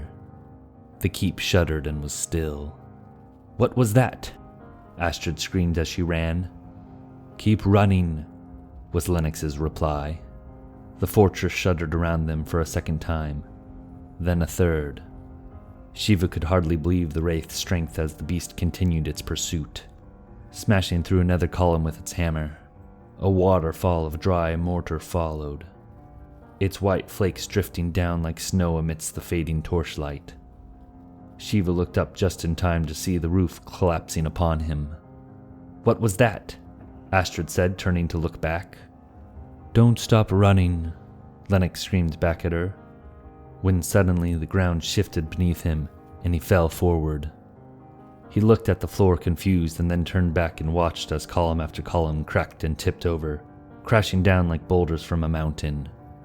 He watched as the cracking floorboards split, tossing Astrid into the air. "Astrid." She let out a shrill scream before falling into the void below.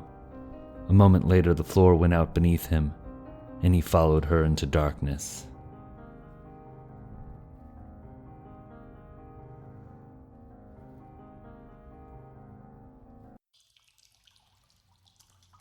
Chapter 8. The water was halfway up Shiva's face when he awoke, taking in a sharp breath. He began to cough, his lungs spewing out the water that they had taken in. When he was finished, he turned onto his back and let his head fall into the shallow water. His chest hurt, his left shoulder too. That's where he had hit the water when he fell. Such a long fall. It was a blessing the floor collapsed, else he would have been crushed for sure. He lifted his head and looked around, but he was met only with darkness. He let his head drop back into the water. He had fallen into a river. That he knew for certain. He ran his hands along his body to see what was missing. Most everything was still upon him. His sword was gone. A misfortune for sure. It was a splendid blade. He had no one to blame but himself. He reached out his arms, finding the gargoyle's head still at his side. He let out a sigh. The treasure was not lost. That was all that mattered. He would need it when he met his final foe. His skill had been tried against the wraith. Tried and found wanting. The sad truth left a bad taste in his mouth. He still lacked what was needed.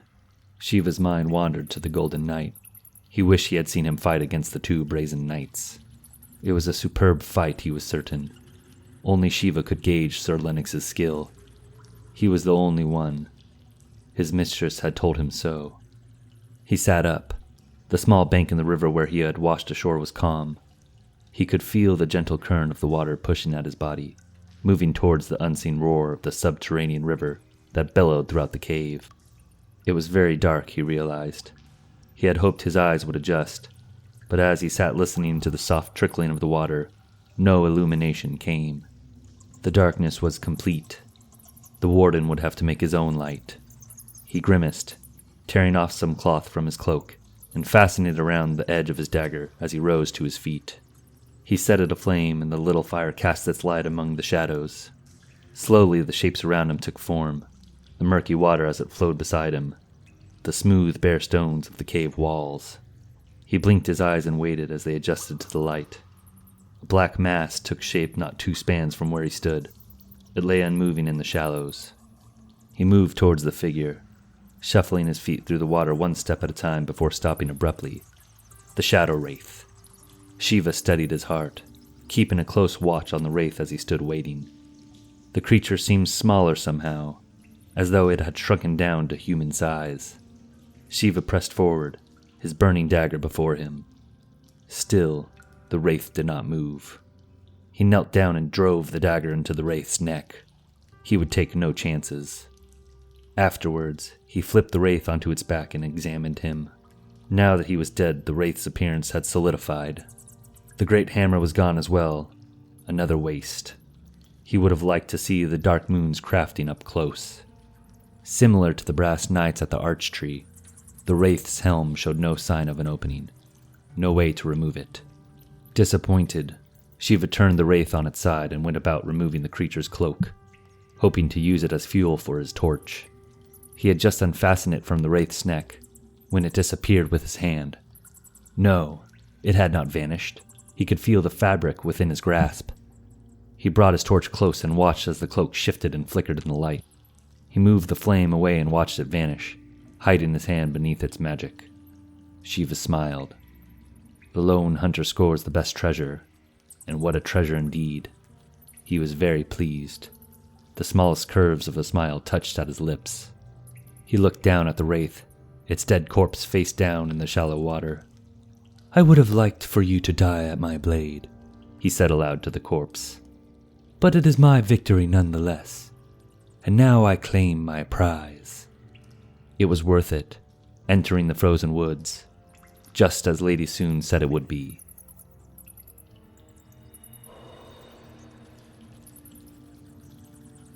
The shadow cloak did Shiva little good while he carried a torch for all to see.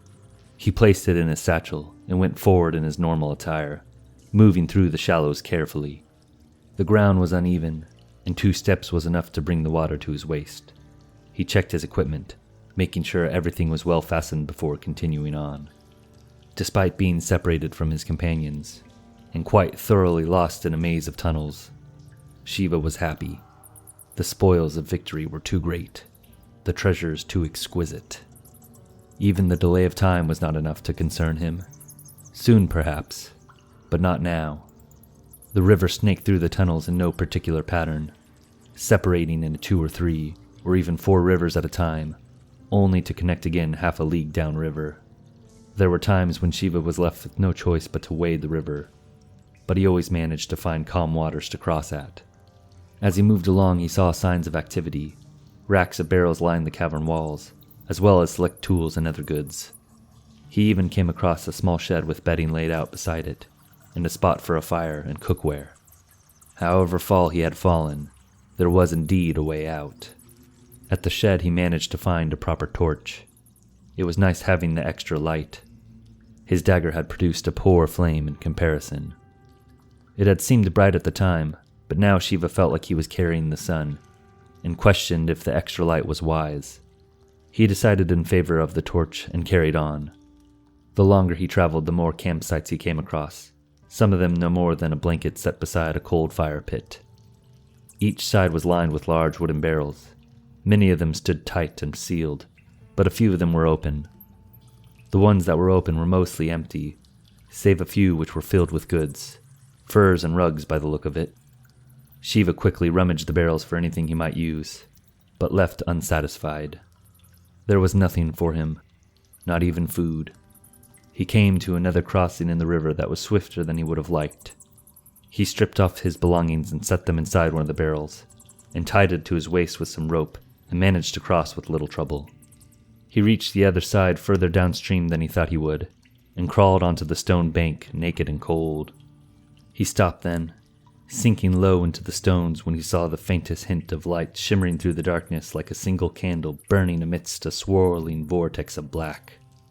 He heard nothing but the rolling tremble of the river beside him, and there he waited, watching the light as it pulsed in the distance. When enough time had passed, he pushed himself off the ground and heaved at the rope, pulling at his barrel that floated gently in the shallows. He lifted it onto the shore and began to dress himself in the dark, checking to make sure everything was in its place. Afterward, he pulled the barrel further up the riverbank and began making his way towards the light. Even with the flame so distant, its light was enough for Shiva to move freely without fear of slipping or falling back into the river. As he drew near, the light grew in illumination. He swung his new shadow cloak around his shoulders and pulled the hood over his head, holding the cloak close as he pushed forward, eager to know its true value. What stood before him was more than just a mere campsite. 2 stone towers sat on opposite sides of the river, anchored against the cavern walls with a small rope bridge connecting them. A timber palisade stood erect on both sides of the river in defense of the structures. The wall looked strong from afar, but proved to be lacking as Shiva drew near. He found at least a half a dozen gaps in the fence, where he could slip through unnoticed. He chose to stay near the east corner, where the light was darkest. Once inside, he searched the grounds. The torches were all maintained, and lit up the inner defense well, yet the stronghold seemed abandoned. He had just crossed the yard to the base of the first tower, when he glimpsed a single guard across the river, standing at the start of the bridge. How long had the man been there? Had he somehow missed him? Or had the guard only just arrived? The man wore a plain tunic of black leather and stood awake, gazing out into the darkness. He seemed to be looking in Shiva's direction, but remained motionless with a spear in hand. The guard passed across the bridge and looked down towards the base of the structure. When he was finished, he crossed back across the bridge and out of sight. Shiva stood alone with his back against the tower. Had he been seen? No alarm had been called. He kept vigil, watching to see if the guard would appear once more. After a time, he relaxed, casting his gaze at the river before him, watching as the water struck at the cavern wall in a roaring spray of foam and mist, before being sucked down to the earth below. He watched the river for some time, and when he was done he moved on, near invisible in his cloak, and hidden in the river's mist. There was a single door at the base of the tower, blocked by stacks of barrels and iron bars that had been wedged into the ground and leaned up against the gate. He looked back at the river, and then to the bridge above it. A thought he did not like much came to mind. He continued around the tower to where the stones connected with the cavern walls and discovered a narrow ladder that led to the top. He scaled it quickly, the roar of the river hammering along the cavern walls. He stood like a phantom atop the tower, his dark cloak fluttering in the throe of the mist. There was a metal hatch leading down with a large lock set upon the latch, and several barrels placed atop the door. Something had been trapped in the tower, something not meant to get out. For a moment his eyes twinkled at the thought. No, he told himself. Lady Soon had said nothing of a monster inside the twin towers. He had his duty to carry out.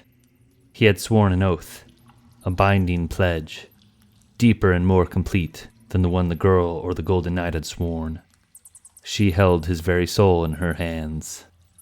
He could never take it back. He did not intend to. Shiva moved towards the bridge. He had lost much time, but it was not wise to do anything in haste. Such was the path to ruin. The bridge was stronger than it looked from below, and he crossed it quickly, his shadow cloak a mass of gray mist wrapped in diluted light. He emerged on the other side with beads of water sticking to his cloak like morning dew. After wiping off excess water, he opened the hatch and dropped below, uncertain of what he was to find.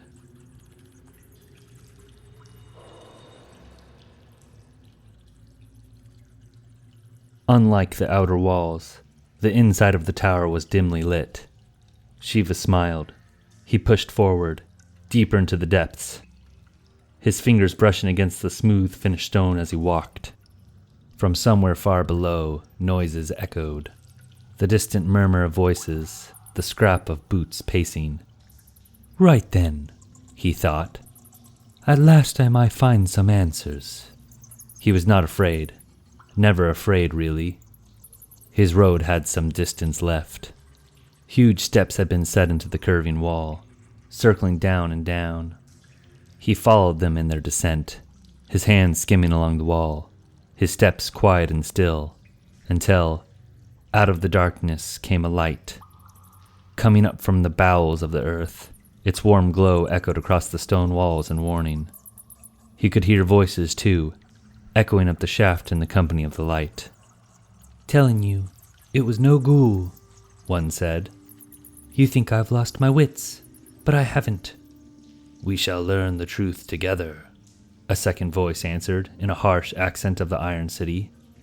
Tell me honestly, you think I've cracked, don't you? Lost my head. I can see it in your eyes. The gods alone know what you truly saw, Matt, the second voice answered. Shiva could see the light of the torch crawling up the steps before him, flickering with every step. I believe you saw something, though. It was right of you to tell me. If only you hadn't spoken of this to Tarkus. He should not have been bothered with this news. Next time, find me first. And if not me, Rickard then. I know what it sounds like, believe me, I know. That's why I told Tarkus. If it were just some ghoul, then I would have taken care of it myself. But it was a specter I saw. You'll see, a true spirit of mist. Shiva could see the flames of the torch flickering up above the stairs. The two men were almost upon him. He leapt from the stairwell onto one of the wooden beams that crisscrossed through the tower and brought his cloak about him, so that he was completely shrouded in the foggy black. He held his breath as the man holding the torch climbed into his sight, his companion walking beside him. For a moment Shiva felt as though there was a third, but no, the light revealed only two. Explain this apparition once more, the torchbearer said, a strong man in a mail coif set with a black circlet. He wore a sword at his side, they both did, and even in heavy boots their feet seemed to float soundlessly upon the steps.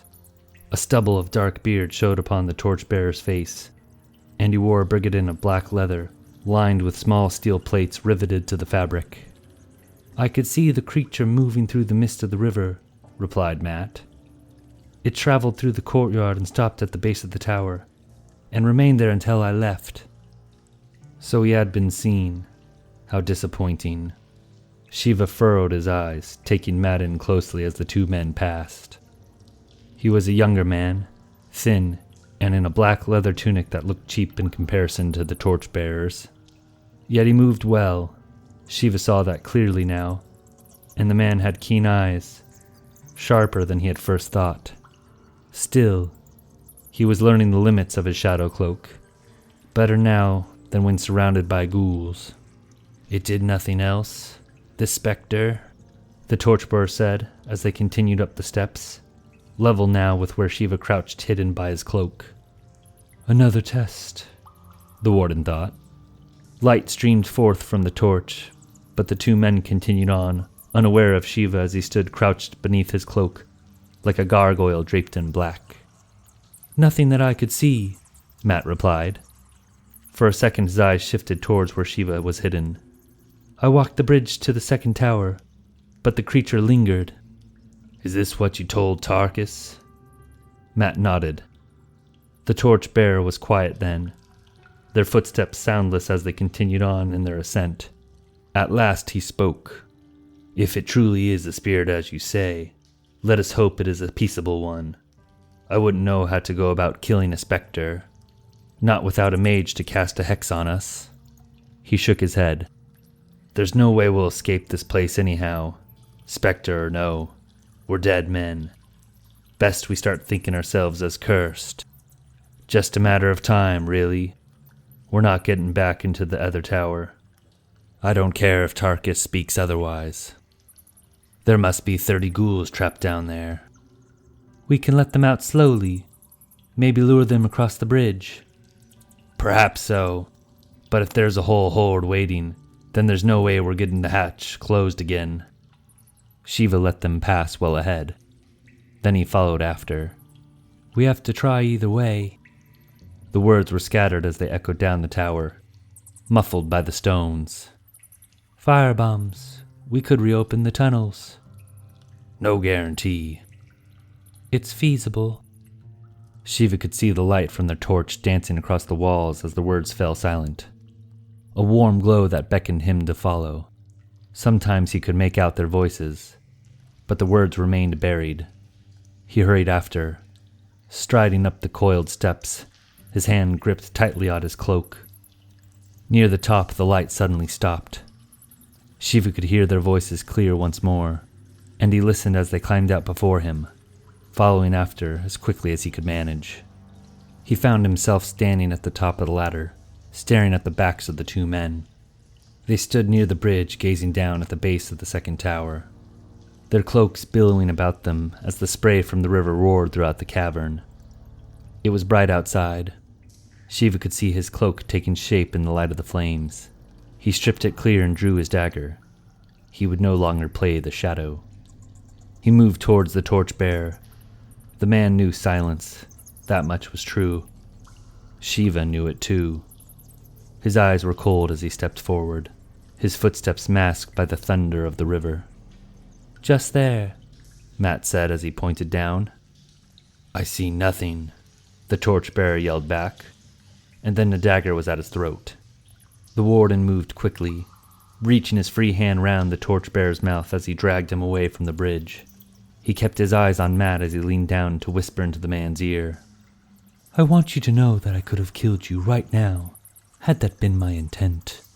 The words were soft but cold as they left Shiva's lips. I could have killed your friend too, but I didn't. It's important you understand that. Nod if you understand. The man nodded. Good, Shiva whispered back before releasing his grip. The man fell to his knees and reached for his throat, feeling the warm spot of blood where Shiva's dagger had skimmed across his neck. He was coughing and looking towards Shiva with both anger and relief present in his eyes. This one will fight till the end, Shiva told himself, making a note of it. Matt stood facing the other tower for a few seconds before realizing he was alone. He turned around and seemed almost confused by what he saw. Crite, he yelled as he drew his sword. Put that away. If I wished you dead, your sword would offer you little aid, Shiva said. He had sheathed his dagger, but his hand still rested on the hilt, and when he looked towards Matt, his eyes burned cold like blue glass. Do as he says, Matt, said Crite, his rough voice even more sour as he rubbed at his throat. Having reached a decision, however much he disliked it, Matt lowered his sword. A moment later he returned it to its sheath.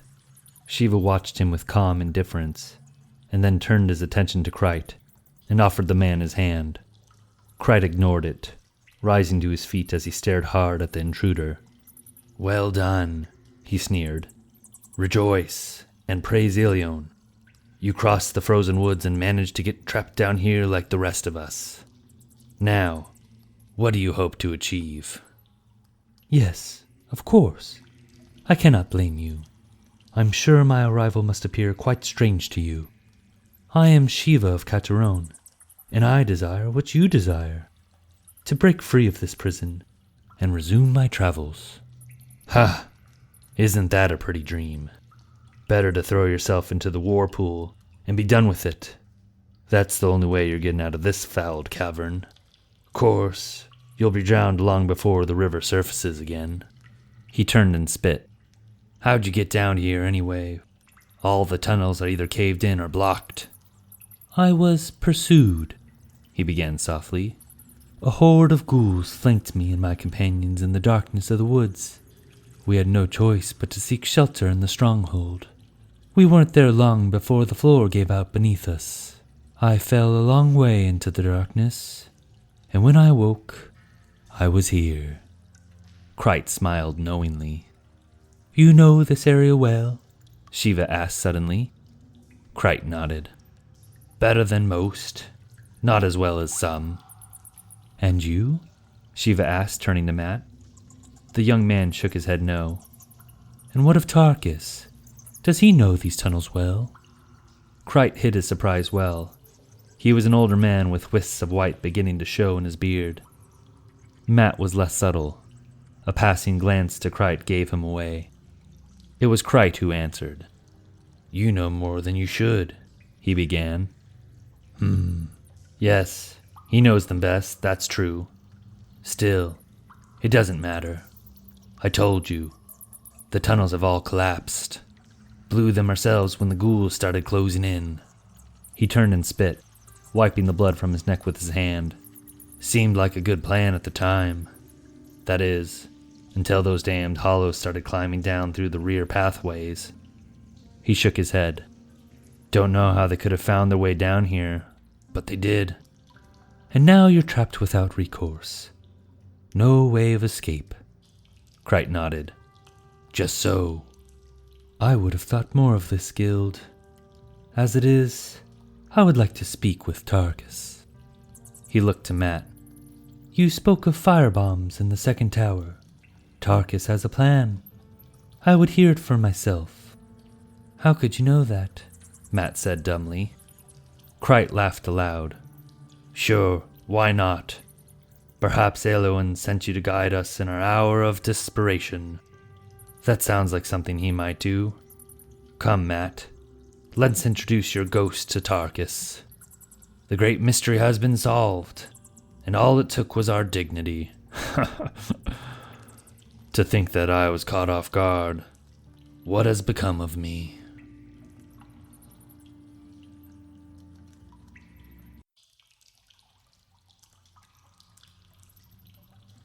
Chapter 9. Krite led the way into the depths of the tower, a party of 3 now. They walked in silence, the warden's hand once more skimming along the wall, taking in the smooth texture with every step.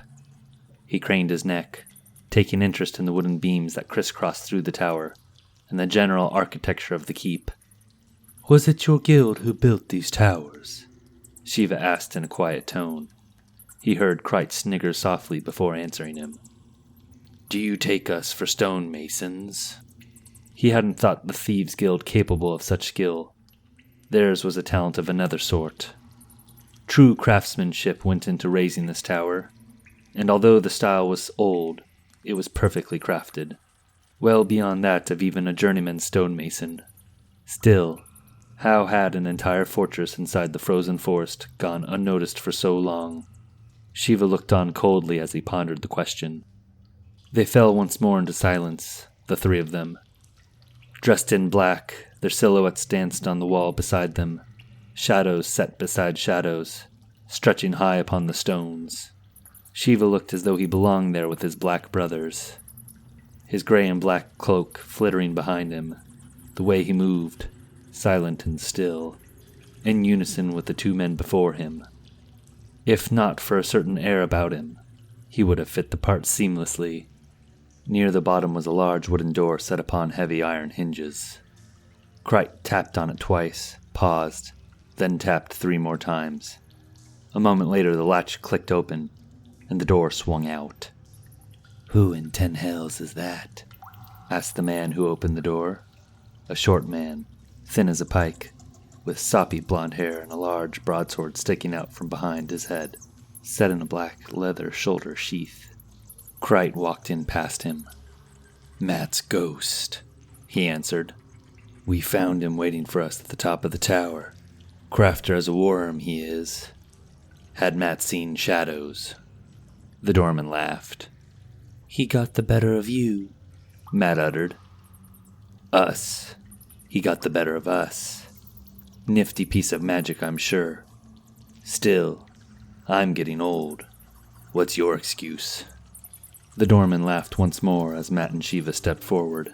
He stopped, though, when Shiva's eyes fell upon him. There was nothing funny about the warden, even if Krite was making light of the man. The room was sparsely furnished. A few barrels sat at one end next to a table and some chairs. Opposite the table was a nest of dry straw bedding set with some blankets. A man lay there sleeping, his face half covered by a large cavalier hat set with a single black plume. He looked as though he were sleeping, but Shiva could feel his gaze resting upon him. A small smile touched his lips as he nodded to the sleeping man. He was amused to see a small nod back before the man flipped where he lay so that he faced the wall and drew the blanket close around his shoulders. "Well, come now," Krite said, gesturing for Shiva to follow. "Let's not keep the old tomcat waiting." They passed by the sleeping man on the floor towards the second door that led into a small den. There they found Tarkus crouched on top of a long stone table, set with 2 lanterns on either side for light. The large cat didn't so much as lift his gaze as he spoke. "Leave us. I would speak with the intruder in private." Krite nodded, stepped back, and left without a word, closing the door behind him as he did. Shiva found himself alone with the tomcat, a large feline, as big as himself if he had to guess, but fatter. Several hefty books lay sprawled out before the creature, mixed together with what appeared to be maps of the caves. He watched as the cat's eyes scrolled across the text. "So, traverse the frozen woods, only to be trapped like a rat so far below the earth." Tarkus looked up at the warden, taking in the great mystery. Somehow the cat seemed unimpressed with what he saw, and went back to his books. "Well, indeed. You are an odd sort of human. You fared well to make it this far. But what next?" Tarkus paused, letting out a long sigh as though bored. "So few truly gifted men remain. Men like Sir Draco and Knight Maleficus. Off to slay a dragon last I saw them. Still, even their deeds were in part fabricated. What is it with humans in truth? You just can't seem to keep it firmly in grasp." Shiva had not moved since entering the room. He stood relaxed, one hand resting on the hilt of his dagger, his gaze a stolid mirror. The large cat looked up and smiled. "Oh, I think I've taken a liking to you. You're a special one, perhaps even great. Shiva of Katarone, was it?" Shiva nodded slightly. "Well, don't act so surprised. You don't think these ears are just for show?" Shiva stared back, indifferent to the snide comment. No ears were that good, and the both of them knew it. "Yes, I think I like you very much. I am Tarkus of the Deep.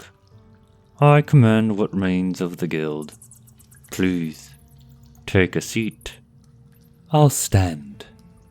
"Indeed, so you shall. I won't stop you." Tarkus leaned forward, resting his hand upon his front paws. The same bored look latent in his expression. Still, his eyes shone clear, silver streaks set against gray fur that watched the warden's every move. He lay unmoving in the silence, content in his state with Shiva before him. The warden took it as a sign to speak. You seem to know why I'm here. "I know how you're here, not why." I am first warden to Lady Seolasun of Katarone. Duty ushered me to pass through the frozen woods, in the hopes of reaching Solaire quickly, that I might fulfill my lady's will. "And what is it she desires in Solaire?"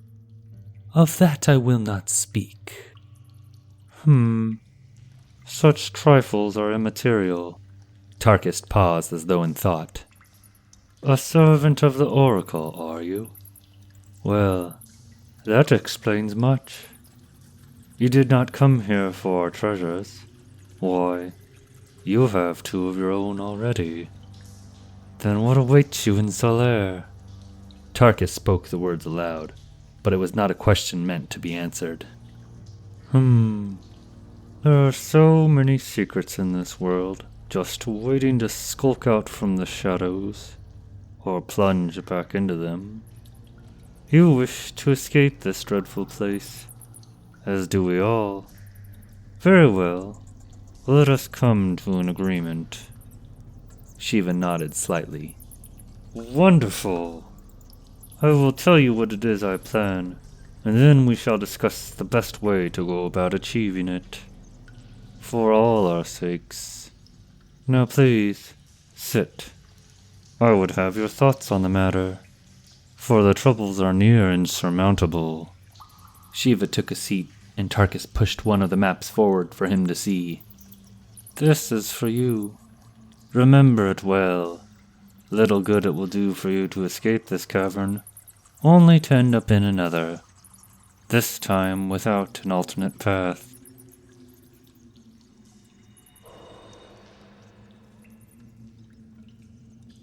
They sat conversing for some time, the warden and the cat. Shiva listened to the creature's story, gauging every word the feline said, questioning in his mind what he was being told and what he wasn't. What was left unspoken was often as important as what was being shared affably. "And what of this bridge?"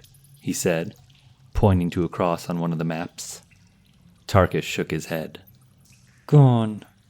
We cut the bridges early on in the incursion, but it was only a half measure. Something to buy us some time. You can get most places 10 different ways in these tunnels. Tell me more of this ghoul swarm. You said they didn't move like normal hollows. Abominations, the lot of them. They have always been a pestilence to us. Hardly any real trouble, though. His paws scratched at the table, as though clawing into some invisible prey. Something has changed. Of that there is no doubt. They move with direction now. With purpose. And quickly, too. As though driven forward by some unseen master. There's something to be feared now, Warden. And not just by the people of the deep. Shiva gave the tomcat a long, searching look. Was there another among them? What I mean is, do you know if there was a captain of sorts? Perhaps he was a hollow like them, or perhaps something else. Saw something, did you? Come now, don't hold it from me. Else how am I to help? For the first time since Shiva entered Tarkus's company, the cat feigned interest. But what it was the cat was truly thinking, Shiva couldn't guess. His own face revealed nothing as he considered telling the tomcat what he had seen. There was something else besides the ghouls up above. A shadow wraith, if I am to name it. The hollows disappeared when the creature drew near, almost as though they were in union together. I wonder if perhaps some new hierarchy has come into play. It is uncommon to see such creatures working so closely with one another. Tarkus stretched out his paws, arching his back as he let out a long, gentle purr. Afterwards, he returned to his previous position, with his head laid out softly on his paws. A dreary notion. You hint of the Dark Moon Alchemist, yes? Of course you do. But I know nothing of the wizard's workings. You'd be better off asking your lady soon. She knows more than she lets on, I'm sure.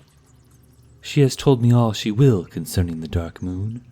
If she has held anything from me, it is no doubt to my benefit. The old cat's eyes lighted upon him. Such fierce faithfulness, he said, the laughter clear in his tone. What a stubborn man you are. Very well. You have made your choice on the lady. We will speak no more on her. I have nothing more to say concerning the Dark Moon, except perhaps to say his creatures have been very active of late. There has been an awakening. Boundless destruction lies ahead. It will mean the death of many, but greatness for all who pass through intact. And what part will you play? Shiva asked. Oh, I'll watch with interest to be sure, but else I believe I'll sit this one out. That is, of course, supposing we make it out of these caverns. It is a shame to lose them. It will take some time to rebuild, but then one must pass the time some way, yes? With nothing else to say on the subject, Shiva set his hand upon the map, drumming his fingers across the top as he studied it once more. It's not a bad plan, but it leaves much to chance. Life is a gamble, Warden. And we have not discussed how we will obtain the firebombs in the second tower. Tarkus laughed. That one's not so difficult. You still have that nifty cape of yours folded neatly in your parcel, yes? Shiva stared back at the cat coldly. Tarkus smiled.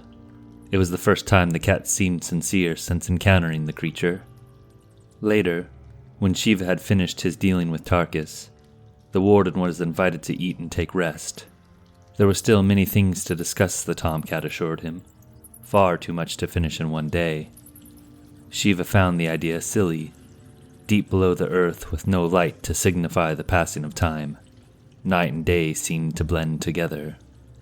He spoke to the cat several more times, looking over the different maps of the caves and discussing how best to use the firebombs. This is absurd, Shiva told the cat suddenly. Until we have the bombs in our possession, there is no discussing what we might do with them. We don't even know how many are left in the tower. Too true, Tarkus replied.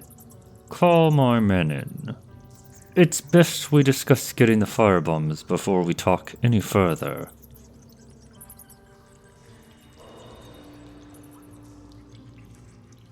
That night, Shiva couldn't sleep. He found himself alone with Ricard, who sat fletching arrows at the table. A good-looking man in his 30s, he had been feigning sleep when Shiva first arrived, and had spoken little with the warden since then. His garb placed him as a resident of Solaire. He was watching Shiva with a smile when he set down his dagger and rose, making his way to one of the barrels by the table. When he turned back round, he was holding a large glass bottle filled with wine so rich it looked almost purple. He opened the bottle and quickly poured 2 cups, handing one to Shiva with a friendly nod. A sweet red from the vineyards of Bedivere. It sings of cherries and dark oak. You jest. Ricard shook his head. A rogue does not joke in the same way an honest man does. I would not kid you in this, not in wine. He watched as Shiva took a sip. A piece of home, yes? Shiva nodded. Yes, thank you. It is no trouble. He took a seat and placed his feet upon the table. I regret that we must drink of it under such circumstances. It steals away much of the enjoyment. Shiva took another small sip. It was good. He would only drink half the cup. So you are going into the tower, yes? Very dangerous, I think. But then, the merit of all things lies in their difficulty. Ricard took off his cavalier hat and set it on the table, taking a drink from his cup. Do you think you will die? He had a smile on his face and seemed truly interested as he waited for Shiva to reply. The warden shook his head no. Ha! I knew it. Some of the others, they say you will die, but Ricard did not think so. I can see it, truly. You will not die so soon, I think. Are you a seer? Oh no, not me. I have seen no vision. I misspoke. It is a feeling I have when I see you. Do you understand? Shiva nodded. Good, he said with a smile, happy to have cleared up the error. He took a drink from his cup. Tarkus likes you. I have seen this also. He does not like everyone. That's another reason I think you will live. He would not send you to die if he thought that is what you would do. Matt and Edward, maybe, and possibly Krite. But no, he is a good sword, that one, and we will need it if we are to escape. You believe we will make it out? If the cat believes there is a chance, then I believe as well. You do not? Shiva didn't answer. He took a sip of wine. I don't know these caverns, and we don't know how many hollows still remained wandering the paths. There is still much left to chance, and fortune might not be on our side. To good fortune, then, he said with a wink. She is the best of all mistresses. He finished off his cup and poured another. After that he took up his knife and went back to fletching his arrows.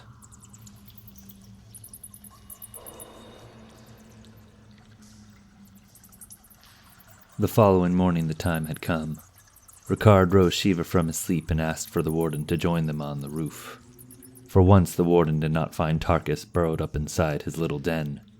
Instead the cat had made his way to the roof on the second tower along with the others. He sat perched on the wall gazing down at Matt who stood below, banging on the iron door with his sword. I hope you slept well, he said as Shiva approached.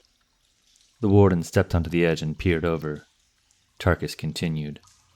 He's been down there the last hour, banging on the entrance, trying to make some noise. Any success? I believe so, yes. It's been rather quiet over by the hatch. They had removed the crates and barrels that had once set over the entrance leading down into the tower. It sat vacant and still as Crite and Edward stood near. Ricard was not far off either, his bow drawn and arrow notched as he leaned back against the tower. Behind him the whirlpool cast up a never-ending mist that made the air damp to breathe. Are you sure you don't want a blade? I have my dagger. Yes, of course. I will not press it any further. Shiva glanced at the cat quickly. What a vexing creature. It was just the nature of cats, he told himself. Who had not seen deceit in their sly faces? Matt has returned, Tarkus said, rising before jumping down from the tower wall. When faced with the difficult task, it's best to get to it quickly. The ghouls below will only stay occupied for so long. Tarkus smiled as he spoke, but Shiva thought there was a touch of reluctance as they moved towards the hatch. If there's more than 4 or 5 of them still waiting at the top, then I'm not sure we can get the latch closed again before the others return. And if that happens, we'll die, Crite grumbled. What nonsense, Tarkus answered. You are always free to retreat back to the second tower and cut the bridge. I intend to. What does it matter? Edward said, speaking up. An older man with a dour disposition. Both Matt and Ricard always stopped to listen when the man spoke. If we fail here, we'll just starve down in the tower. I spent half my life starving, and it's not how I'm gonna die. He turned and spat, shaking his head while his hand rested upon his sword. He didn't say anything else. Ricard, the key, Tarkus said. Ricard stepped forward, producing a key from his pocket. He handed it to the warden along with a length of rope neatly coiled. I wish you well, he said. Shiva took the rope with a nod. His face was near expressionless, but perhaps there was a touch of respect set about his mouth. He turned to face the hatch. Remember, Tarkus said, if you're a shadow, how can they see you? Still, try to be quick. And with that, Tarkus gave a nod. Matt moved quickly, unlocking the hatch and signaling to Edward that he was ready. Crite stood close with his sword in hand, Ricard as well, arrow drawn and notched, ready to take down any hollows that might come forth. Shiva took one last breath and turned his eyes toward Edward and Matt. Do it, he said with a nod. And a moment later the hatch swung open, revealing the dark pit that lay below. And then there was nothing. No creature or cursed hollow appeared, only the black hole of the tower and silence. Crite moved in, leaning forward so as to get a better look when Shiva sprinted past him and jumped, turning as he did to grab at the small ladder on the inside. With the ladder firmly in grasp, he let his feet go to the outside of the rails as he quickly slid down into the darkness. He looked up and saw the silhouettes of Matt and Edward. They were holding torches and throwing them into the tower for light. 3, 4, 5 of them in total, their flames flickering as they fell into the tower. He saw the silhouette of Ricard's cavalier hat cresting the light of the tower, just as the hatch was shut closed once more. Shiva looked down.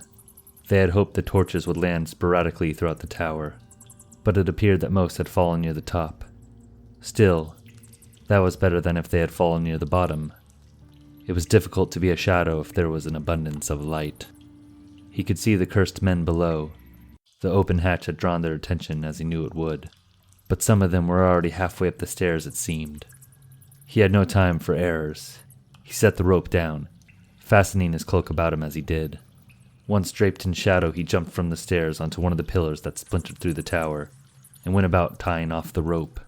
He swung his cloak about him then and waited breathlessly for the ghouls to arrive. They surged up the stairs in a wave of rotten flesh and bloodied armor, each hollow scrambling to pass one another as they clambered up the stone passageway, looking very much like the vermin Tarkus claimed they were. Still, this was something else. The way they moved, their speed and rage, they were different than the guards that had served in the undead cathedral, or any curse that Shiva had yet encountered.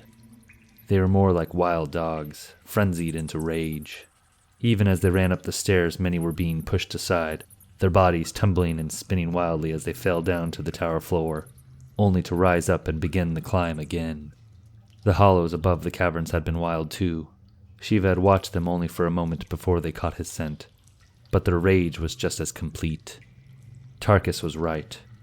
These cursed were dangerous to more than just the Thieves' Guild if they were to spread.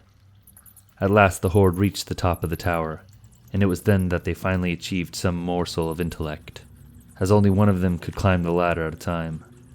The poor creature that arrived first began to cut up at the hatch with his sword, as though he were striking at a man. But the hatch had been shut, and, if he had to guess, blocked once more by the crates and barrels. Shiva watched them where he stood, shifting irritably as he began slowly lowering the rope, inch by inch, foot by foot, deeper and deeper into the bowels of the tower. Every so often another ghoul would be pushed off and tumble down to the earth below.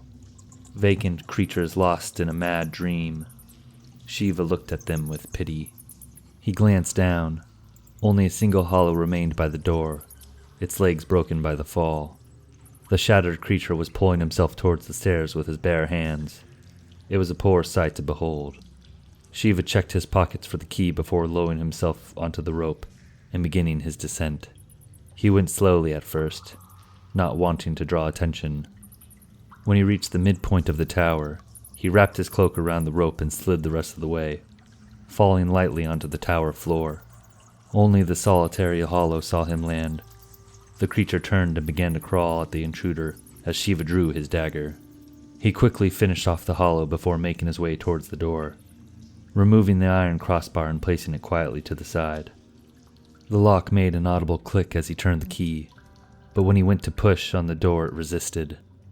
He crouched low, pushing into the door with all his weight, but still the door remained closed. Abruptly a hand caught his heel and he stumbled, falling backwards onto the hollow creature. It was upon him a moment later, clawing at him with broken hands, its eyes like that of a beast. Shiva grunted, holding the creature by its neck as he reached once more for his dagger. He stabbed the blade deep into the creature's head and the hollow fell still. He threw off the ghoul and cast his eyes upward, hoping that their struggle had not drawn attention. His hope was shattered with ill disproportion as the hollows above threw themselves off the stairwell towards the intruder. Their bodies broke upon the surface in a mash of steel and stone. Shiva threw himself into the door, hoping to force it open. It gave a little as he struck it a second time. 3 of the ghouls were beginning to rise as more threw themselves down without hesitation. He smashed into the door once again. This time he could reach his hand through the opening. The ghouls continued in their descent, one of them narrowly missing Shiva as he fell from above. "My lady!" Shiva yelled as he threw himself into the door one last time. The door faltered for a moment before swinging open, letting the outside light spill in with all its radiance against the darkness of the tower. Shiva emerged, the horde of ghouls following close on his heels. He looked like a shadowed specter from above, his dark form streaming below the tower base as he ran towards the ladder, tearing off his cloak as he did. "There," Matt called out. "He's done it." Indeed. Tarkus seemed unmoved as he watched the warden being chased below. Matt, be set to receive him. The rest of you stand ready besides the ladder. And Ricard, be sure to take out every third hollow as they follow. We're not to be overrun this late in the hour. Shiva reached the ladder and began his ascent, not bothering to look back. He could feel the undead pressing behind him. As he neared the top, he peered up warily, catching a glimpse of Ricard's familiar hat peeking down in his direction. He stood atop the wall with bow drawn and arrow notched, his aim set upon the warden. Shiva paused, inhaling quickly as he felt a hand grab at his boot. Ricard let fly the arrow and the hand released its grip. In a flash he had drawn a second arrow, releasing it as well. Shiva risked a quick glance below and watched as the two ghouls closest to him fell limply from the ladder. When he reached the top, he found Matt's hand waiting for him. The young thief pulled him up and away from the wall before leaving him alone with Tarkus, a pleased grin showing beneath the creature's eyes. Marvelous. Simply marvelous. My hopes for you are of the highest regard. Shiva turned and watched as Kryta and the others cut down the ghouls one after another as they tried to breach the tower. My men will make quick work of these hollows. Then we shall claim our reward, and make ready our escape from these awful ruins. Shiva met the cat's gaze, silver eyes that gleamed in the light, and revealed only what he wished them to reveal. He was done trying to read the cat. It was pointless to try. Instead he turned and continued to watch the carnage that was unfolding before him. It was hardly a fight, and there was little sport in the matter. Still, he would watch until the end. They had almost had him, twice. Alone they were weak. Together they were an earnest foe, worthy of death. He would watch to make sure death came for them all.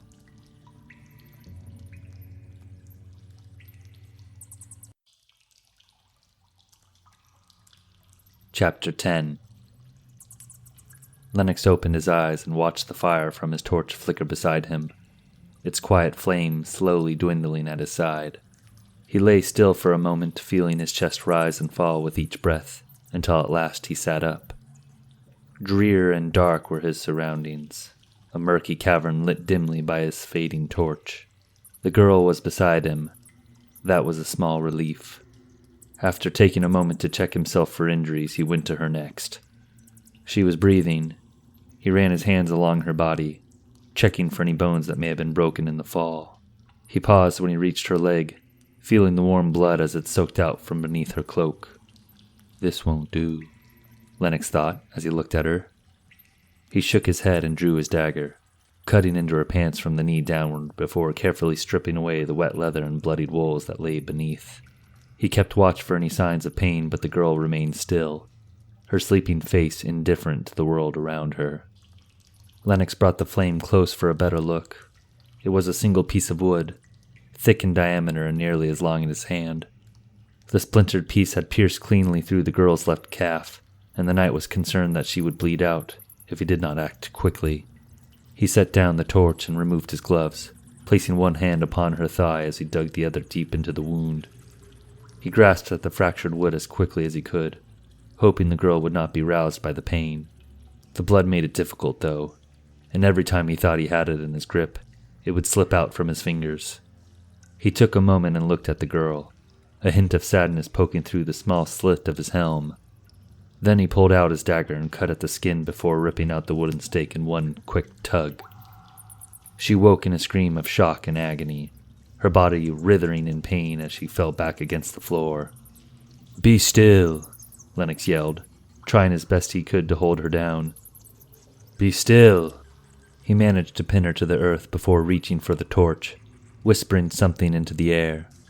The torch suddenly exploded in a flame of blue that burned hot and cast its light brilliantly, revealing for the first time the night's surroundings.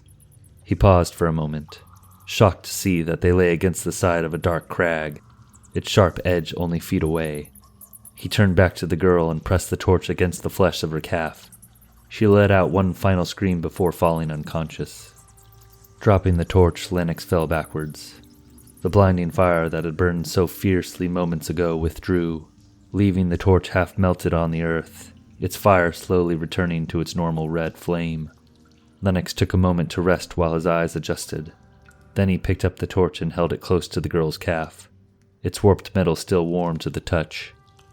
The poor light made it difficult to confirm, but the wound seemed to be closed.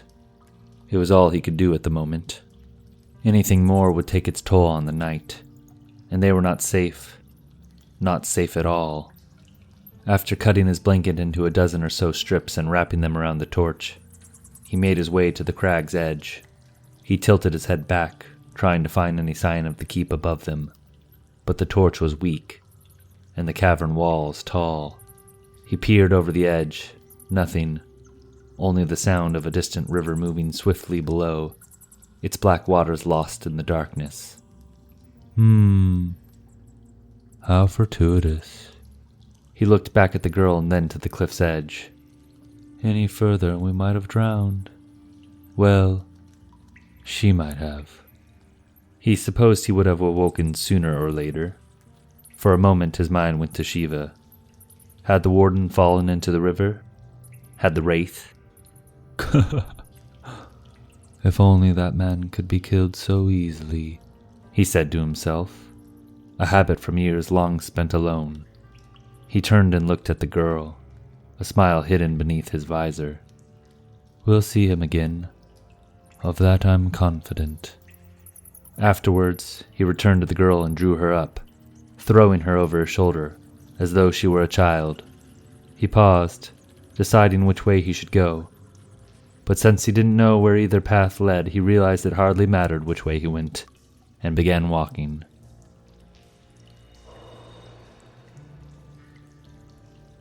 Soon after he set out, the land began to slope upwards.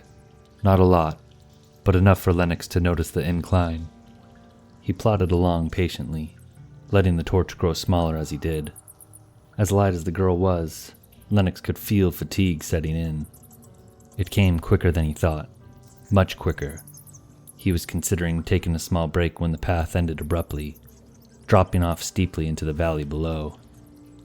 Blood and ash, he thought.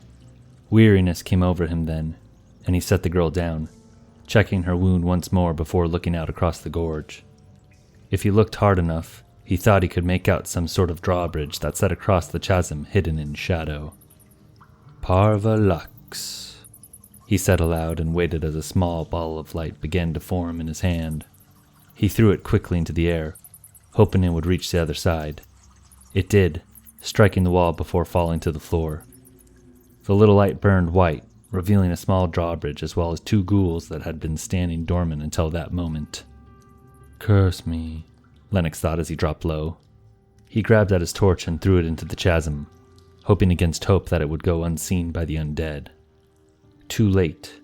The unstirring had already begun.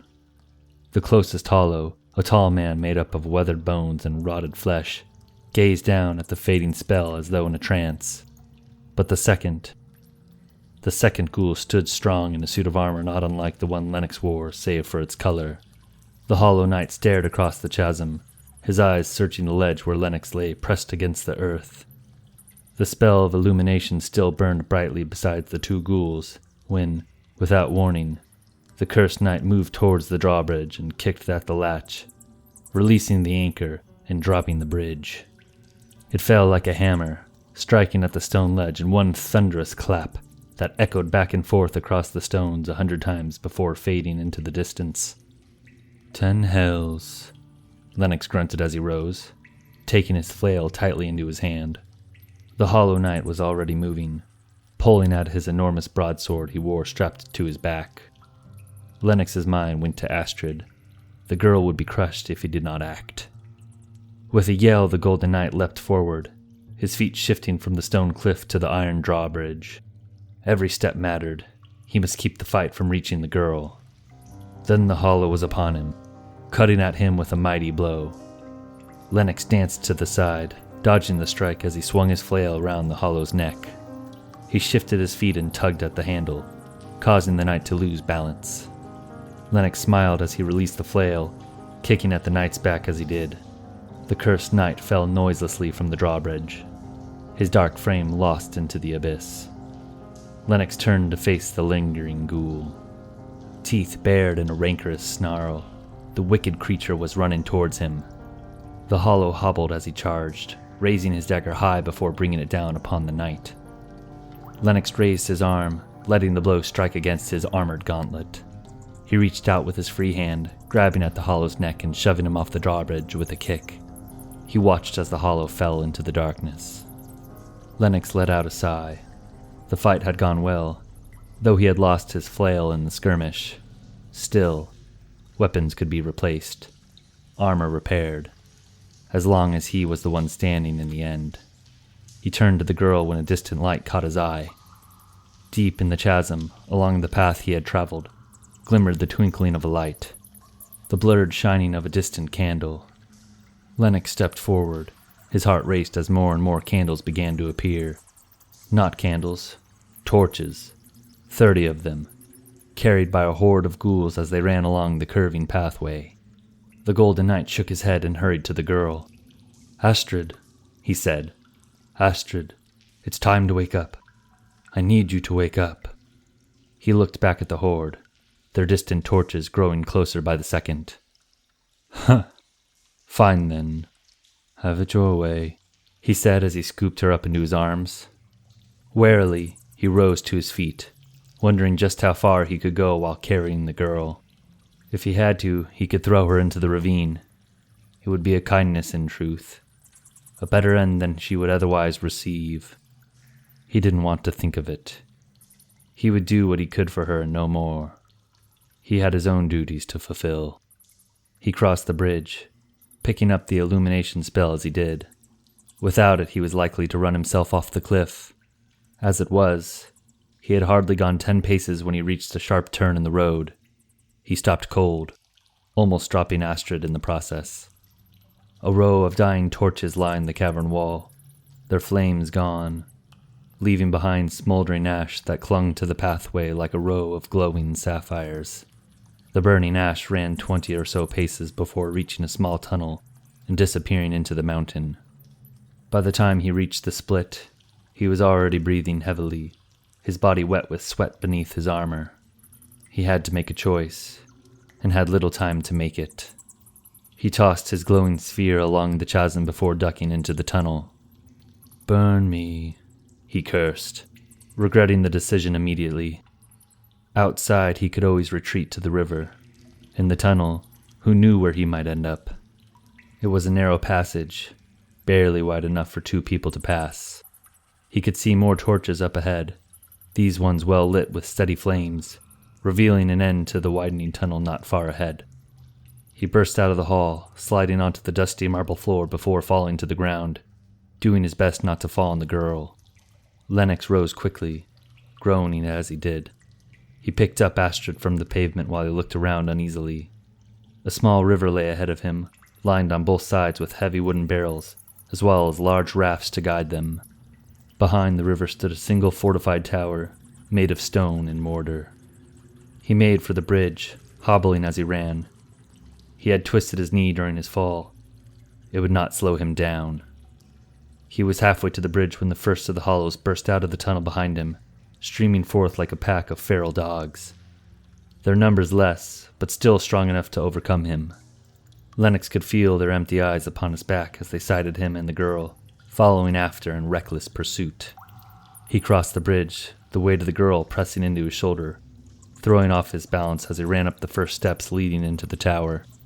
He fell with a crash but rose quickly, not daring to look behind him. He was close, very close, only a few more steps. He grabbed at Astrid's hand and dragged her up, one step at a time, until at last he stood before the tower's entrance. He laughed when he saw it was cracked open, and pushed the heavy iron door the rest of the way, throwing in Astrid before closing it behind him, and lowering the iron bar, locking it in place. Crash! The door shook as the horde of ghouls fell upon it. Lennox lifted his visor, watching closely for any signs of weakness, but the iron hinges were thick and strong, and the door would not break. A hint of relief shone in his eyes as he turned and looked at the girl. "How many times must I come to your aid?" He stopped then, noticing the wound on her calf had split open. The tower was well lit, allowing Lennox to see the severity for the first time. He looked to the door, listening to the hollows as they banged upon it with their swords. Either it would hold, or it wouldn't. It was no longer in his control. He turned to the girl and pressed his hand upon her calf, and whispered to the air. He would be empty now, for some time, but it was all he could do. The 2 torches set beside the door winked out, then the one halfway up the tower, then the 2 set at the top, until the only light was the warmth coming from Lennox's hand. Then that faded too, and the golden knight fell to his side, shattered and drained in the darkness of the tower, the clinking of the hollow swords echoing in the air.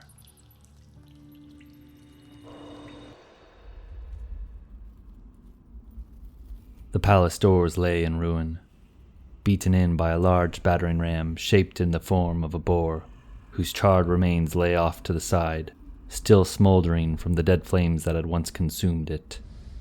Scorch marks soiled the once beautiful walls and rich velvet rugs that lined the floors. A dark ash filled the air, never resting as the heavy cinder kicked and twirled with every gust of wind. Women and children lay stacked in piles, their corpses smoldering like the boars.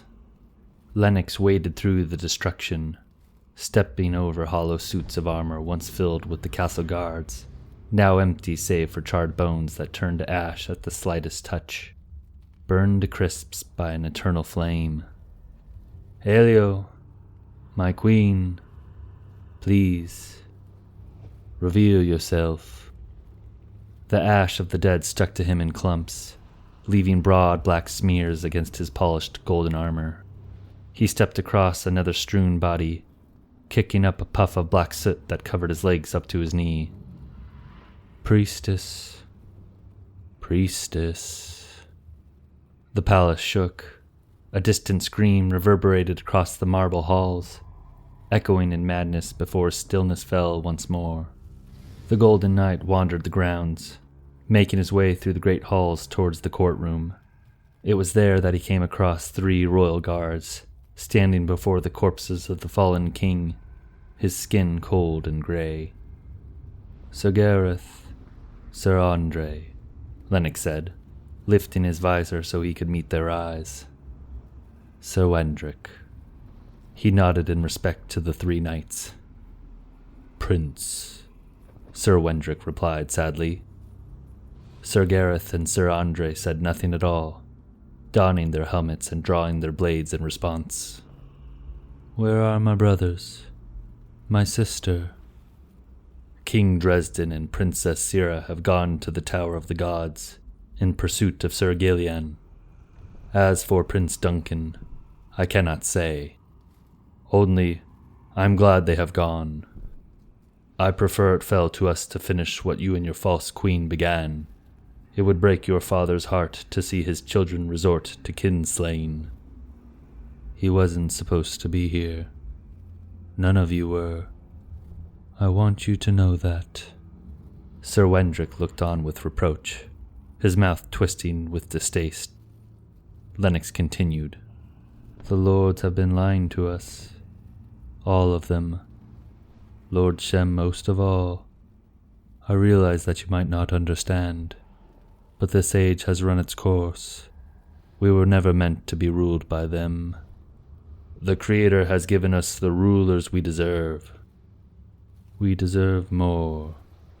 We deserve to die alone, and so we shall, to be sure. As it stands, Lord Shem sits with your false queen in the throne room. He has bid us let you pass, but you have tarnished your father's name, and honor dictates we set it right." At last Sir Wendrick donned his helm, flexing his hand before clutching at his blade. "This is not a fight I desire," Lennox said. "They never are," Wendrick answered. but it is the one you must face." Then he charged, flanked closely by Sir Gareth and Sir Andre. They were big men, the royal guard, well over 6 feet and donned in castle-forged armor, carrying castle-forged steel, all bearing the crest of the royal family. Lennox had removed his family armor, instead wearing a suit of gold bearing no sigil. He carried a discus war shield made of shifting light, and a spear crafted from white silver and imbued with lightning, the tip of which cracked and thundered as though a storm bristled upon the blade. He could feel the power from the spear pulsing through his skin, making him feel as though his very flesh blistered with magic. Hesitant, he readied himself to meet the 3 men, and thrust his spear forth, striking at the knights as they fell upon him. The air turned blue, crackling like a storm among them. It took all of Lennox's strength just to keep hold his weapon.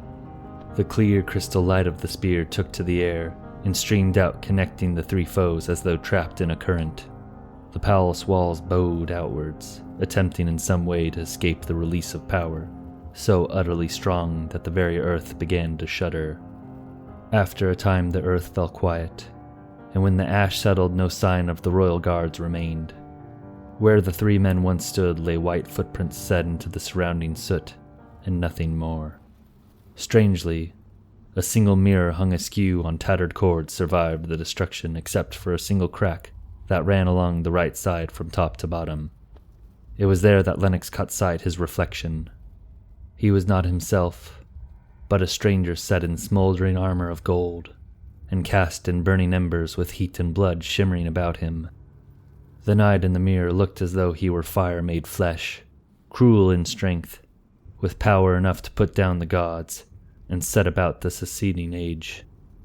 So terrible was the image that Lennox stood grounded, unable to cast his gaze aside or cry out, until at last the mirror could no longer hold such an image and shattered, falling to the earth in 1,000 pieces of silver and glass. Then everything went dark.